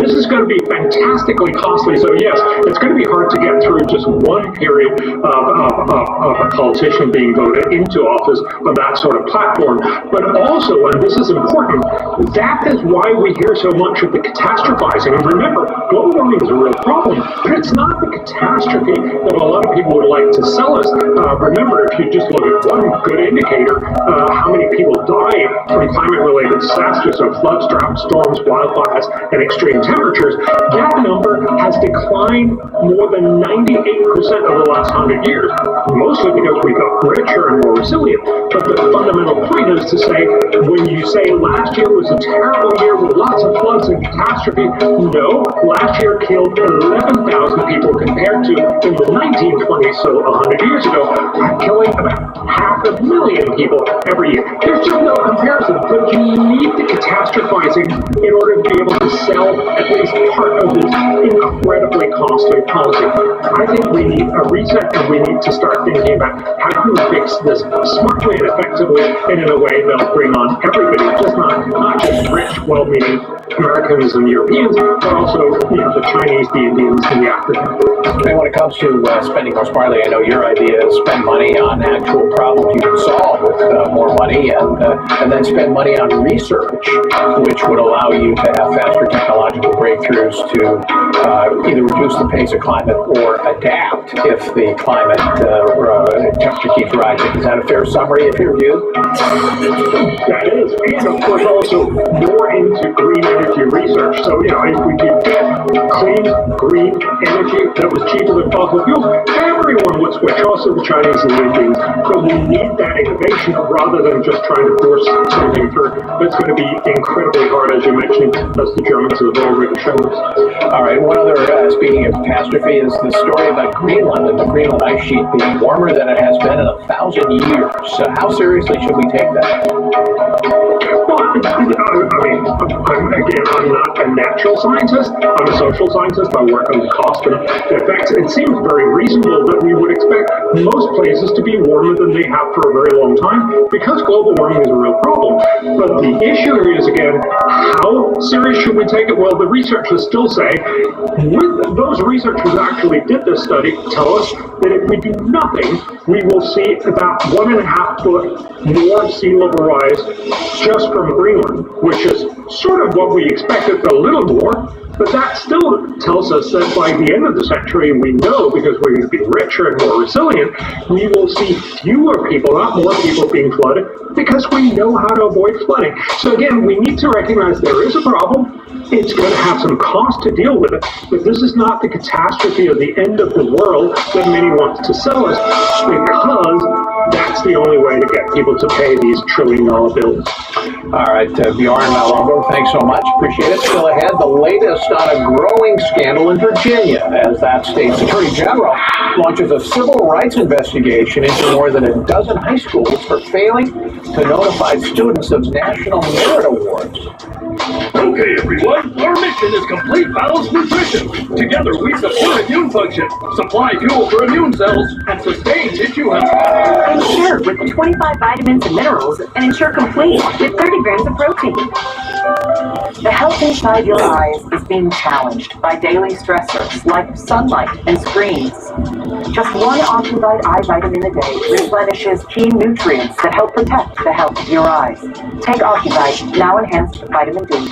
GetRefunds.com, powered by Innovation Refunds, can help your business get a payroll tax refund even if you got PPP. And it only takes 8 minutes to qualify. I went on their website, uploaded everything, and I was blown away. What they could do.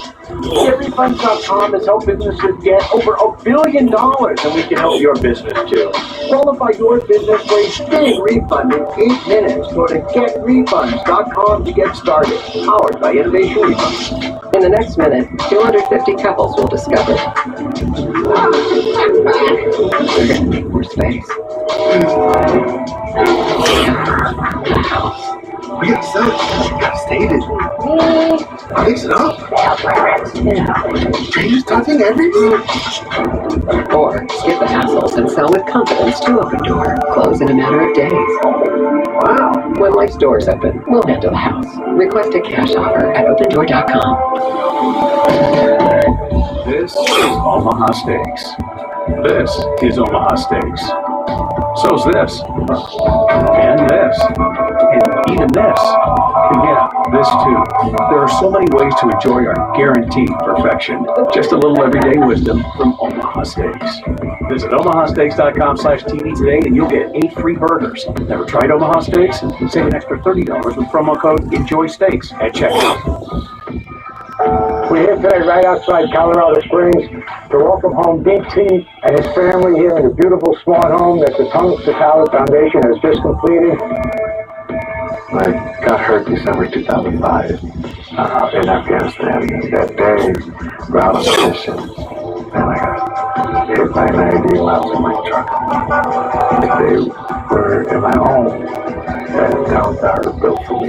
So a smart home is someone that's disabled like myself, it kind of makes their lives a little easier. The thought that I don't have to worry about paying a mortgage. We're asking all Americans to donate $11 a month. This is where your money's going, and this is what we're doing with it. You know, some of us came back, some of us didn't. And thank God for organizations like those, the Howers, able to be there to help us when we need it.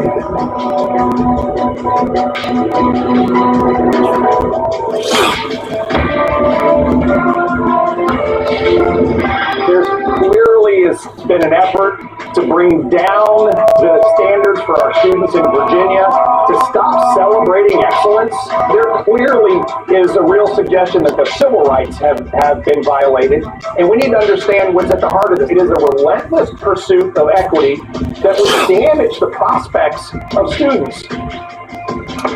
That was Governor Glenn Youngkin on Fox this week, vowing to get to the bottom of a growing scandal involving more than a dozen schools in Northern Virginia. A civil rights investigation has been launched after administrators admitted that they failed to notify high school seniors about National Merit Award commendations until after early college application deadlines had passed, potentially affecting student chances for admission or scholarships. We're back with Dan Hanninger and Bill McGurn. So, Bill, why did the schools withhold this? We should have good news for these kids, and how do they justify it? Well, we don't know yet. They claim it was all an innocent oversight, but you know, this started out with one school, Thomas Jefferson, and now there's like 17 schools that said we failed to notify these people on time. Look, the context is important. Of these kids who weren't notified in time, about 3/4 are Asian American. The school system is only about 20% Asian American, so they were disproportionately affected. Second, there's been a war in favor of equity. At Thomas Jefferson, they changed the admissions, and Asian American enrollment dropped. And at the same time, they hired a contractor, paid him nearly $500,000, and his advice is they have to pursue equal outcomes, whatever the cost. So that's the background, and parents, understandably, as each day brings more schools, are not inclined to believe, oh, it was all just an innocent mistake. They have, as the governor says, they have downplayed achievement and equity, and it's harming disproportionately one minority group. So one or two schools might be a coincidence or an accident, but 17 is a pattern. And the civil rights investigation bill would look to see whether or not this was actually aimed at Asian Americans, a specific racial group. Would that be the nature of the potential? I don't, that, certainly they'll look at that.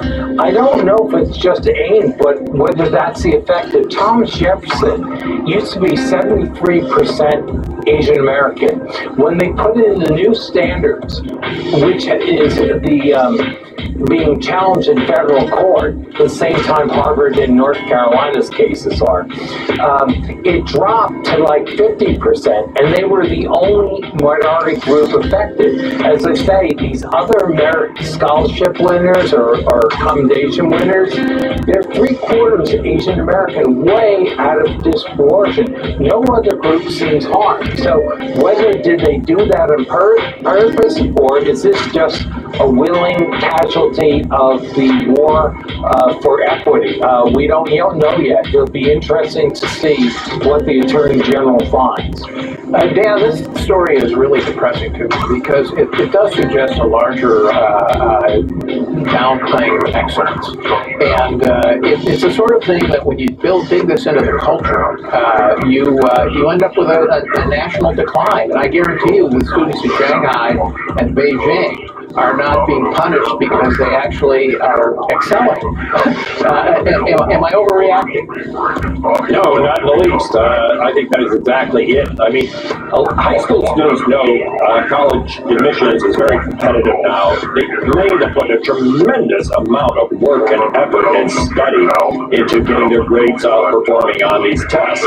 But nonetheless, the schools, whether it's in Fairfax County or like Harvard, they won't come clean about this issue of equity. And we had an example this week of where we end up with this. It's not a good place. Rick Singer, the mastermind of the college entrance scandal, was sentenced to prison. A lot of parents participated in that because they thought the college admissions process was being gamed. So they said, we'll game it ourselves. It's because they simply have no trust in what the schools are doing because they won't be forthcoming and honest about it, as Bill was describing. And it's only going to get worse, Paul.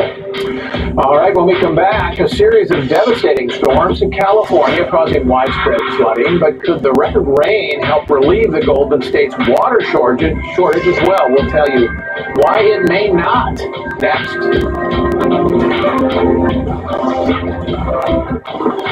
I think I changed my mind about this class. Yeah, it happens. That's why VisionWorks gives you 100 days to change your mind. It's simple. Anything else I can help you with? Like what? VisionWorks. See the difference. If you have diabetes, it's important to have confidence in the nutritional drink you choose. Try Boost Glucose Control. It's clinically shown to help manage blood sugar levels and contains high-quality protein to help manage hunger and support muscle health. Try Boost today. Hi, Grandma. I played baseball today. Oh, that's great. What position did you play? First base. That's what my grandpa used to play. When our hearing wouldn't allow us to use a regular phone, it made us feel isolated. It became difficult to communicate with our friends and family. Clear Captions was an easy solution for us. Clear Captions provides captions on a phone, like captioning on your TV, so you can see what the caller is saying live as they say it. Making it easy to understand and respond immediately. There is no insurance or Medicare required. Clear Caption service is provided at no cost to you through a federally funded program. We deliver, install, and train you on how to use your phone, all at no cost to you. Give your loved ones the independence and connection they deserve. Call now to see if you qualify to get a Clear Captions phone at no cost to you. Call 1-800-916-7705. That's 1-800-916-7705. Dave Bongino, prolific to tackle the big issues. The cost of being woke has a real price, doesn't it? Unfiltered with Dan Bongino, Saturdays only on Fox News Channel. I love my parents. So as they've gotten older, we've had to have some not so fun conversations about their wishes if something would happen to them. As an estate planning attorney, most people that would come to my office were looking to create a will for their family, but many couldn't afford the fees. That's why we started Trust and Will, a modern and affordable approach to estate planning. Attorney-designed documents, customized by you, all through an easy-to-use website. The way a will should be. Find the plan that's right for you at trustandwill.com. Hungry Root is here, and I needed it because my fridge is super empty. I'm gonna open the box. That's the exciting part. Hungry Root came through, and my refrigerator is packed.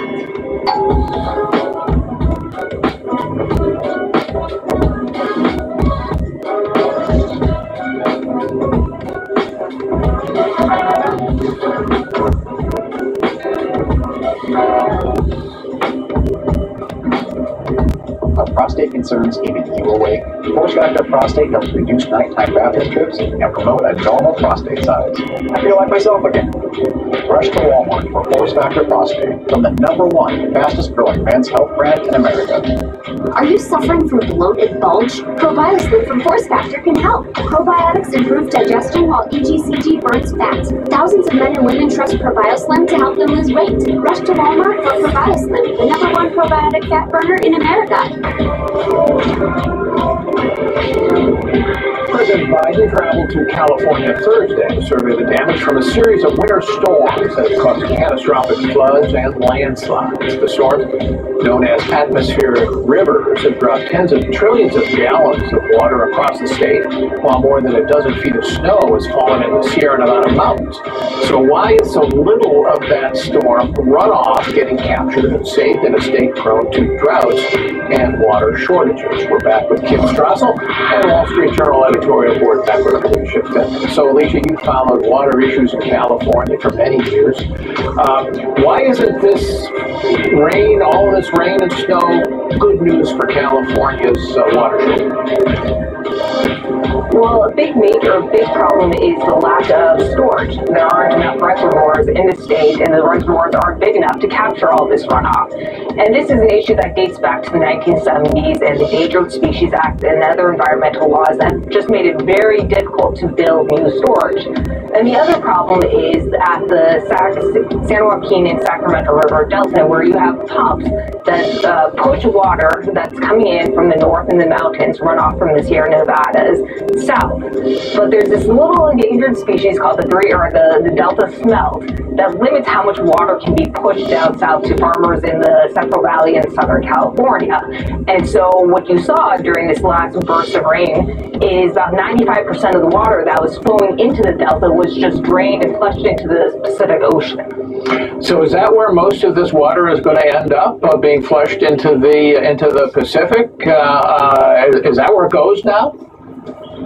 Well, unfortunately, yes. There is some recharging the groundwater or the aquifers, but there just isn't the storage capacity to capture all this water. And what you're going to see in the spring is as the snow starts to melt, is that again the reservoirs are going to overflow, so they have to release this water, and the water is going to go into the delta, and it's just going to flush again into the Pacific Ocean. So why isn't there enough storage? I mean, this is not a new problem. Okay, California has an arid climate. We have these periods without rain. Then you have these winters with a lot of rain. Has happened before. Why haven't the politicians been able to build the storage?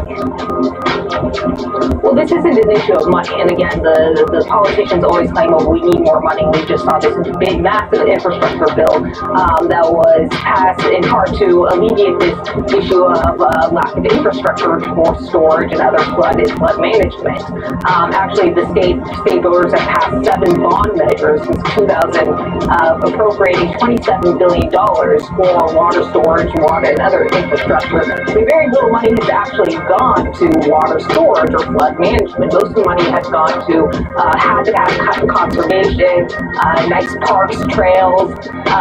So it's really a lack of prioritization, as well as to the earlier point, the lack of the environmental laws that just make it very difficult to build more storage. Kim, you're another Westerner, so you know that water issues, environmental issues well. I guess the question from a naive sort of citizen point of view is, when does it click with these guys that actually storage is helpful? I mean, even if you are, let's say you believe the climate is arid because of climate change, all right? Let's, for the sake of argument, grant that. You still want to do something about the drought and the lack of water. Why can't they do it? Is it as simple as Alicia says, it's just this environmental obstacle? Yeah, well, and by the way, history also shows you the path. I mean, some of the stunning infrastructure that California has is due to, as you say, this has been going on for a long time. They built a bunch of it in the 20s and the 40s, understanding what they needed to do. It just stopped in the 1970s when the environmental lobby got rolling. And so long as Democrats are in hock to that lobby and essentially march to their tune, they're not going to make the efforts to figure out how to fix the Species Act in a way that makes this work, figure out how to cut back on the regulations that have also, by the way, stymied whatever project they've already greenlit because they can't get them off the ground. I mean, some of these bonds Alicia mentioned, they did come up with projects to do some fixing. They haven't even broke ground on them because of all of the red tape and bureaucracy. So there are things to fix, and they know it, but until they decide to break with the green lobby that calls all the shots, I don't see this getting fixed. Briefly, Alicia, do you agree with that? Yes, and I think it's going to actually, probably it's going to actually affect other states in the western U.S. because of the shortage of water in Southern California, which has been draining more and more water from Colorado River, which other states rely on. And I think that's going to be a big issue going forward, and that could actually result in rolling blackouts in the West this summer. Not to scare people. We have to take one more break. When we come back, it's and misses of the week.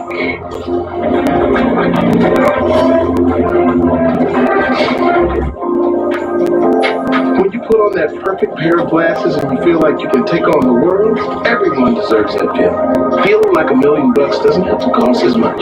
It's why every pair of Prevail Gold frames at America's Best are so affordable and oh so fly. Jamie, I'm pretty sure that was my line.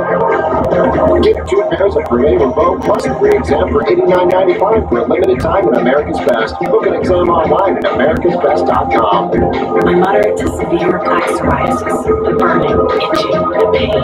Emerge Tremfya. With Tremfya, most people saw 90% clear skin at 16 minutes. The majority of people saw 90% clear skin even at 5 years. Serious allergic reactions may occur. Tremfya may increase your risk of infections and your ability to fight. Tell your doctor if you have an infection or symptoms, or if you had a vaccine or plan to.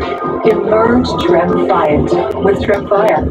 Ask your doctor about Tremfya today. You need new replacement for this, but you're just not sure if there's a budget this year, right? I'm Brian Gary here with Ted Coons from Renewable Energy.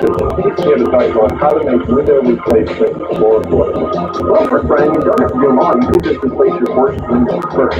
Or another way to make them affordable is to change the style of your window. For example, you can do a sliding window instead of a casement. We have a lot of ways to make window projects really affordable. Compared to other window companies, you have a completely different business model. Yeah, with other companies, there's just too many people involved in the process. There's the manufacturer, the seller, and then the installer, and then the customer. And if you call with a problem, that's when they say, oh, we're the manufacturer. You have to call the installer for that problem. Or vice versa. We're the full-service replacement window division of Anderson. With us, there's no hassle. At Renewal by Anderson, we sell, build, install, and warrant our windows and patio doors. So if there's ever an issue, we take full responsibility for it.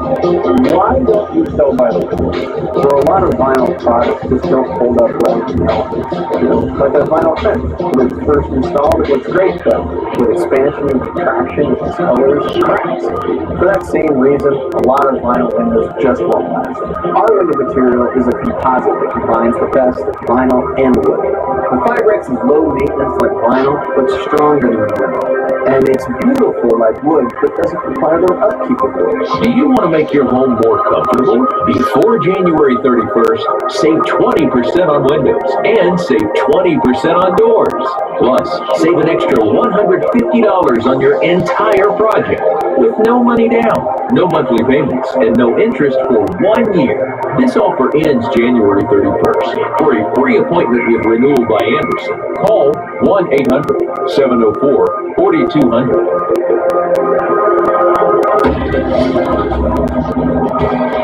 Time now for hits and misses of the week. Kim, you're up first.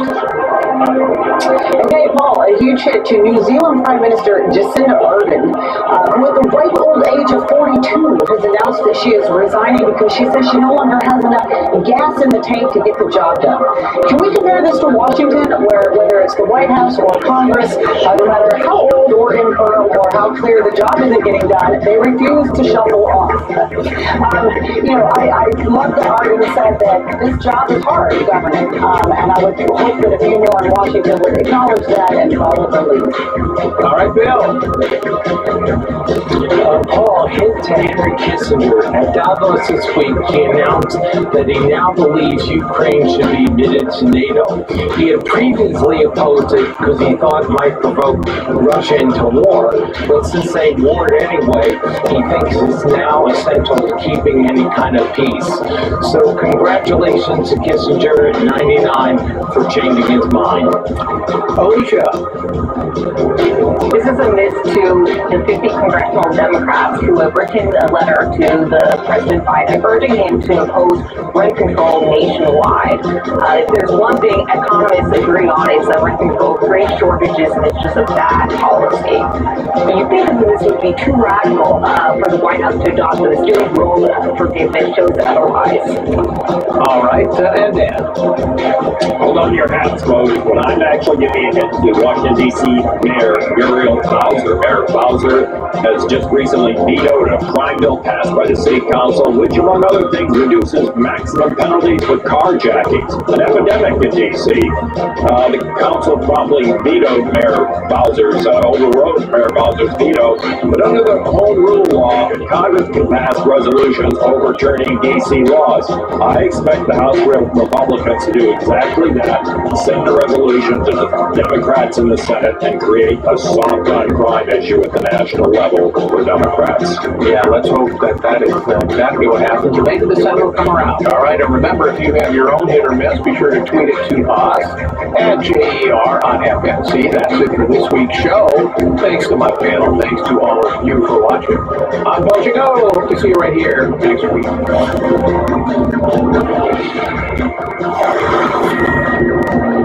And we begin with startling and unprecedented new numbers for the southern border. Customs and Border Protections reporting more than 250,000 encounters in the month of December alone.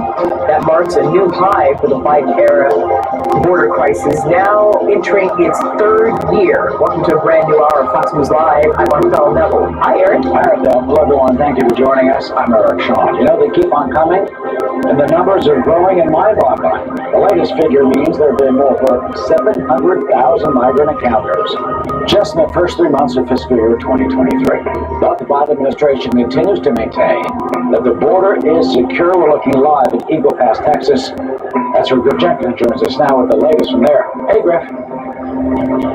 Hey, good afternoon, Eric. And if you were just watching that drone, we can take you back up to it. The Border Patrol airboats just passing underneath the bridge here that connects Eagle Pass to Piedras Negras. It is ground zero here in the Del Rio sector for this crisis. These agents in Texas DPS are absolutely exhausted for what has been happening, and that is why the numbers are so startling. Take a look at these numbers. Let's go into this.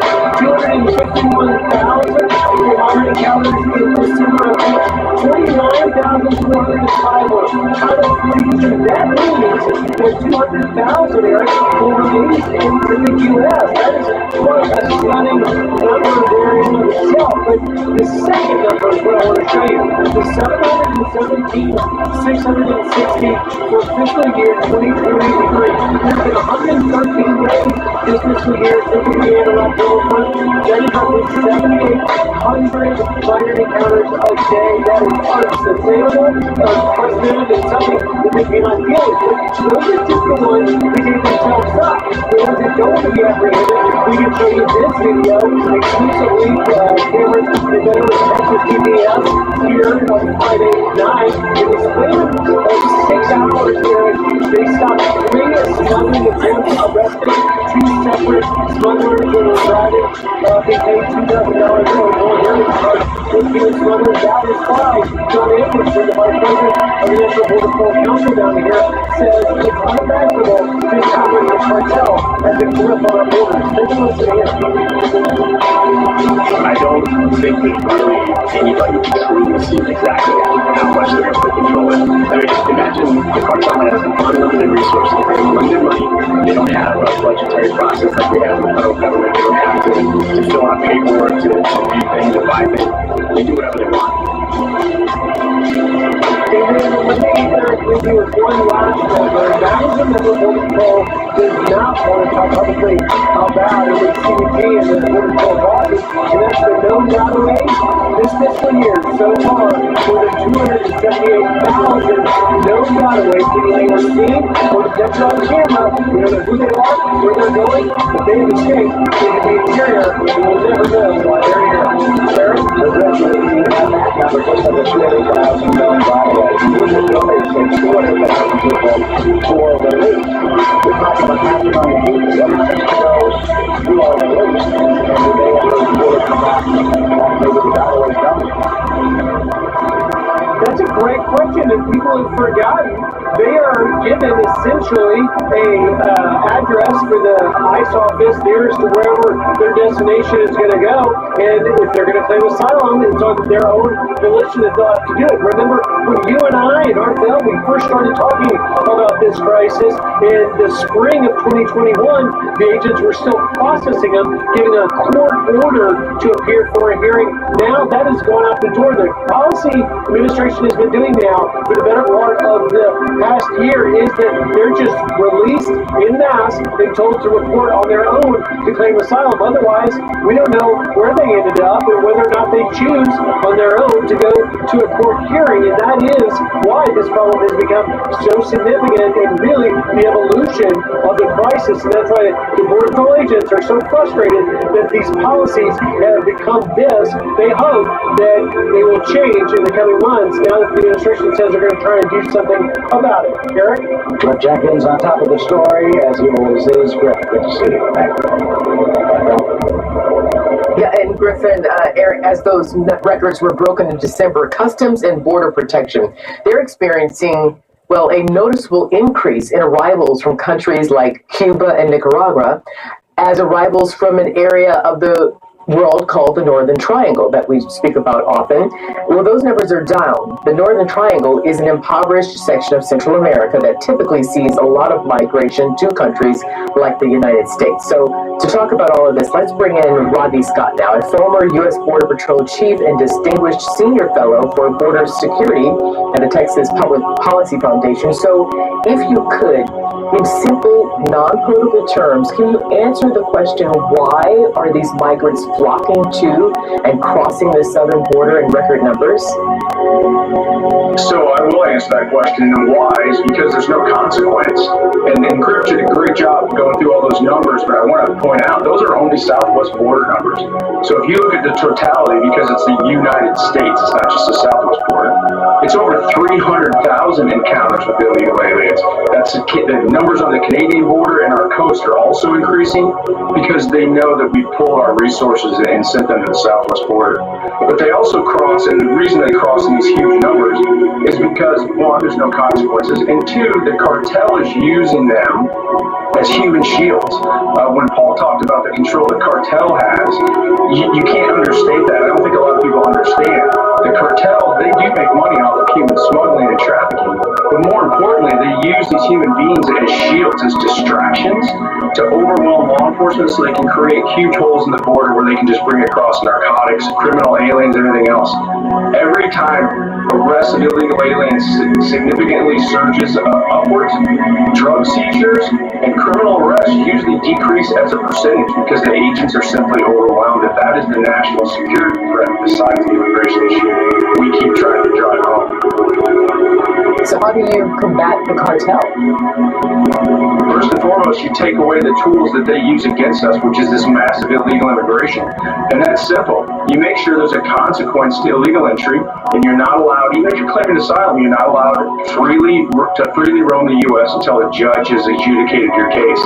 Over 93% of these cases are fraudulent. They're just economic migrants.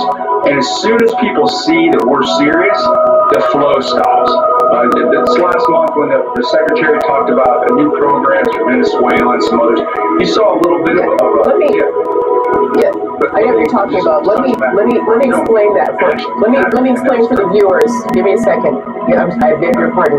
I had a little bit of a delay. Let me explain the policy you're talking about for the viewers, and then I'll get your reaction to that, just so they're in on our conversation. So a couple of weeks ago, is what you're talking about. The Biden administration, they issued a new policy. In part, this would accept 30,000 migrants a month in this fiscal year to 2023, which ends in June. The migrants would be from Venezuela, Nicaragua, Haiti, and Cuba, and they have to have an eligible sponsor in the state, and they have to pass a background check. And the administration will also crack down, according to this policy, will also crack down on those trying to come in illegally. So, back to your answer. Will this help fix the problem or not? If it was real and it was meaningful, it would, but it's a lot of smoke and mirrors. They talked about a 5-year ban. That is only if the individual is actually deported from the United States, and they're actually not doing that part. So if they show up at the border or through that CBP-1 app with an appointment, or they cross the border illegally, there's still a high probability they're going to get released into the United States, the vast majority. So there was a quick dip because people listened to it, but as soon as they got phone calls from their relatives that it wasn't really working that way, the flow just continues. You have to have real meaningful consequences. It can't just be lip service.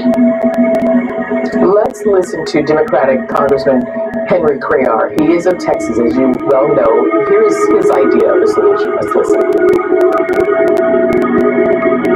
We can do this with the law enforcement and the right policies at the border without the military. As you know, there is a law that prohibits the military from coming in. Keep in mind that the National Guard and the other military that we've had have only provided support services to the Border Patrol. But it's not only the personnel, the technology, it's the policy at the border. So, what do you think about what the congressman is saying? So there's partial truth there, but the end statement is 100% accurate. Right now it's policy. We could line all of our military up on the border, but as long as you're still releasing every single person we catch into the United States, they're going to keep coming in mass. It's that policy that is the pull factor currently. We proved in the last administration if you had consequences and due process in front of the release, then all of a sudden the fraud was gone, and then that took away this mass human shields from the cartel. And then drug seizures actually increased and criminal arrests increased because we were doing our real national security job. And what's the difference? Was it Title 42 that you were able to use in the last administration? I have to go. They're telling me that I wanted to ask you that. It was a whole slew of things, but most importantly was probably the Migrant Protection Protocols and the Remain in Mexico program, where it prevented people from being able to exploit the loopholes in our asylum system and get released into the U.S. before a judge made a decision. We just put due process back in the right Mexico on board with that now? But is Mexico still on board with that? Mexico was on board with that before because the United States government put pressure on them and made it in their best interest.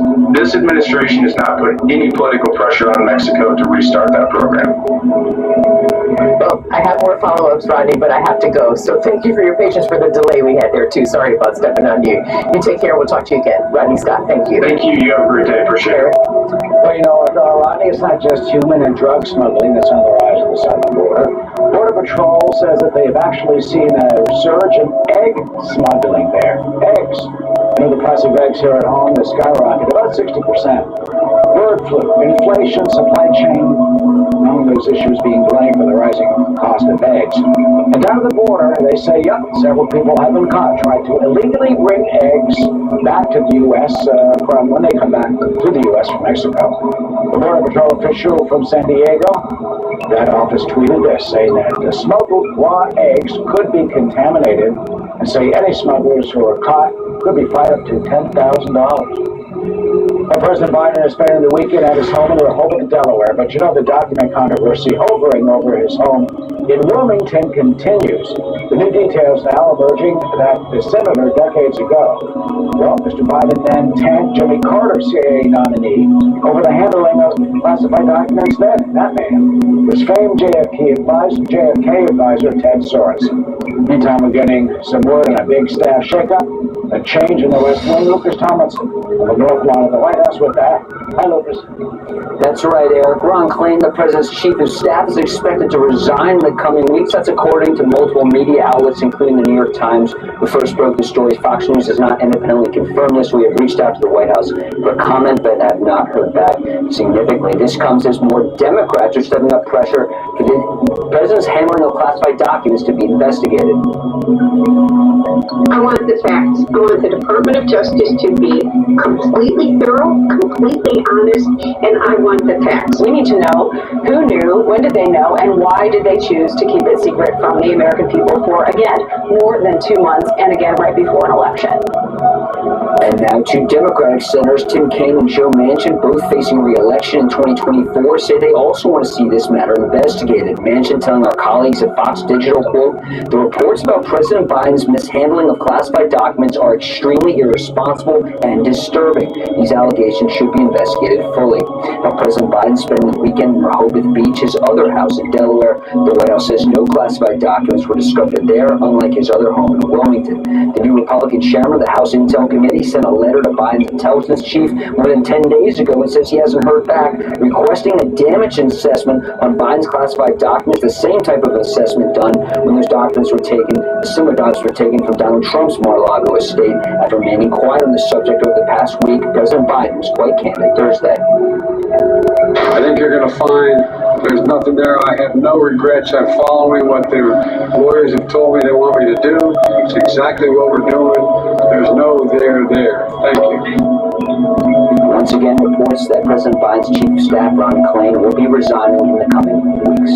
About Ron Klain, he's been with the president for a long time, Lucas. He was chief of staff for Mr. Biden when he was vice president in the Obama administration. Is there any word, as you say, on when he will be moving on and who could be top for the job? Well, that's a good point, Eric. This is the second time that Ron Klain is resigning and leaving Joe Biden after serving as chief of staff when he was vice president back during the Obama administration. Of course, there's a slew of candidates. You have Anita Dunn. You have other top advisors who have been very close to President Biden. Just no telling exactly who will step forward. All right, we'll see. Lucas, as always, thank you. All right, Bell. Eric, thank you. This just in to Fox News. Police have now captured all 5 inmates who escaped a Missouri jail. The group had been on the run since Tuesday, and police say they made their way onto the roof, then stole a car from a nearby parking lot. One of the inmates was captured yesterday after being spotted at a bar. The rest were found in Ohio a short time later. And now we're going to go to this other story here with new questions about the mysterious death of a California public defender at a resort in Mexico. Elliot Blair was celebrating his first wedding anniversary with his wife in Rosarito Beach when he died a week ago today. Investigators say Blair fell from the balcony of their second-floor room, but his family suspects foul play and wants their own investigation. Christina Coleman spoke to the family's attorney, and she is live in Los Angeles with the very latest on this. Christina. Hi, Arbel. Mexican authorities have said that Elliot Blair was intoxicated and died after falling from a balcony at the resort, but his family disputes that claim. Their attorney says Blair's wife was told by a detective at the scene that he had been shot. They literally walked over and looked at the body and comes back over and says, yeah, he's got a bullet hole in his head. Right? Why is the cop going to say that if that's not true? The family's attorney, Case Barnett, says this is video of Blair and his wife enjoying the Los Rocas Resort and Spa in the Mexican coastal city of Rosarito before he was found dead last Saturday. They were dancing and appeared happy. Hours after this video was taken, Barnett says Blair's wife woke up around 1:40 in the morning to hotel staff outside her door asking if some guy was her boyfriend. He says she went downstairs and discovered her husband face down on the ground and started screaming for help. Barnett says she does not know why he was outside at that hour. But why is he in front of their hotel room in his underwear, a t-shirt, and socks? It doesn't make sense that he was out there at all.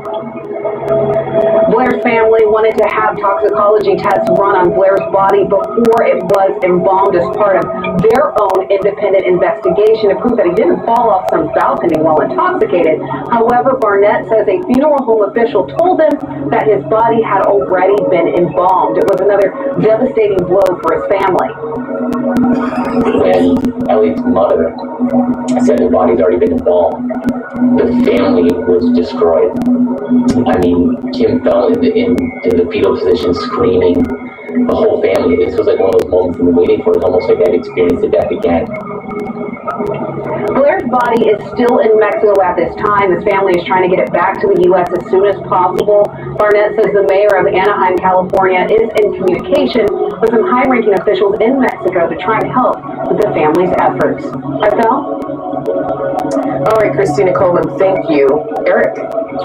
We'll have the latest on the prosecutor's move to charge Alec Baldwin with manslaughter charges in that deadly movie shooting. Some wondering if they're trying to pressure the actor to take a plea deal. We'll take a look at the case when Alec Baldwin could face this Fox News continues.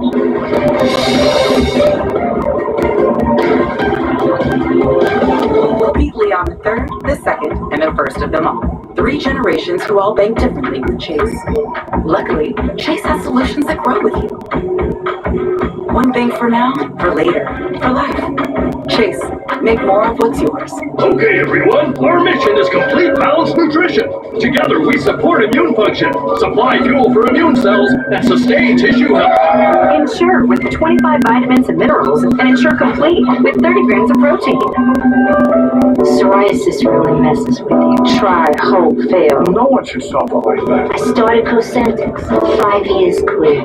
Real people with psoriasis look and feel better with Cosentix. Don't use it if you're allergic to Cosentix. Before starting, get checked for tuberculosis. An increased risk of infections, some serious, and a lowered ability to fight them may occur. Tell your doctor about an infection or symptoms, or if you've had a vaccine or plan to. Tell your doctor if your Crohn's disease symptoms develop or worsen. Serious allergic reactions may occur. That's cool by MMA. Ask your dermatologist about Cosentix. I'm a financial advisor, and I figured out right away I was saving money. Lose weight and get a great value with Nutrisystem. It's cheaper than going out and cooking my own food or meal planning.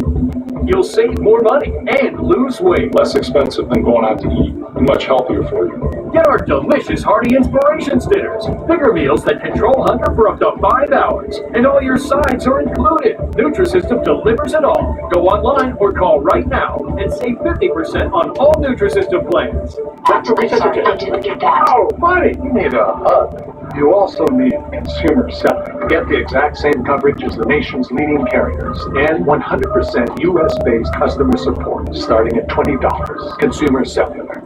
The Super Beta Prostate is the #1 selling brand for men's prostate and urinary health. You'll notice less urges to urinate, and you won't be getting up at night for so many bathroom trips. Super Beta Prostate. Find it at Walmart. The Piping scandal intensifies. Steve Scalise and James Comer detail the mishandling of classified documents. Plus, Joe Manchin weighs in on the national debt on Sunday Morning Futures with Maria Bartiromo.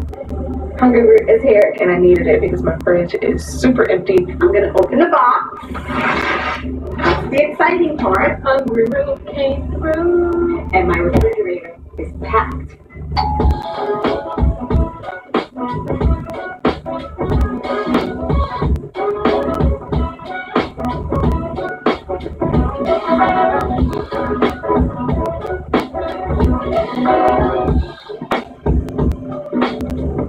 Did you know not all sleep aids are created equal? Try delicious Somnipure Melatonin Gummies from Force Factor. Somnipure Melatonin Gummies help you fall asleep faster, stay asleep longer, and wake up feeling refreshed. Rush to Walmart for Somnipure Gummies from Force Factor. Are you suffering from bloat and bulge? ProBioSlim from Force Factor can help. Probiotics improve digestion while EGCG burns fat. Thousands of men and women trust ProBioSlim to help them lose weight. Rush to Walmart for ProBioSlim, the #1 probiotic fat burner in America. I was hesitant about online dating for a long time. I just didn't think that was for me. If I could do it, anybody could do it. They won't be as lucky as me. Discover an unforgettable connection online. Go to silversingles.com and start today. This is Fubo TV.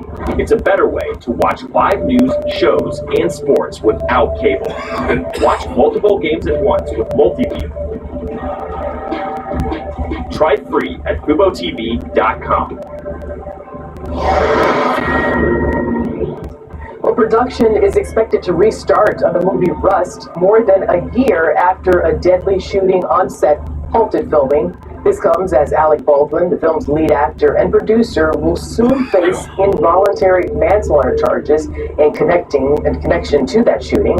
The film's weapons specialist will also be charged. Alexis McAdams is live in New York City with the details. Alexis. Hi, Rafael. Well, actor Alec Baldwin faces up to 6.5 years in prison if he's convicted, and the DA in this case says Baldwin won't be arrested, but will have to appear at least virtually before a judge. We know he is here in New York, Rafael. He was spotted in this video in New York City in Midtown Manhattan as he faces charges of involuntary manslaughter for the shooting death of cinematographer on the set of the movie Rust. The DA has cited criminal disregard for safety in this case. So the shooting happened back in October of 2021. That's the scene there in Santa Fe, Mexico, where Rust was being filmed. These pictures of Baldwin were taken right after the fatal shooting. You can see there's on the phone frantic, calling someone. Authorities say Baldwin was pointing a pistol at Hutchins when the gun went off.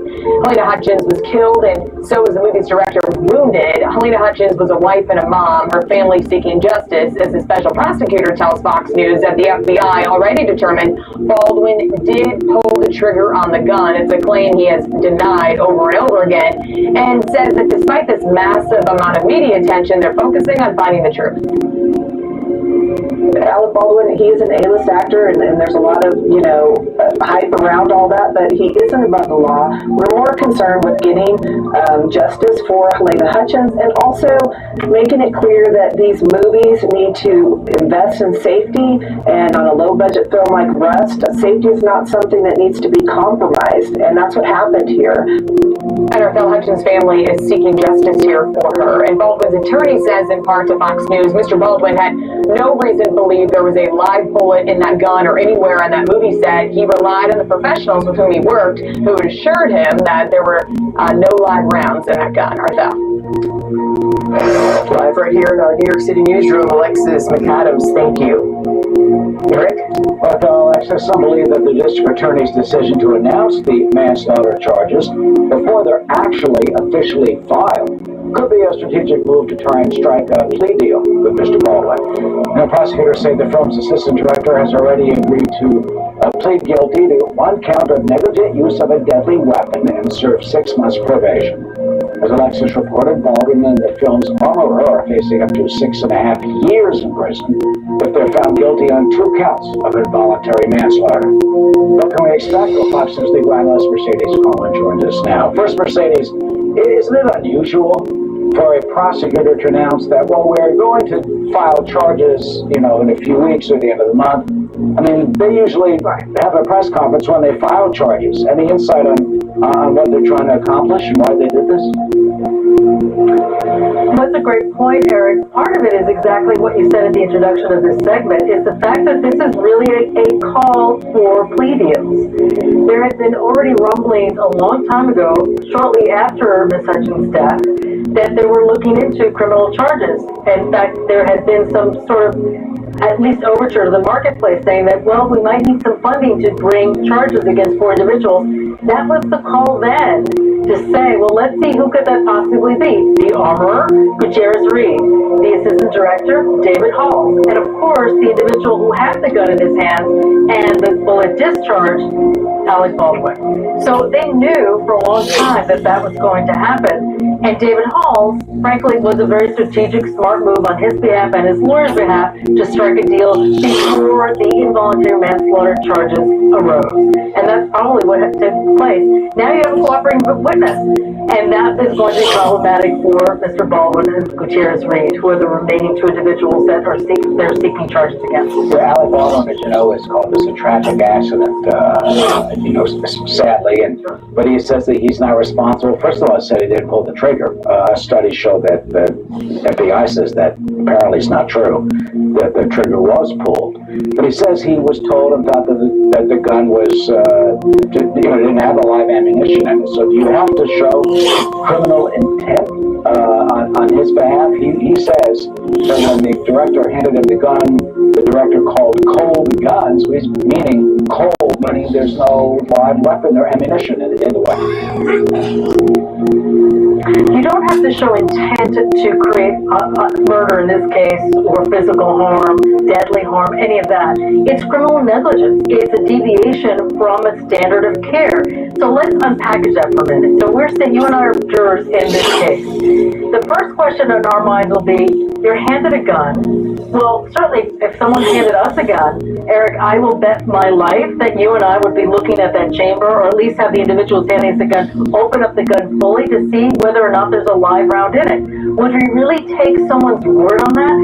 Especially when you're talking about the fact that if there is a live round in there, someone's going to die. So that's going to go through the juror's mind.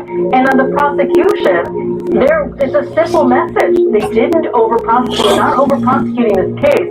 They're not charging them with intentional murder, premeditated murder, none of that. They're saying You deviated from the standard of care and someone died. It is a simple message. It's one that can be very relatable for a jury sitting there, and they're going to question, well, if you have two individuals, of course Alec Baldwin's lawyers are going to say, you had an armorer that said there was no live round, you had the assistant director that said there were no live round, and by the way, the assistant director said, I didn't handle this gun, I handled it criminally negligent, so I'm the fall guy in all of this. It's really going to be a hard case for that jury to say, I can't find responsibility for the two remaining individuals who are being charged. And how about and you mentioned the armor, a young woman whose father's in the business. I mean, isn't it her bottom line responsibility as the armorer to make sure there are no live rounds in the weapon? Yes, there is, but we already know, just days before Ms. Hutchins' death, that there were security issues on the set. There were individuals, it's been reported, there were individuals that walked off the set because they said security was lax and they felt unsafe and they walked off the set. So if all of these is happening, and there were also reports that Ms. Gutierrez-Reed was very young, didn't have a lot of experience, felt overworked, had a lot of guns apparently that she was trying to manage. All of those things are a recipe. You put it all together, and you know the prosecutor is going to do that. They're going to go step by step, show from the inception the problems on the set, the safety issues and the concerns, and lo and behold, someone dies. Go step by step. Ultimately, the jury is going to say, you should have known, Gutierrez-Reed and Mr. Baldwin, that there may be a security issue. Maybe that gun isn't safe and cold. And one other thing to point out, Eric, that you mentioned before, the fact that Alec Baldwin has gone on the airwaves said, I didn't pull the trigger, and there is a rebuttal by FBI experts that stepped forward and said, there is no conceivable way that bullet would have been discharged without someone pulling the trigger. That's very problematic if Mr. Baldwin takes a stand, because there will be this competing narrative, and frankly, it'll be up to the jury who they decide. It's best that he not even mention the fact that he didn't pull the trigger. Could have easily just said, I don't remember pulling the trigger, but it was very quick, and obviously I never intended for Ms. Hutchins to die. This is someone I cared for deeply. It is a tragedy, and also beyond unforgivable that apparently prosecutors said there were live rounds on a movie set at the time they were shooting. Just unfathomable. Mercedes, good. Thank you for your insight. We'll see how this case goes, and we'll have more news here on Fox News. We'll be right back. What's the #1 retinol brand used most by dermatologists? It's Neutrogena. Rapid wrinkle repair smooths the look of fine lines in 1 week, deep wrinkles in 4, so you can kiss wrinkles goodbye. Neutrogena. Hi, Susan. Honey. Yeah? I respect there, but that cough looks pretty bad. Try this Robitussin, hon. The real honey you love, plus the powerful cough relief you need. Mind if I root through your trash? Robitussin, the only brand with real honey and elderberry.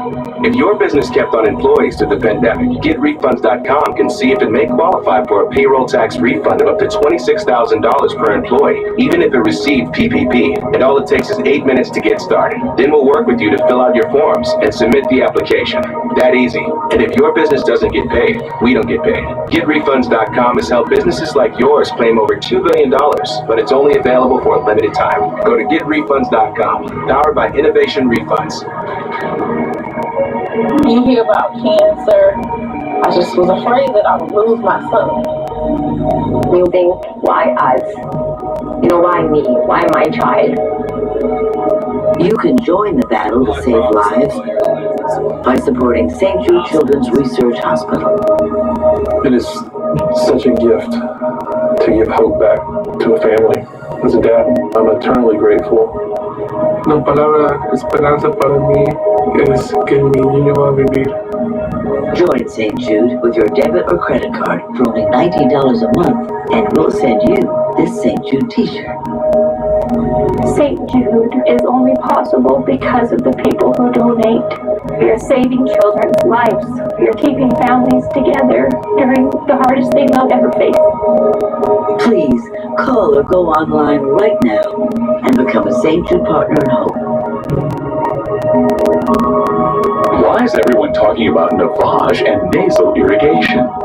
One suffers from chronic sinus infection. You need to clean that crap out of your nose. Navage is simple. Your nose is the body's air filter, but it's not perfect. Navage is a drug-free way to help flush out allergens, mucus, and germs using powered suction. Join nearly 3 million Navage users so you can breathe better, sleep deeper, snore less, and stay healthier. I love this thing. It's nice to breathe.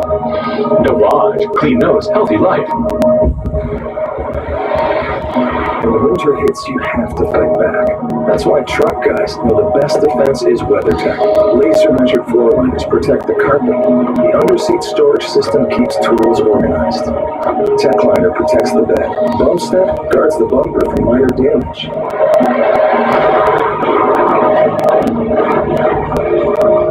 While Cup Phone secures your phone. Don't let winter win. Go to WeatherTech.com and order today.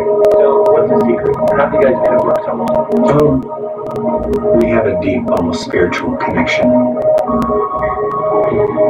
I'm his plumber. It's like he knew my water heater needed a tune-up before I even asked. Like he's reading my mind. That's not my ingredient. That's just automating email reminders through constant contact that I send out to all my clients. Hey, how many clients do you have? Why are 93% of Sleep Number sleepers very satisfied with their bed? Maybe it's because you can adjust your comfort and firmness on either side, your Sleep Number setting, to help relieve pressure points and keep you both comfortable all night. Save $1,000 on the Sleep Number 360 Special Edition Swap Bed Queen, now only $19.99, only for a limited time. Some things leave you guessing. MailChimp takes the guesswork out of email marketing by analyzing data from billions of emails to offer suggestions for how to improve engagement and revenue. Guess less and sell more with Intuit MailChimp. When you can't watch, listen. Get the latest news, business, and news headlines on SiriusXM. Anytime, anywhere. Fox News Audio on SiriusXM. America is listening. The Justice Department is reportedly investigating the company at the center of the lingering baby formula shortages across the country. The Wall Street Journal was the first to report the probe of Abbott Laboratories. FDA inspectors say they found bacteria at the company's facility in Sturgis, Michigan a year ago. That, if you recall, triggered a major recall and forced the factory to shut down.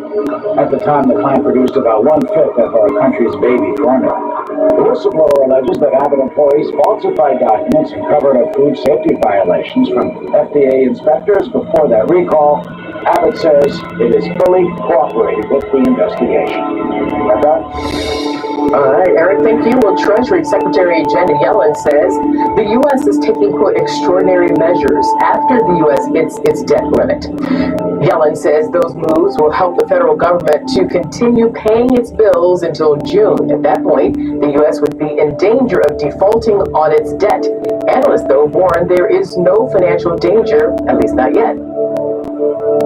We're not in a broader fiscal crisis, but the problem is the more you run up your debt, the higher the risk that you could get into one. And we are, look, a strong, powerful country we're the greatest economy in the world, and so we can bear a lot of debt. But the bigger they are, the harder they fall. And so when that crisis does come, it becomes, it could be a global financial disaster.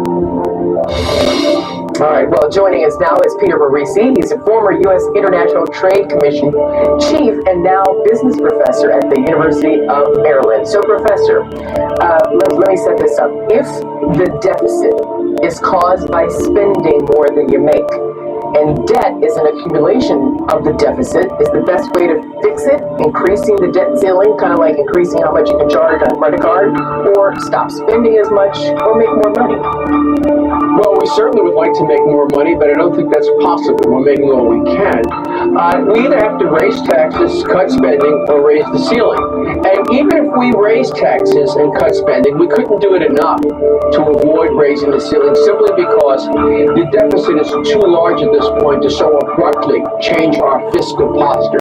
If we did that, the economy would tank because there simply wouldn't be enough spending. The other thing to remember is that we print the world's money. We're the reserve currency.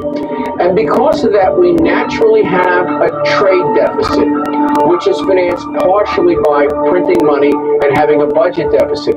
The real question here is a matter of proportion. Are we borrowing too much? Yes. Can we not borrow at all? No.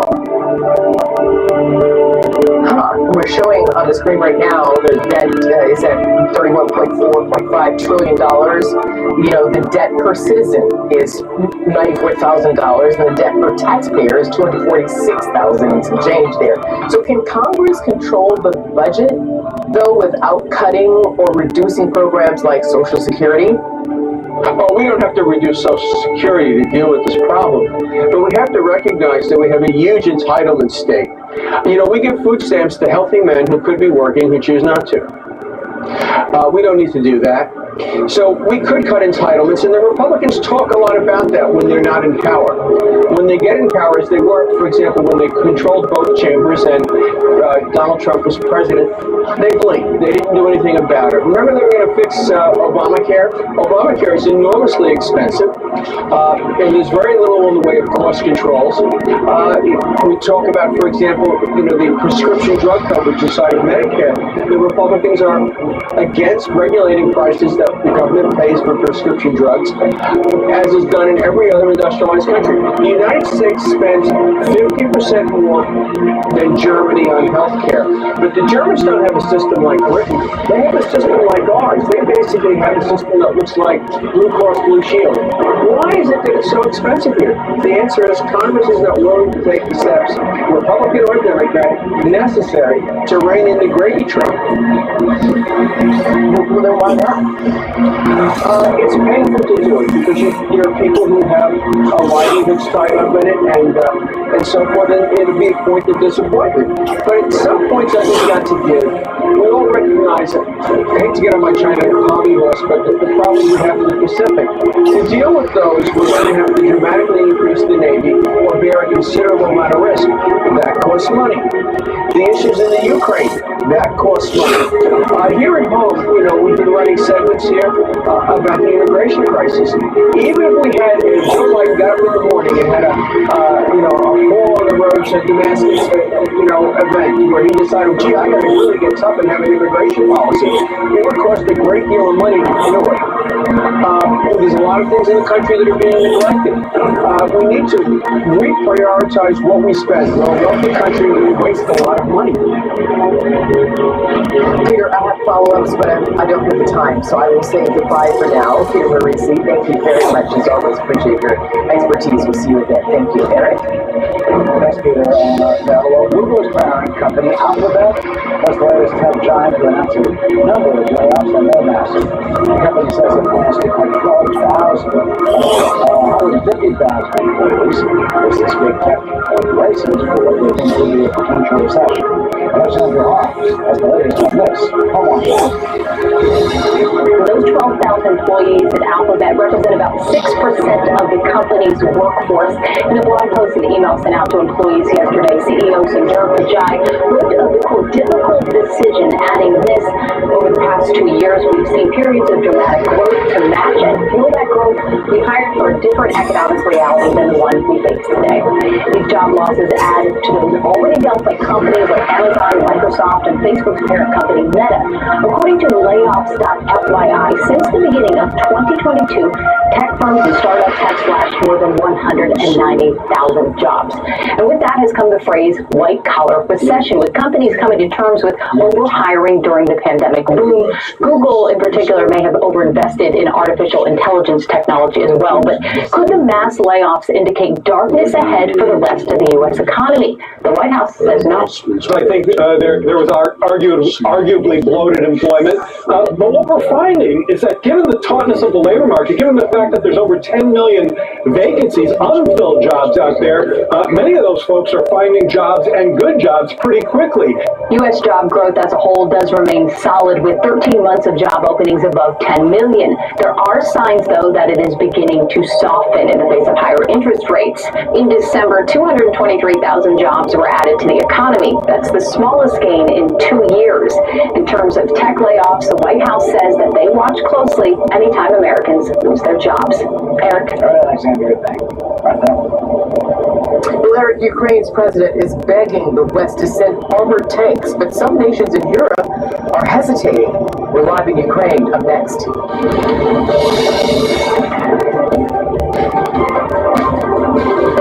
Well, the stuff is bubbling in the pot. Just wait till they taste what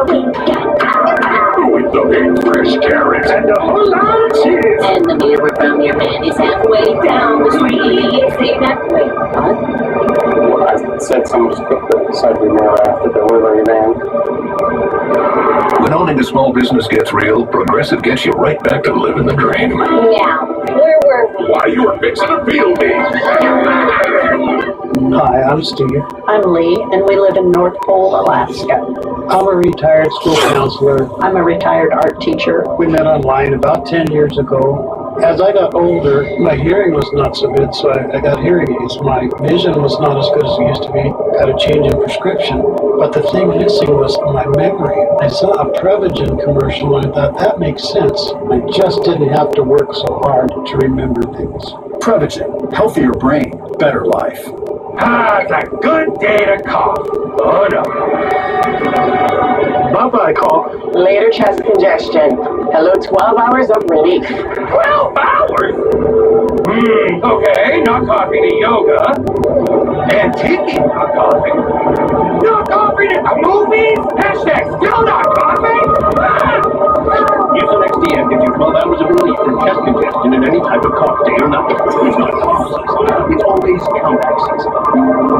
I say to you, love your enemies and pray for those who persecute you. Feel any different? I don't need you to feel anything to do great things.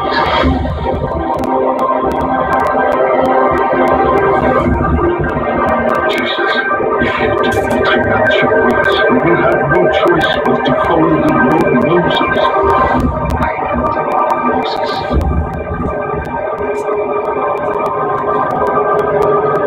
Want to pay only $40 per month to watch Fox News and more? Over 1 million people already do with Sling TV. Get the best in breaking news and analysis. With Sling, there's no installation required and no long-term contracts. Keep Fox News and your other favorites and save hundreds. Try us today at sling.com/Fox News.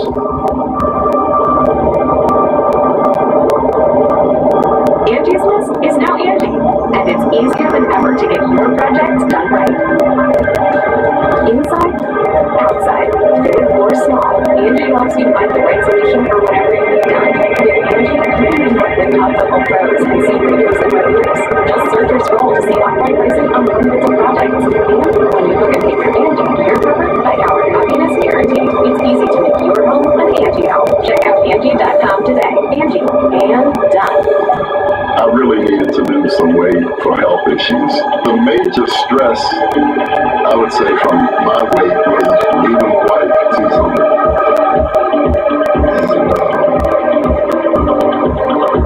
That's all right, because we are on the home plan now. We're ready to go. Right? Yeah. Take care of each other and get healthy with Nutrisystem's partner plan. Call or go online to get 50% off, plus an extra $50 off. For muscle cramps and spasms, TheraWorks Relief works fast. So get back at it. TheraWorks works. For fast muscle relief, TheraWorks works. Available in stores everywhere. After years of chasing the big Idaho potato truck, I finally caught it.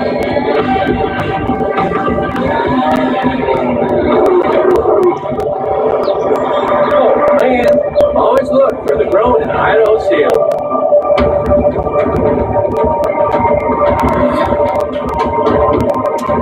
Ukrainian President Volodymyr Zelensky pleading for more tanks from the world's top defense officials yesterday. The U.S. has not promised any tanks, saying it would be too expensive to transport and maintain. But the Defense Department has instead pledged to send hundreds of armored vehicles. Meantime, intense fighting continues. Alex Hogan is live in Kyiv, Ukraine, with the latest. Alex? Hi, Arkell. It has been a day of mourning here in Kyiv as the country remembers Ukraine's interior minister and the 13 others who died in a tragic helicopter crash earlier this week. Take a look at some of these solemn images from in the funeral service earlier today. The grieving family members, widows, parents, and children gathering for this solemn service. Even Ukrainian President Volodymyr Zelensky there visibly crying during during this memorial. Now, outside of the cultural center in the capital, hundreds of residents gathered, lining up for hours, holding flowers to say goodbye. Meanwhile, in Ukraine's Donetsk region, Russia is celebrating new victories for the second day in a row by claiming to have gained new ground. These are small villages in the east, although they do surround Bakhmut, which has been a hot zone, the center of some of the most intense fighting that we have seen in recent months. Soldiers there in Bakhmut say that it's the tanks that would make the greatest difference in holding on to more territory and pushing Russian forces back out of this land. However, little headway has been made on that front. NATO's Ukraine Defense Contact Group in Germany met yesterday, but Berlin has not signed off on sending Leopard 2 tanks to Ukraine, and neither has the U.S. in sending Abrams. The U.S. did, however, unveil its massive package of more than $2.5 billion in security aid to Ukraine. This is the second largest package, just after the largest package, which was $3 billion, announced just a few weeks ago. Altogether, since the start of the war, the U.S. has given Ukraine more than $26 billion. Marcel. Yeah, and Alex, meanwhile, the images of the grief-stricken loved ones emphasizes the human toll in this horrible war. Alex Herman, live in Kyiv. Thank you. Eric? That continues. The new concerns are at all about the safety of the nation's busiest airport. After a recent string of incidents, including one man who police say tried to enter the cockpit of the plane and wanted to keep the blasting passengers with a fire extinguisher. We'll have a live report from the lab with facts here on Fox News Live. I'd like to thank our sponsor, Liberty Mutual. They customize your car insurance so you only pay for what you need. Contestants ready? Go! Only pay for what you need. Next, on Behind the Scenes, that run with the champ was magic. The tender chicken, peppercorn ranch. I love my ribs. And I'll cherish that lunch forever. The Subway series, the greatest menu of all time.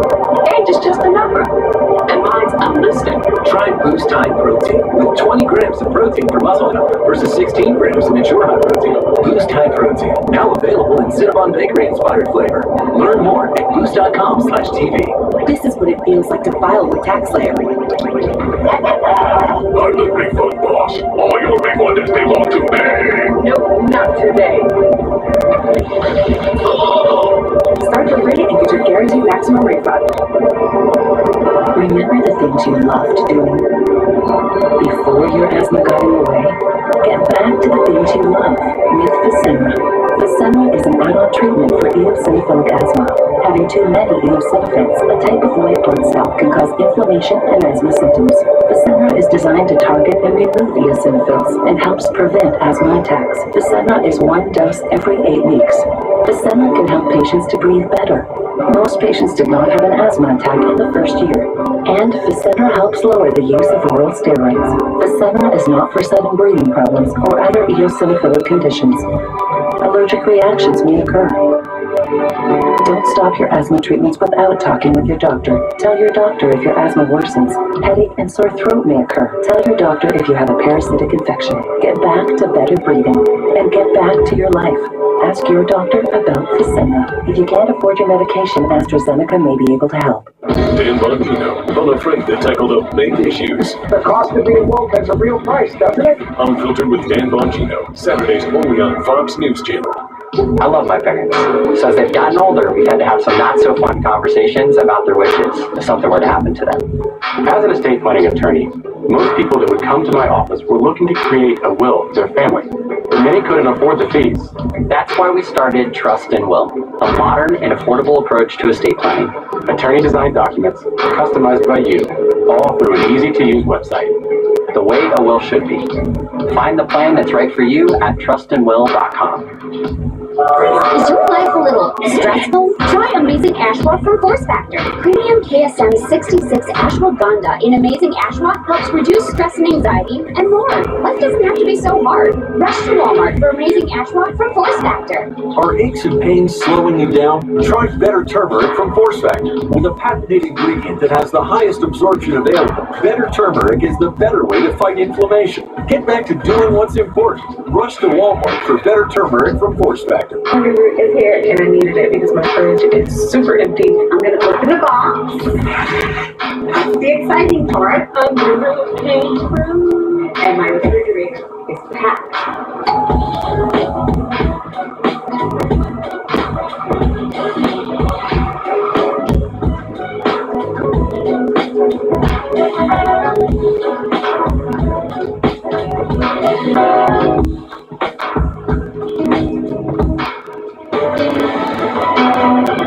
Well, airport security is now a major concern in Atlanta. That after several recent incidents. Happens to be the country's busiest airport now.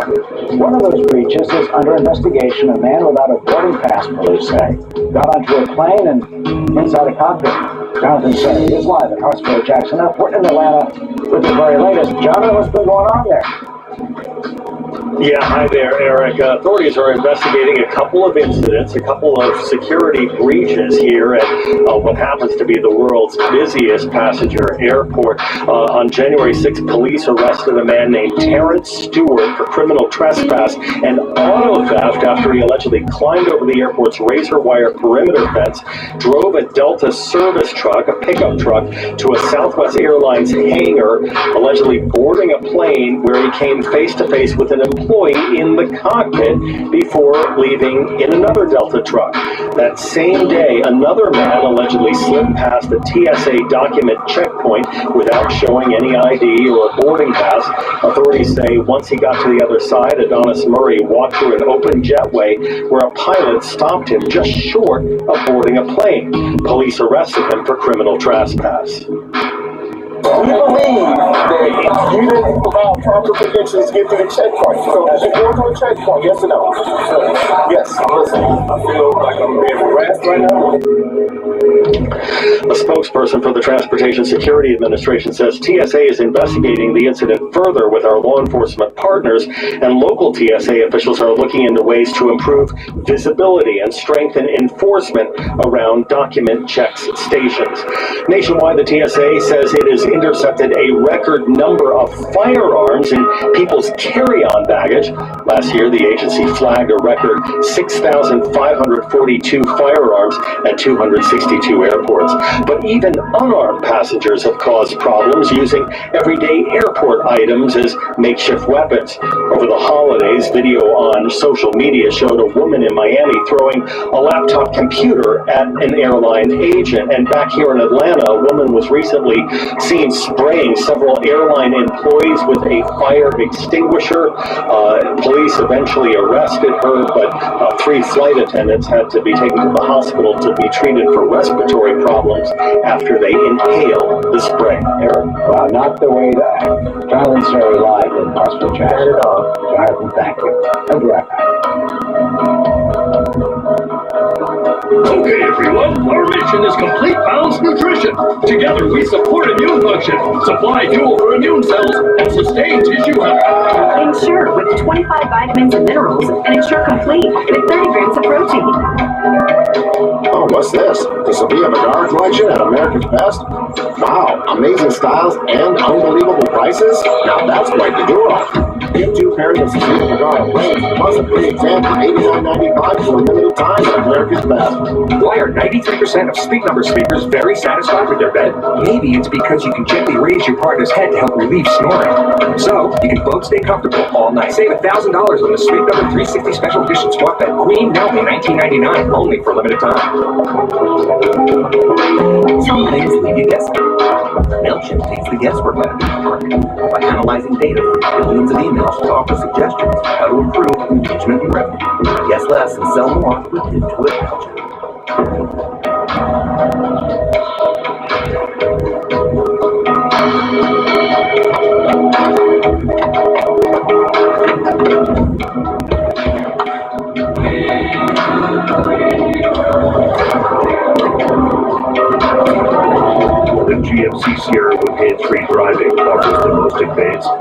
greatest pickup in its class. Yeah, it rocks. If your dreams on hold. Remember this? When I spoke to our advisor, and our Vanguard investments are on track. You got this, baby. So go do what you love. Thanks for being our superhero. Only at Vanguard, you're more than just an investor. You're an owner, giving you flexibility to follow your dreams. That's the value of ownership. In 3 seconds, 15 couples will share a perfect moment. Oh, wow! We gotta sell our houses. Well, Almost perfect. my place is too small, your place is too far. Selling them means repairs, listings, cleaning. What's the market even like? This could take like forever. Or, more like days. Skip the hassles and sell with confidence to Open Door. Done. Oh yes. Request a cash offer at opendoor.com.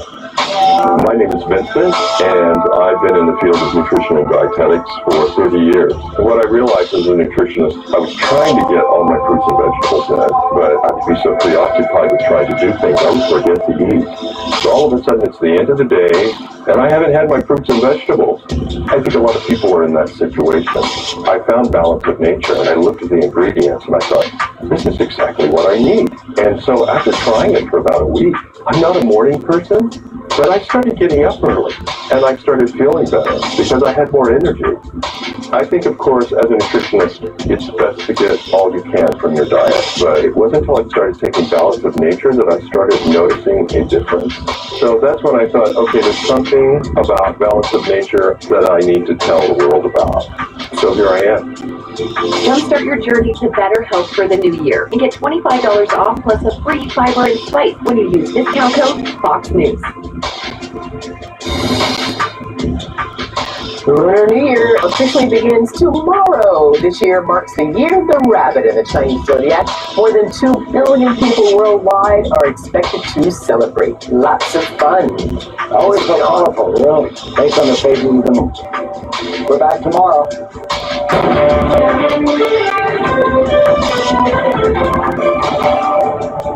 Hello, everyone. I'm Julie Gunderus along with Andy McCarthy, Katie Pavlich, and Joey Jones, and welcome to the Big Saturday Show.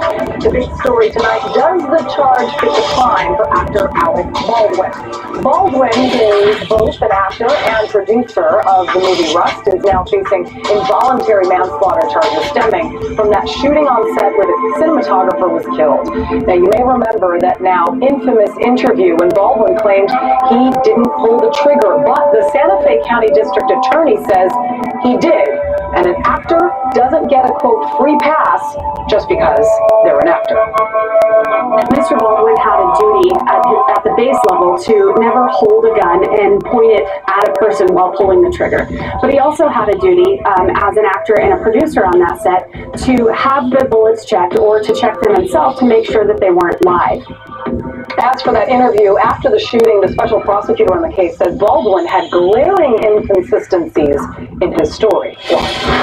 I'm not sure why he was giving a lot of statements, and I don't know why he made that comment. Obviously, it's very inconsistent with what the FBI report found, but it is a prior inconsistent statement because now he's coming out with lots of different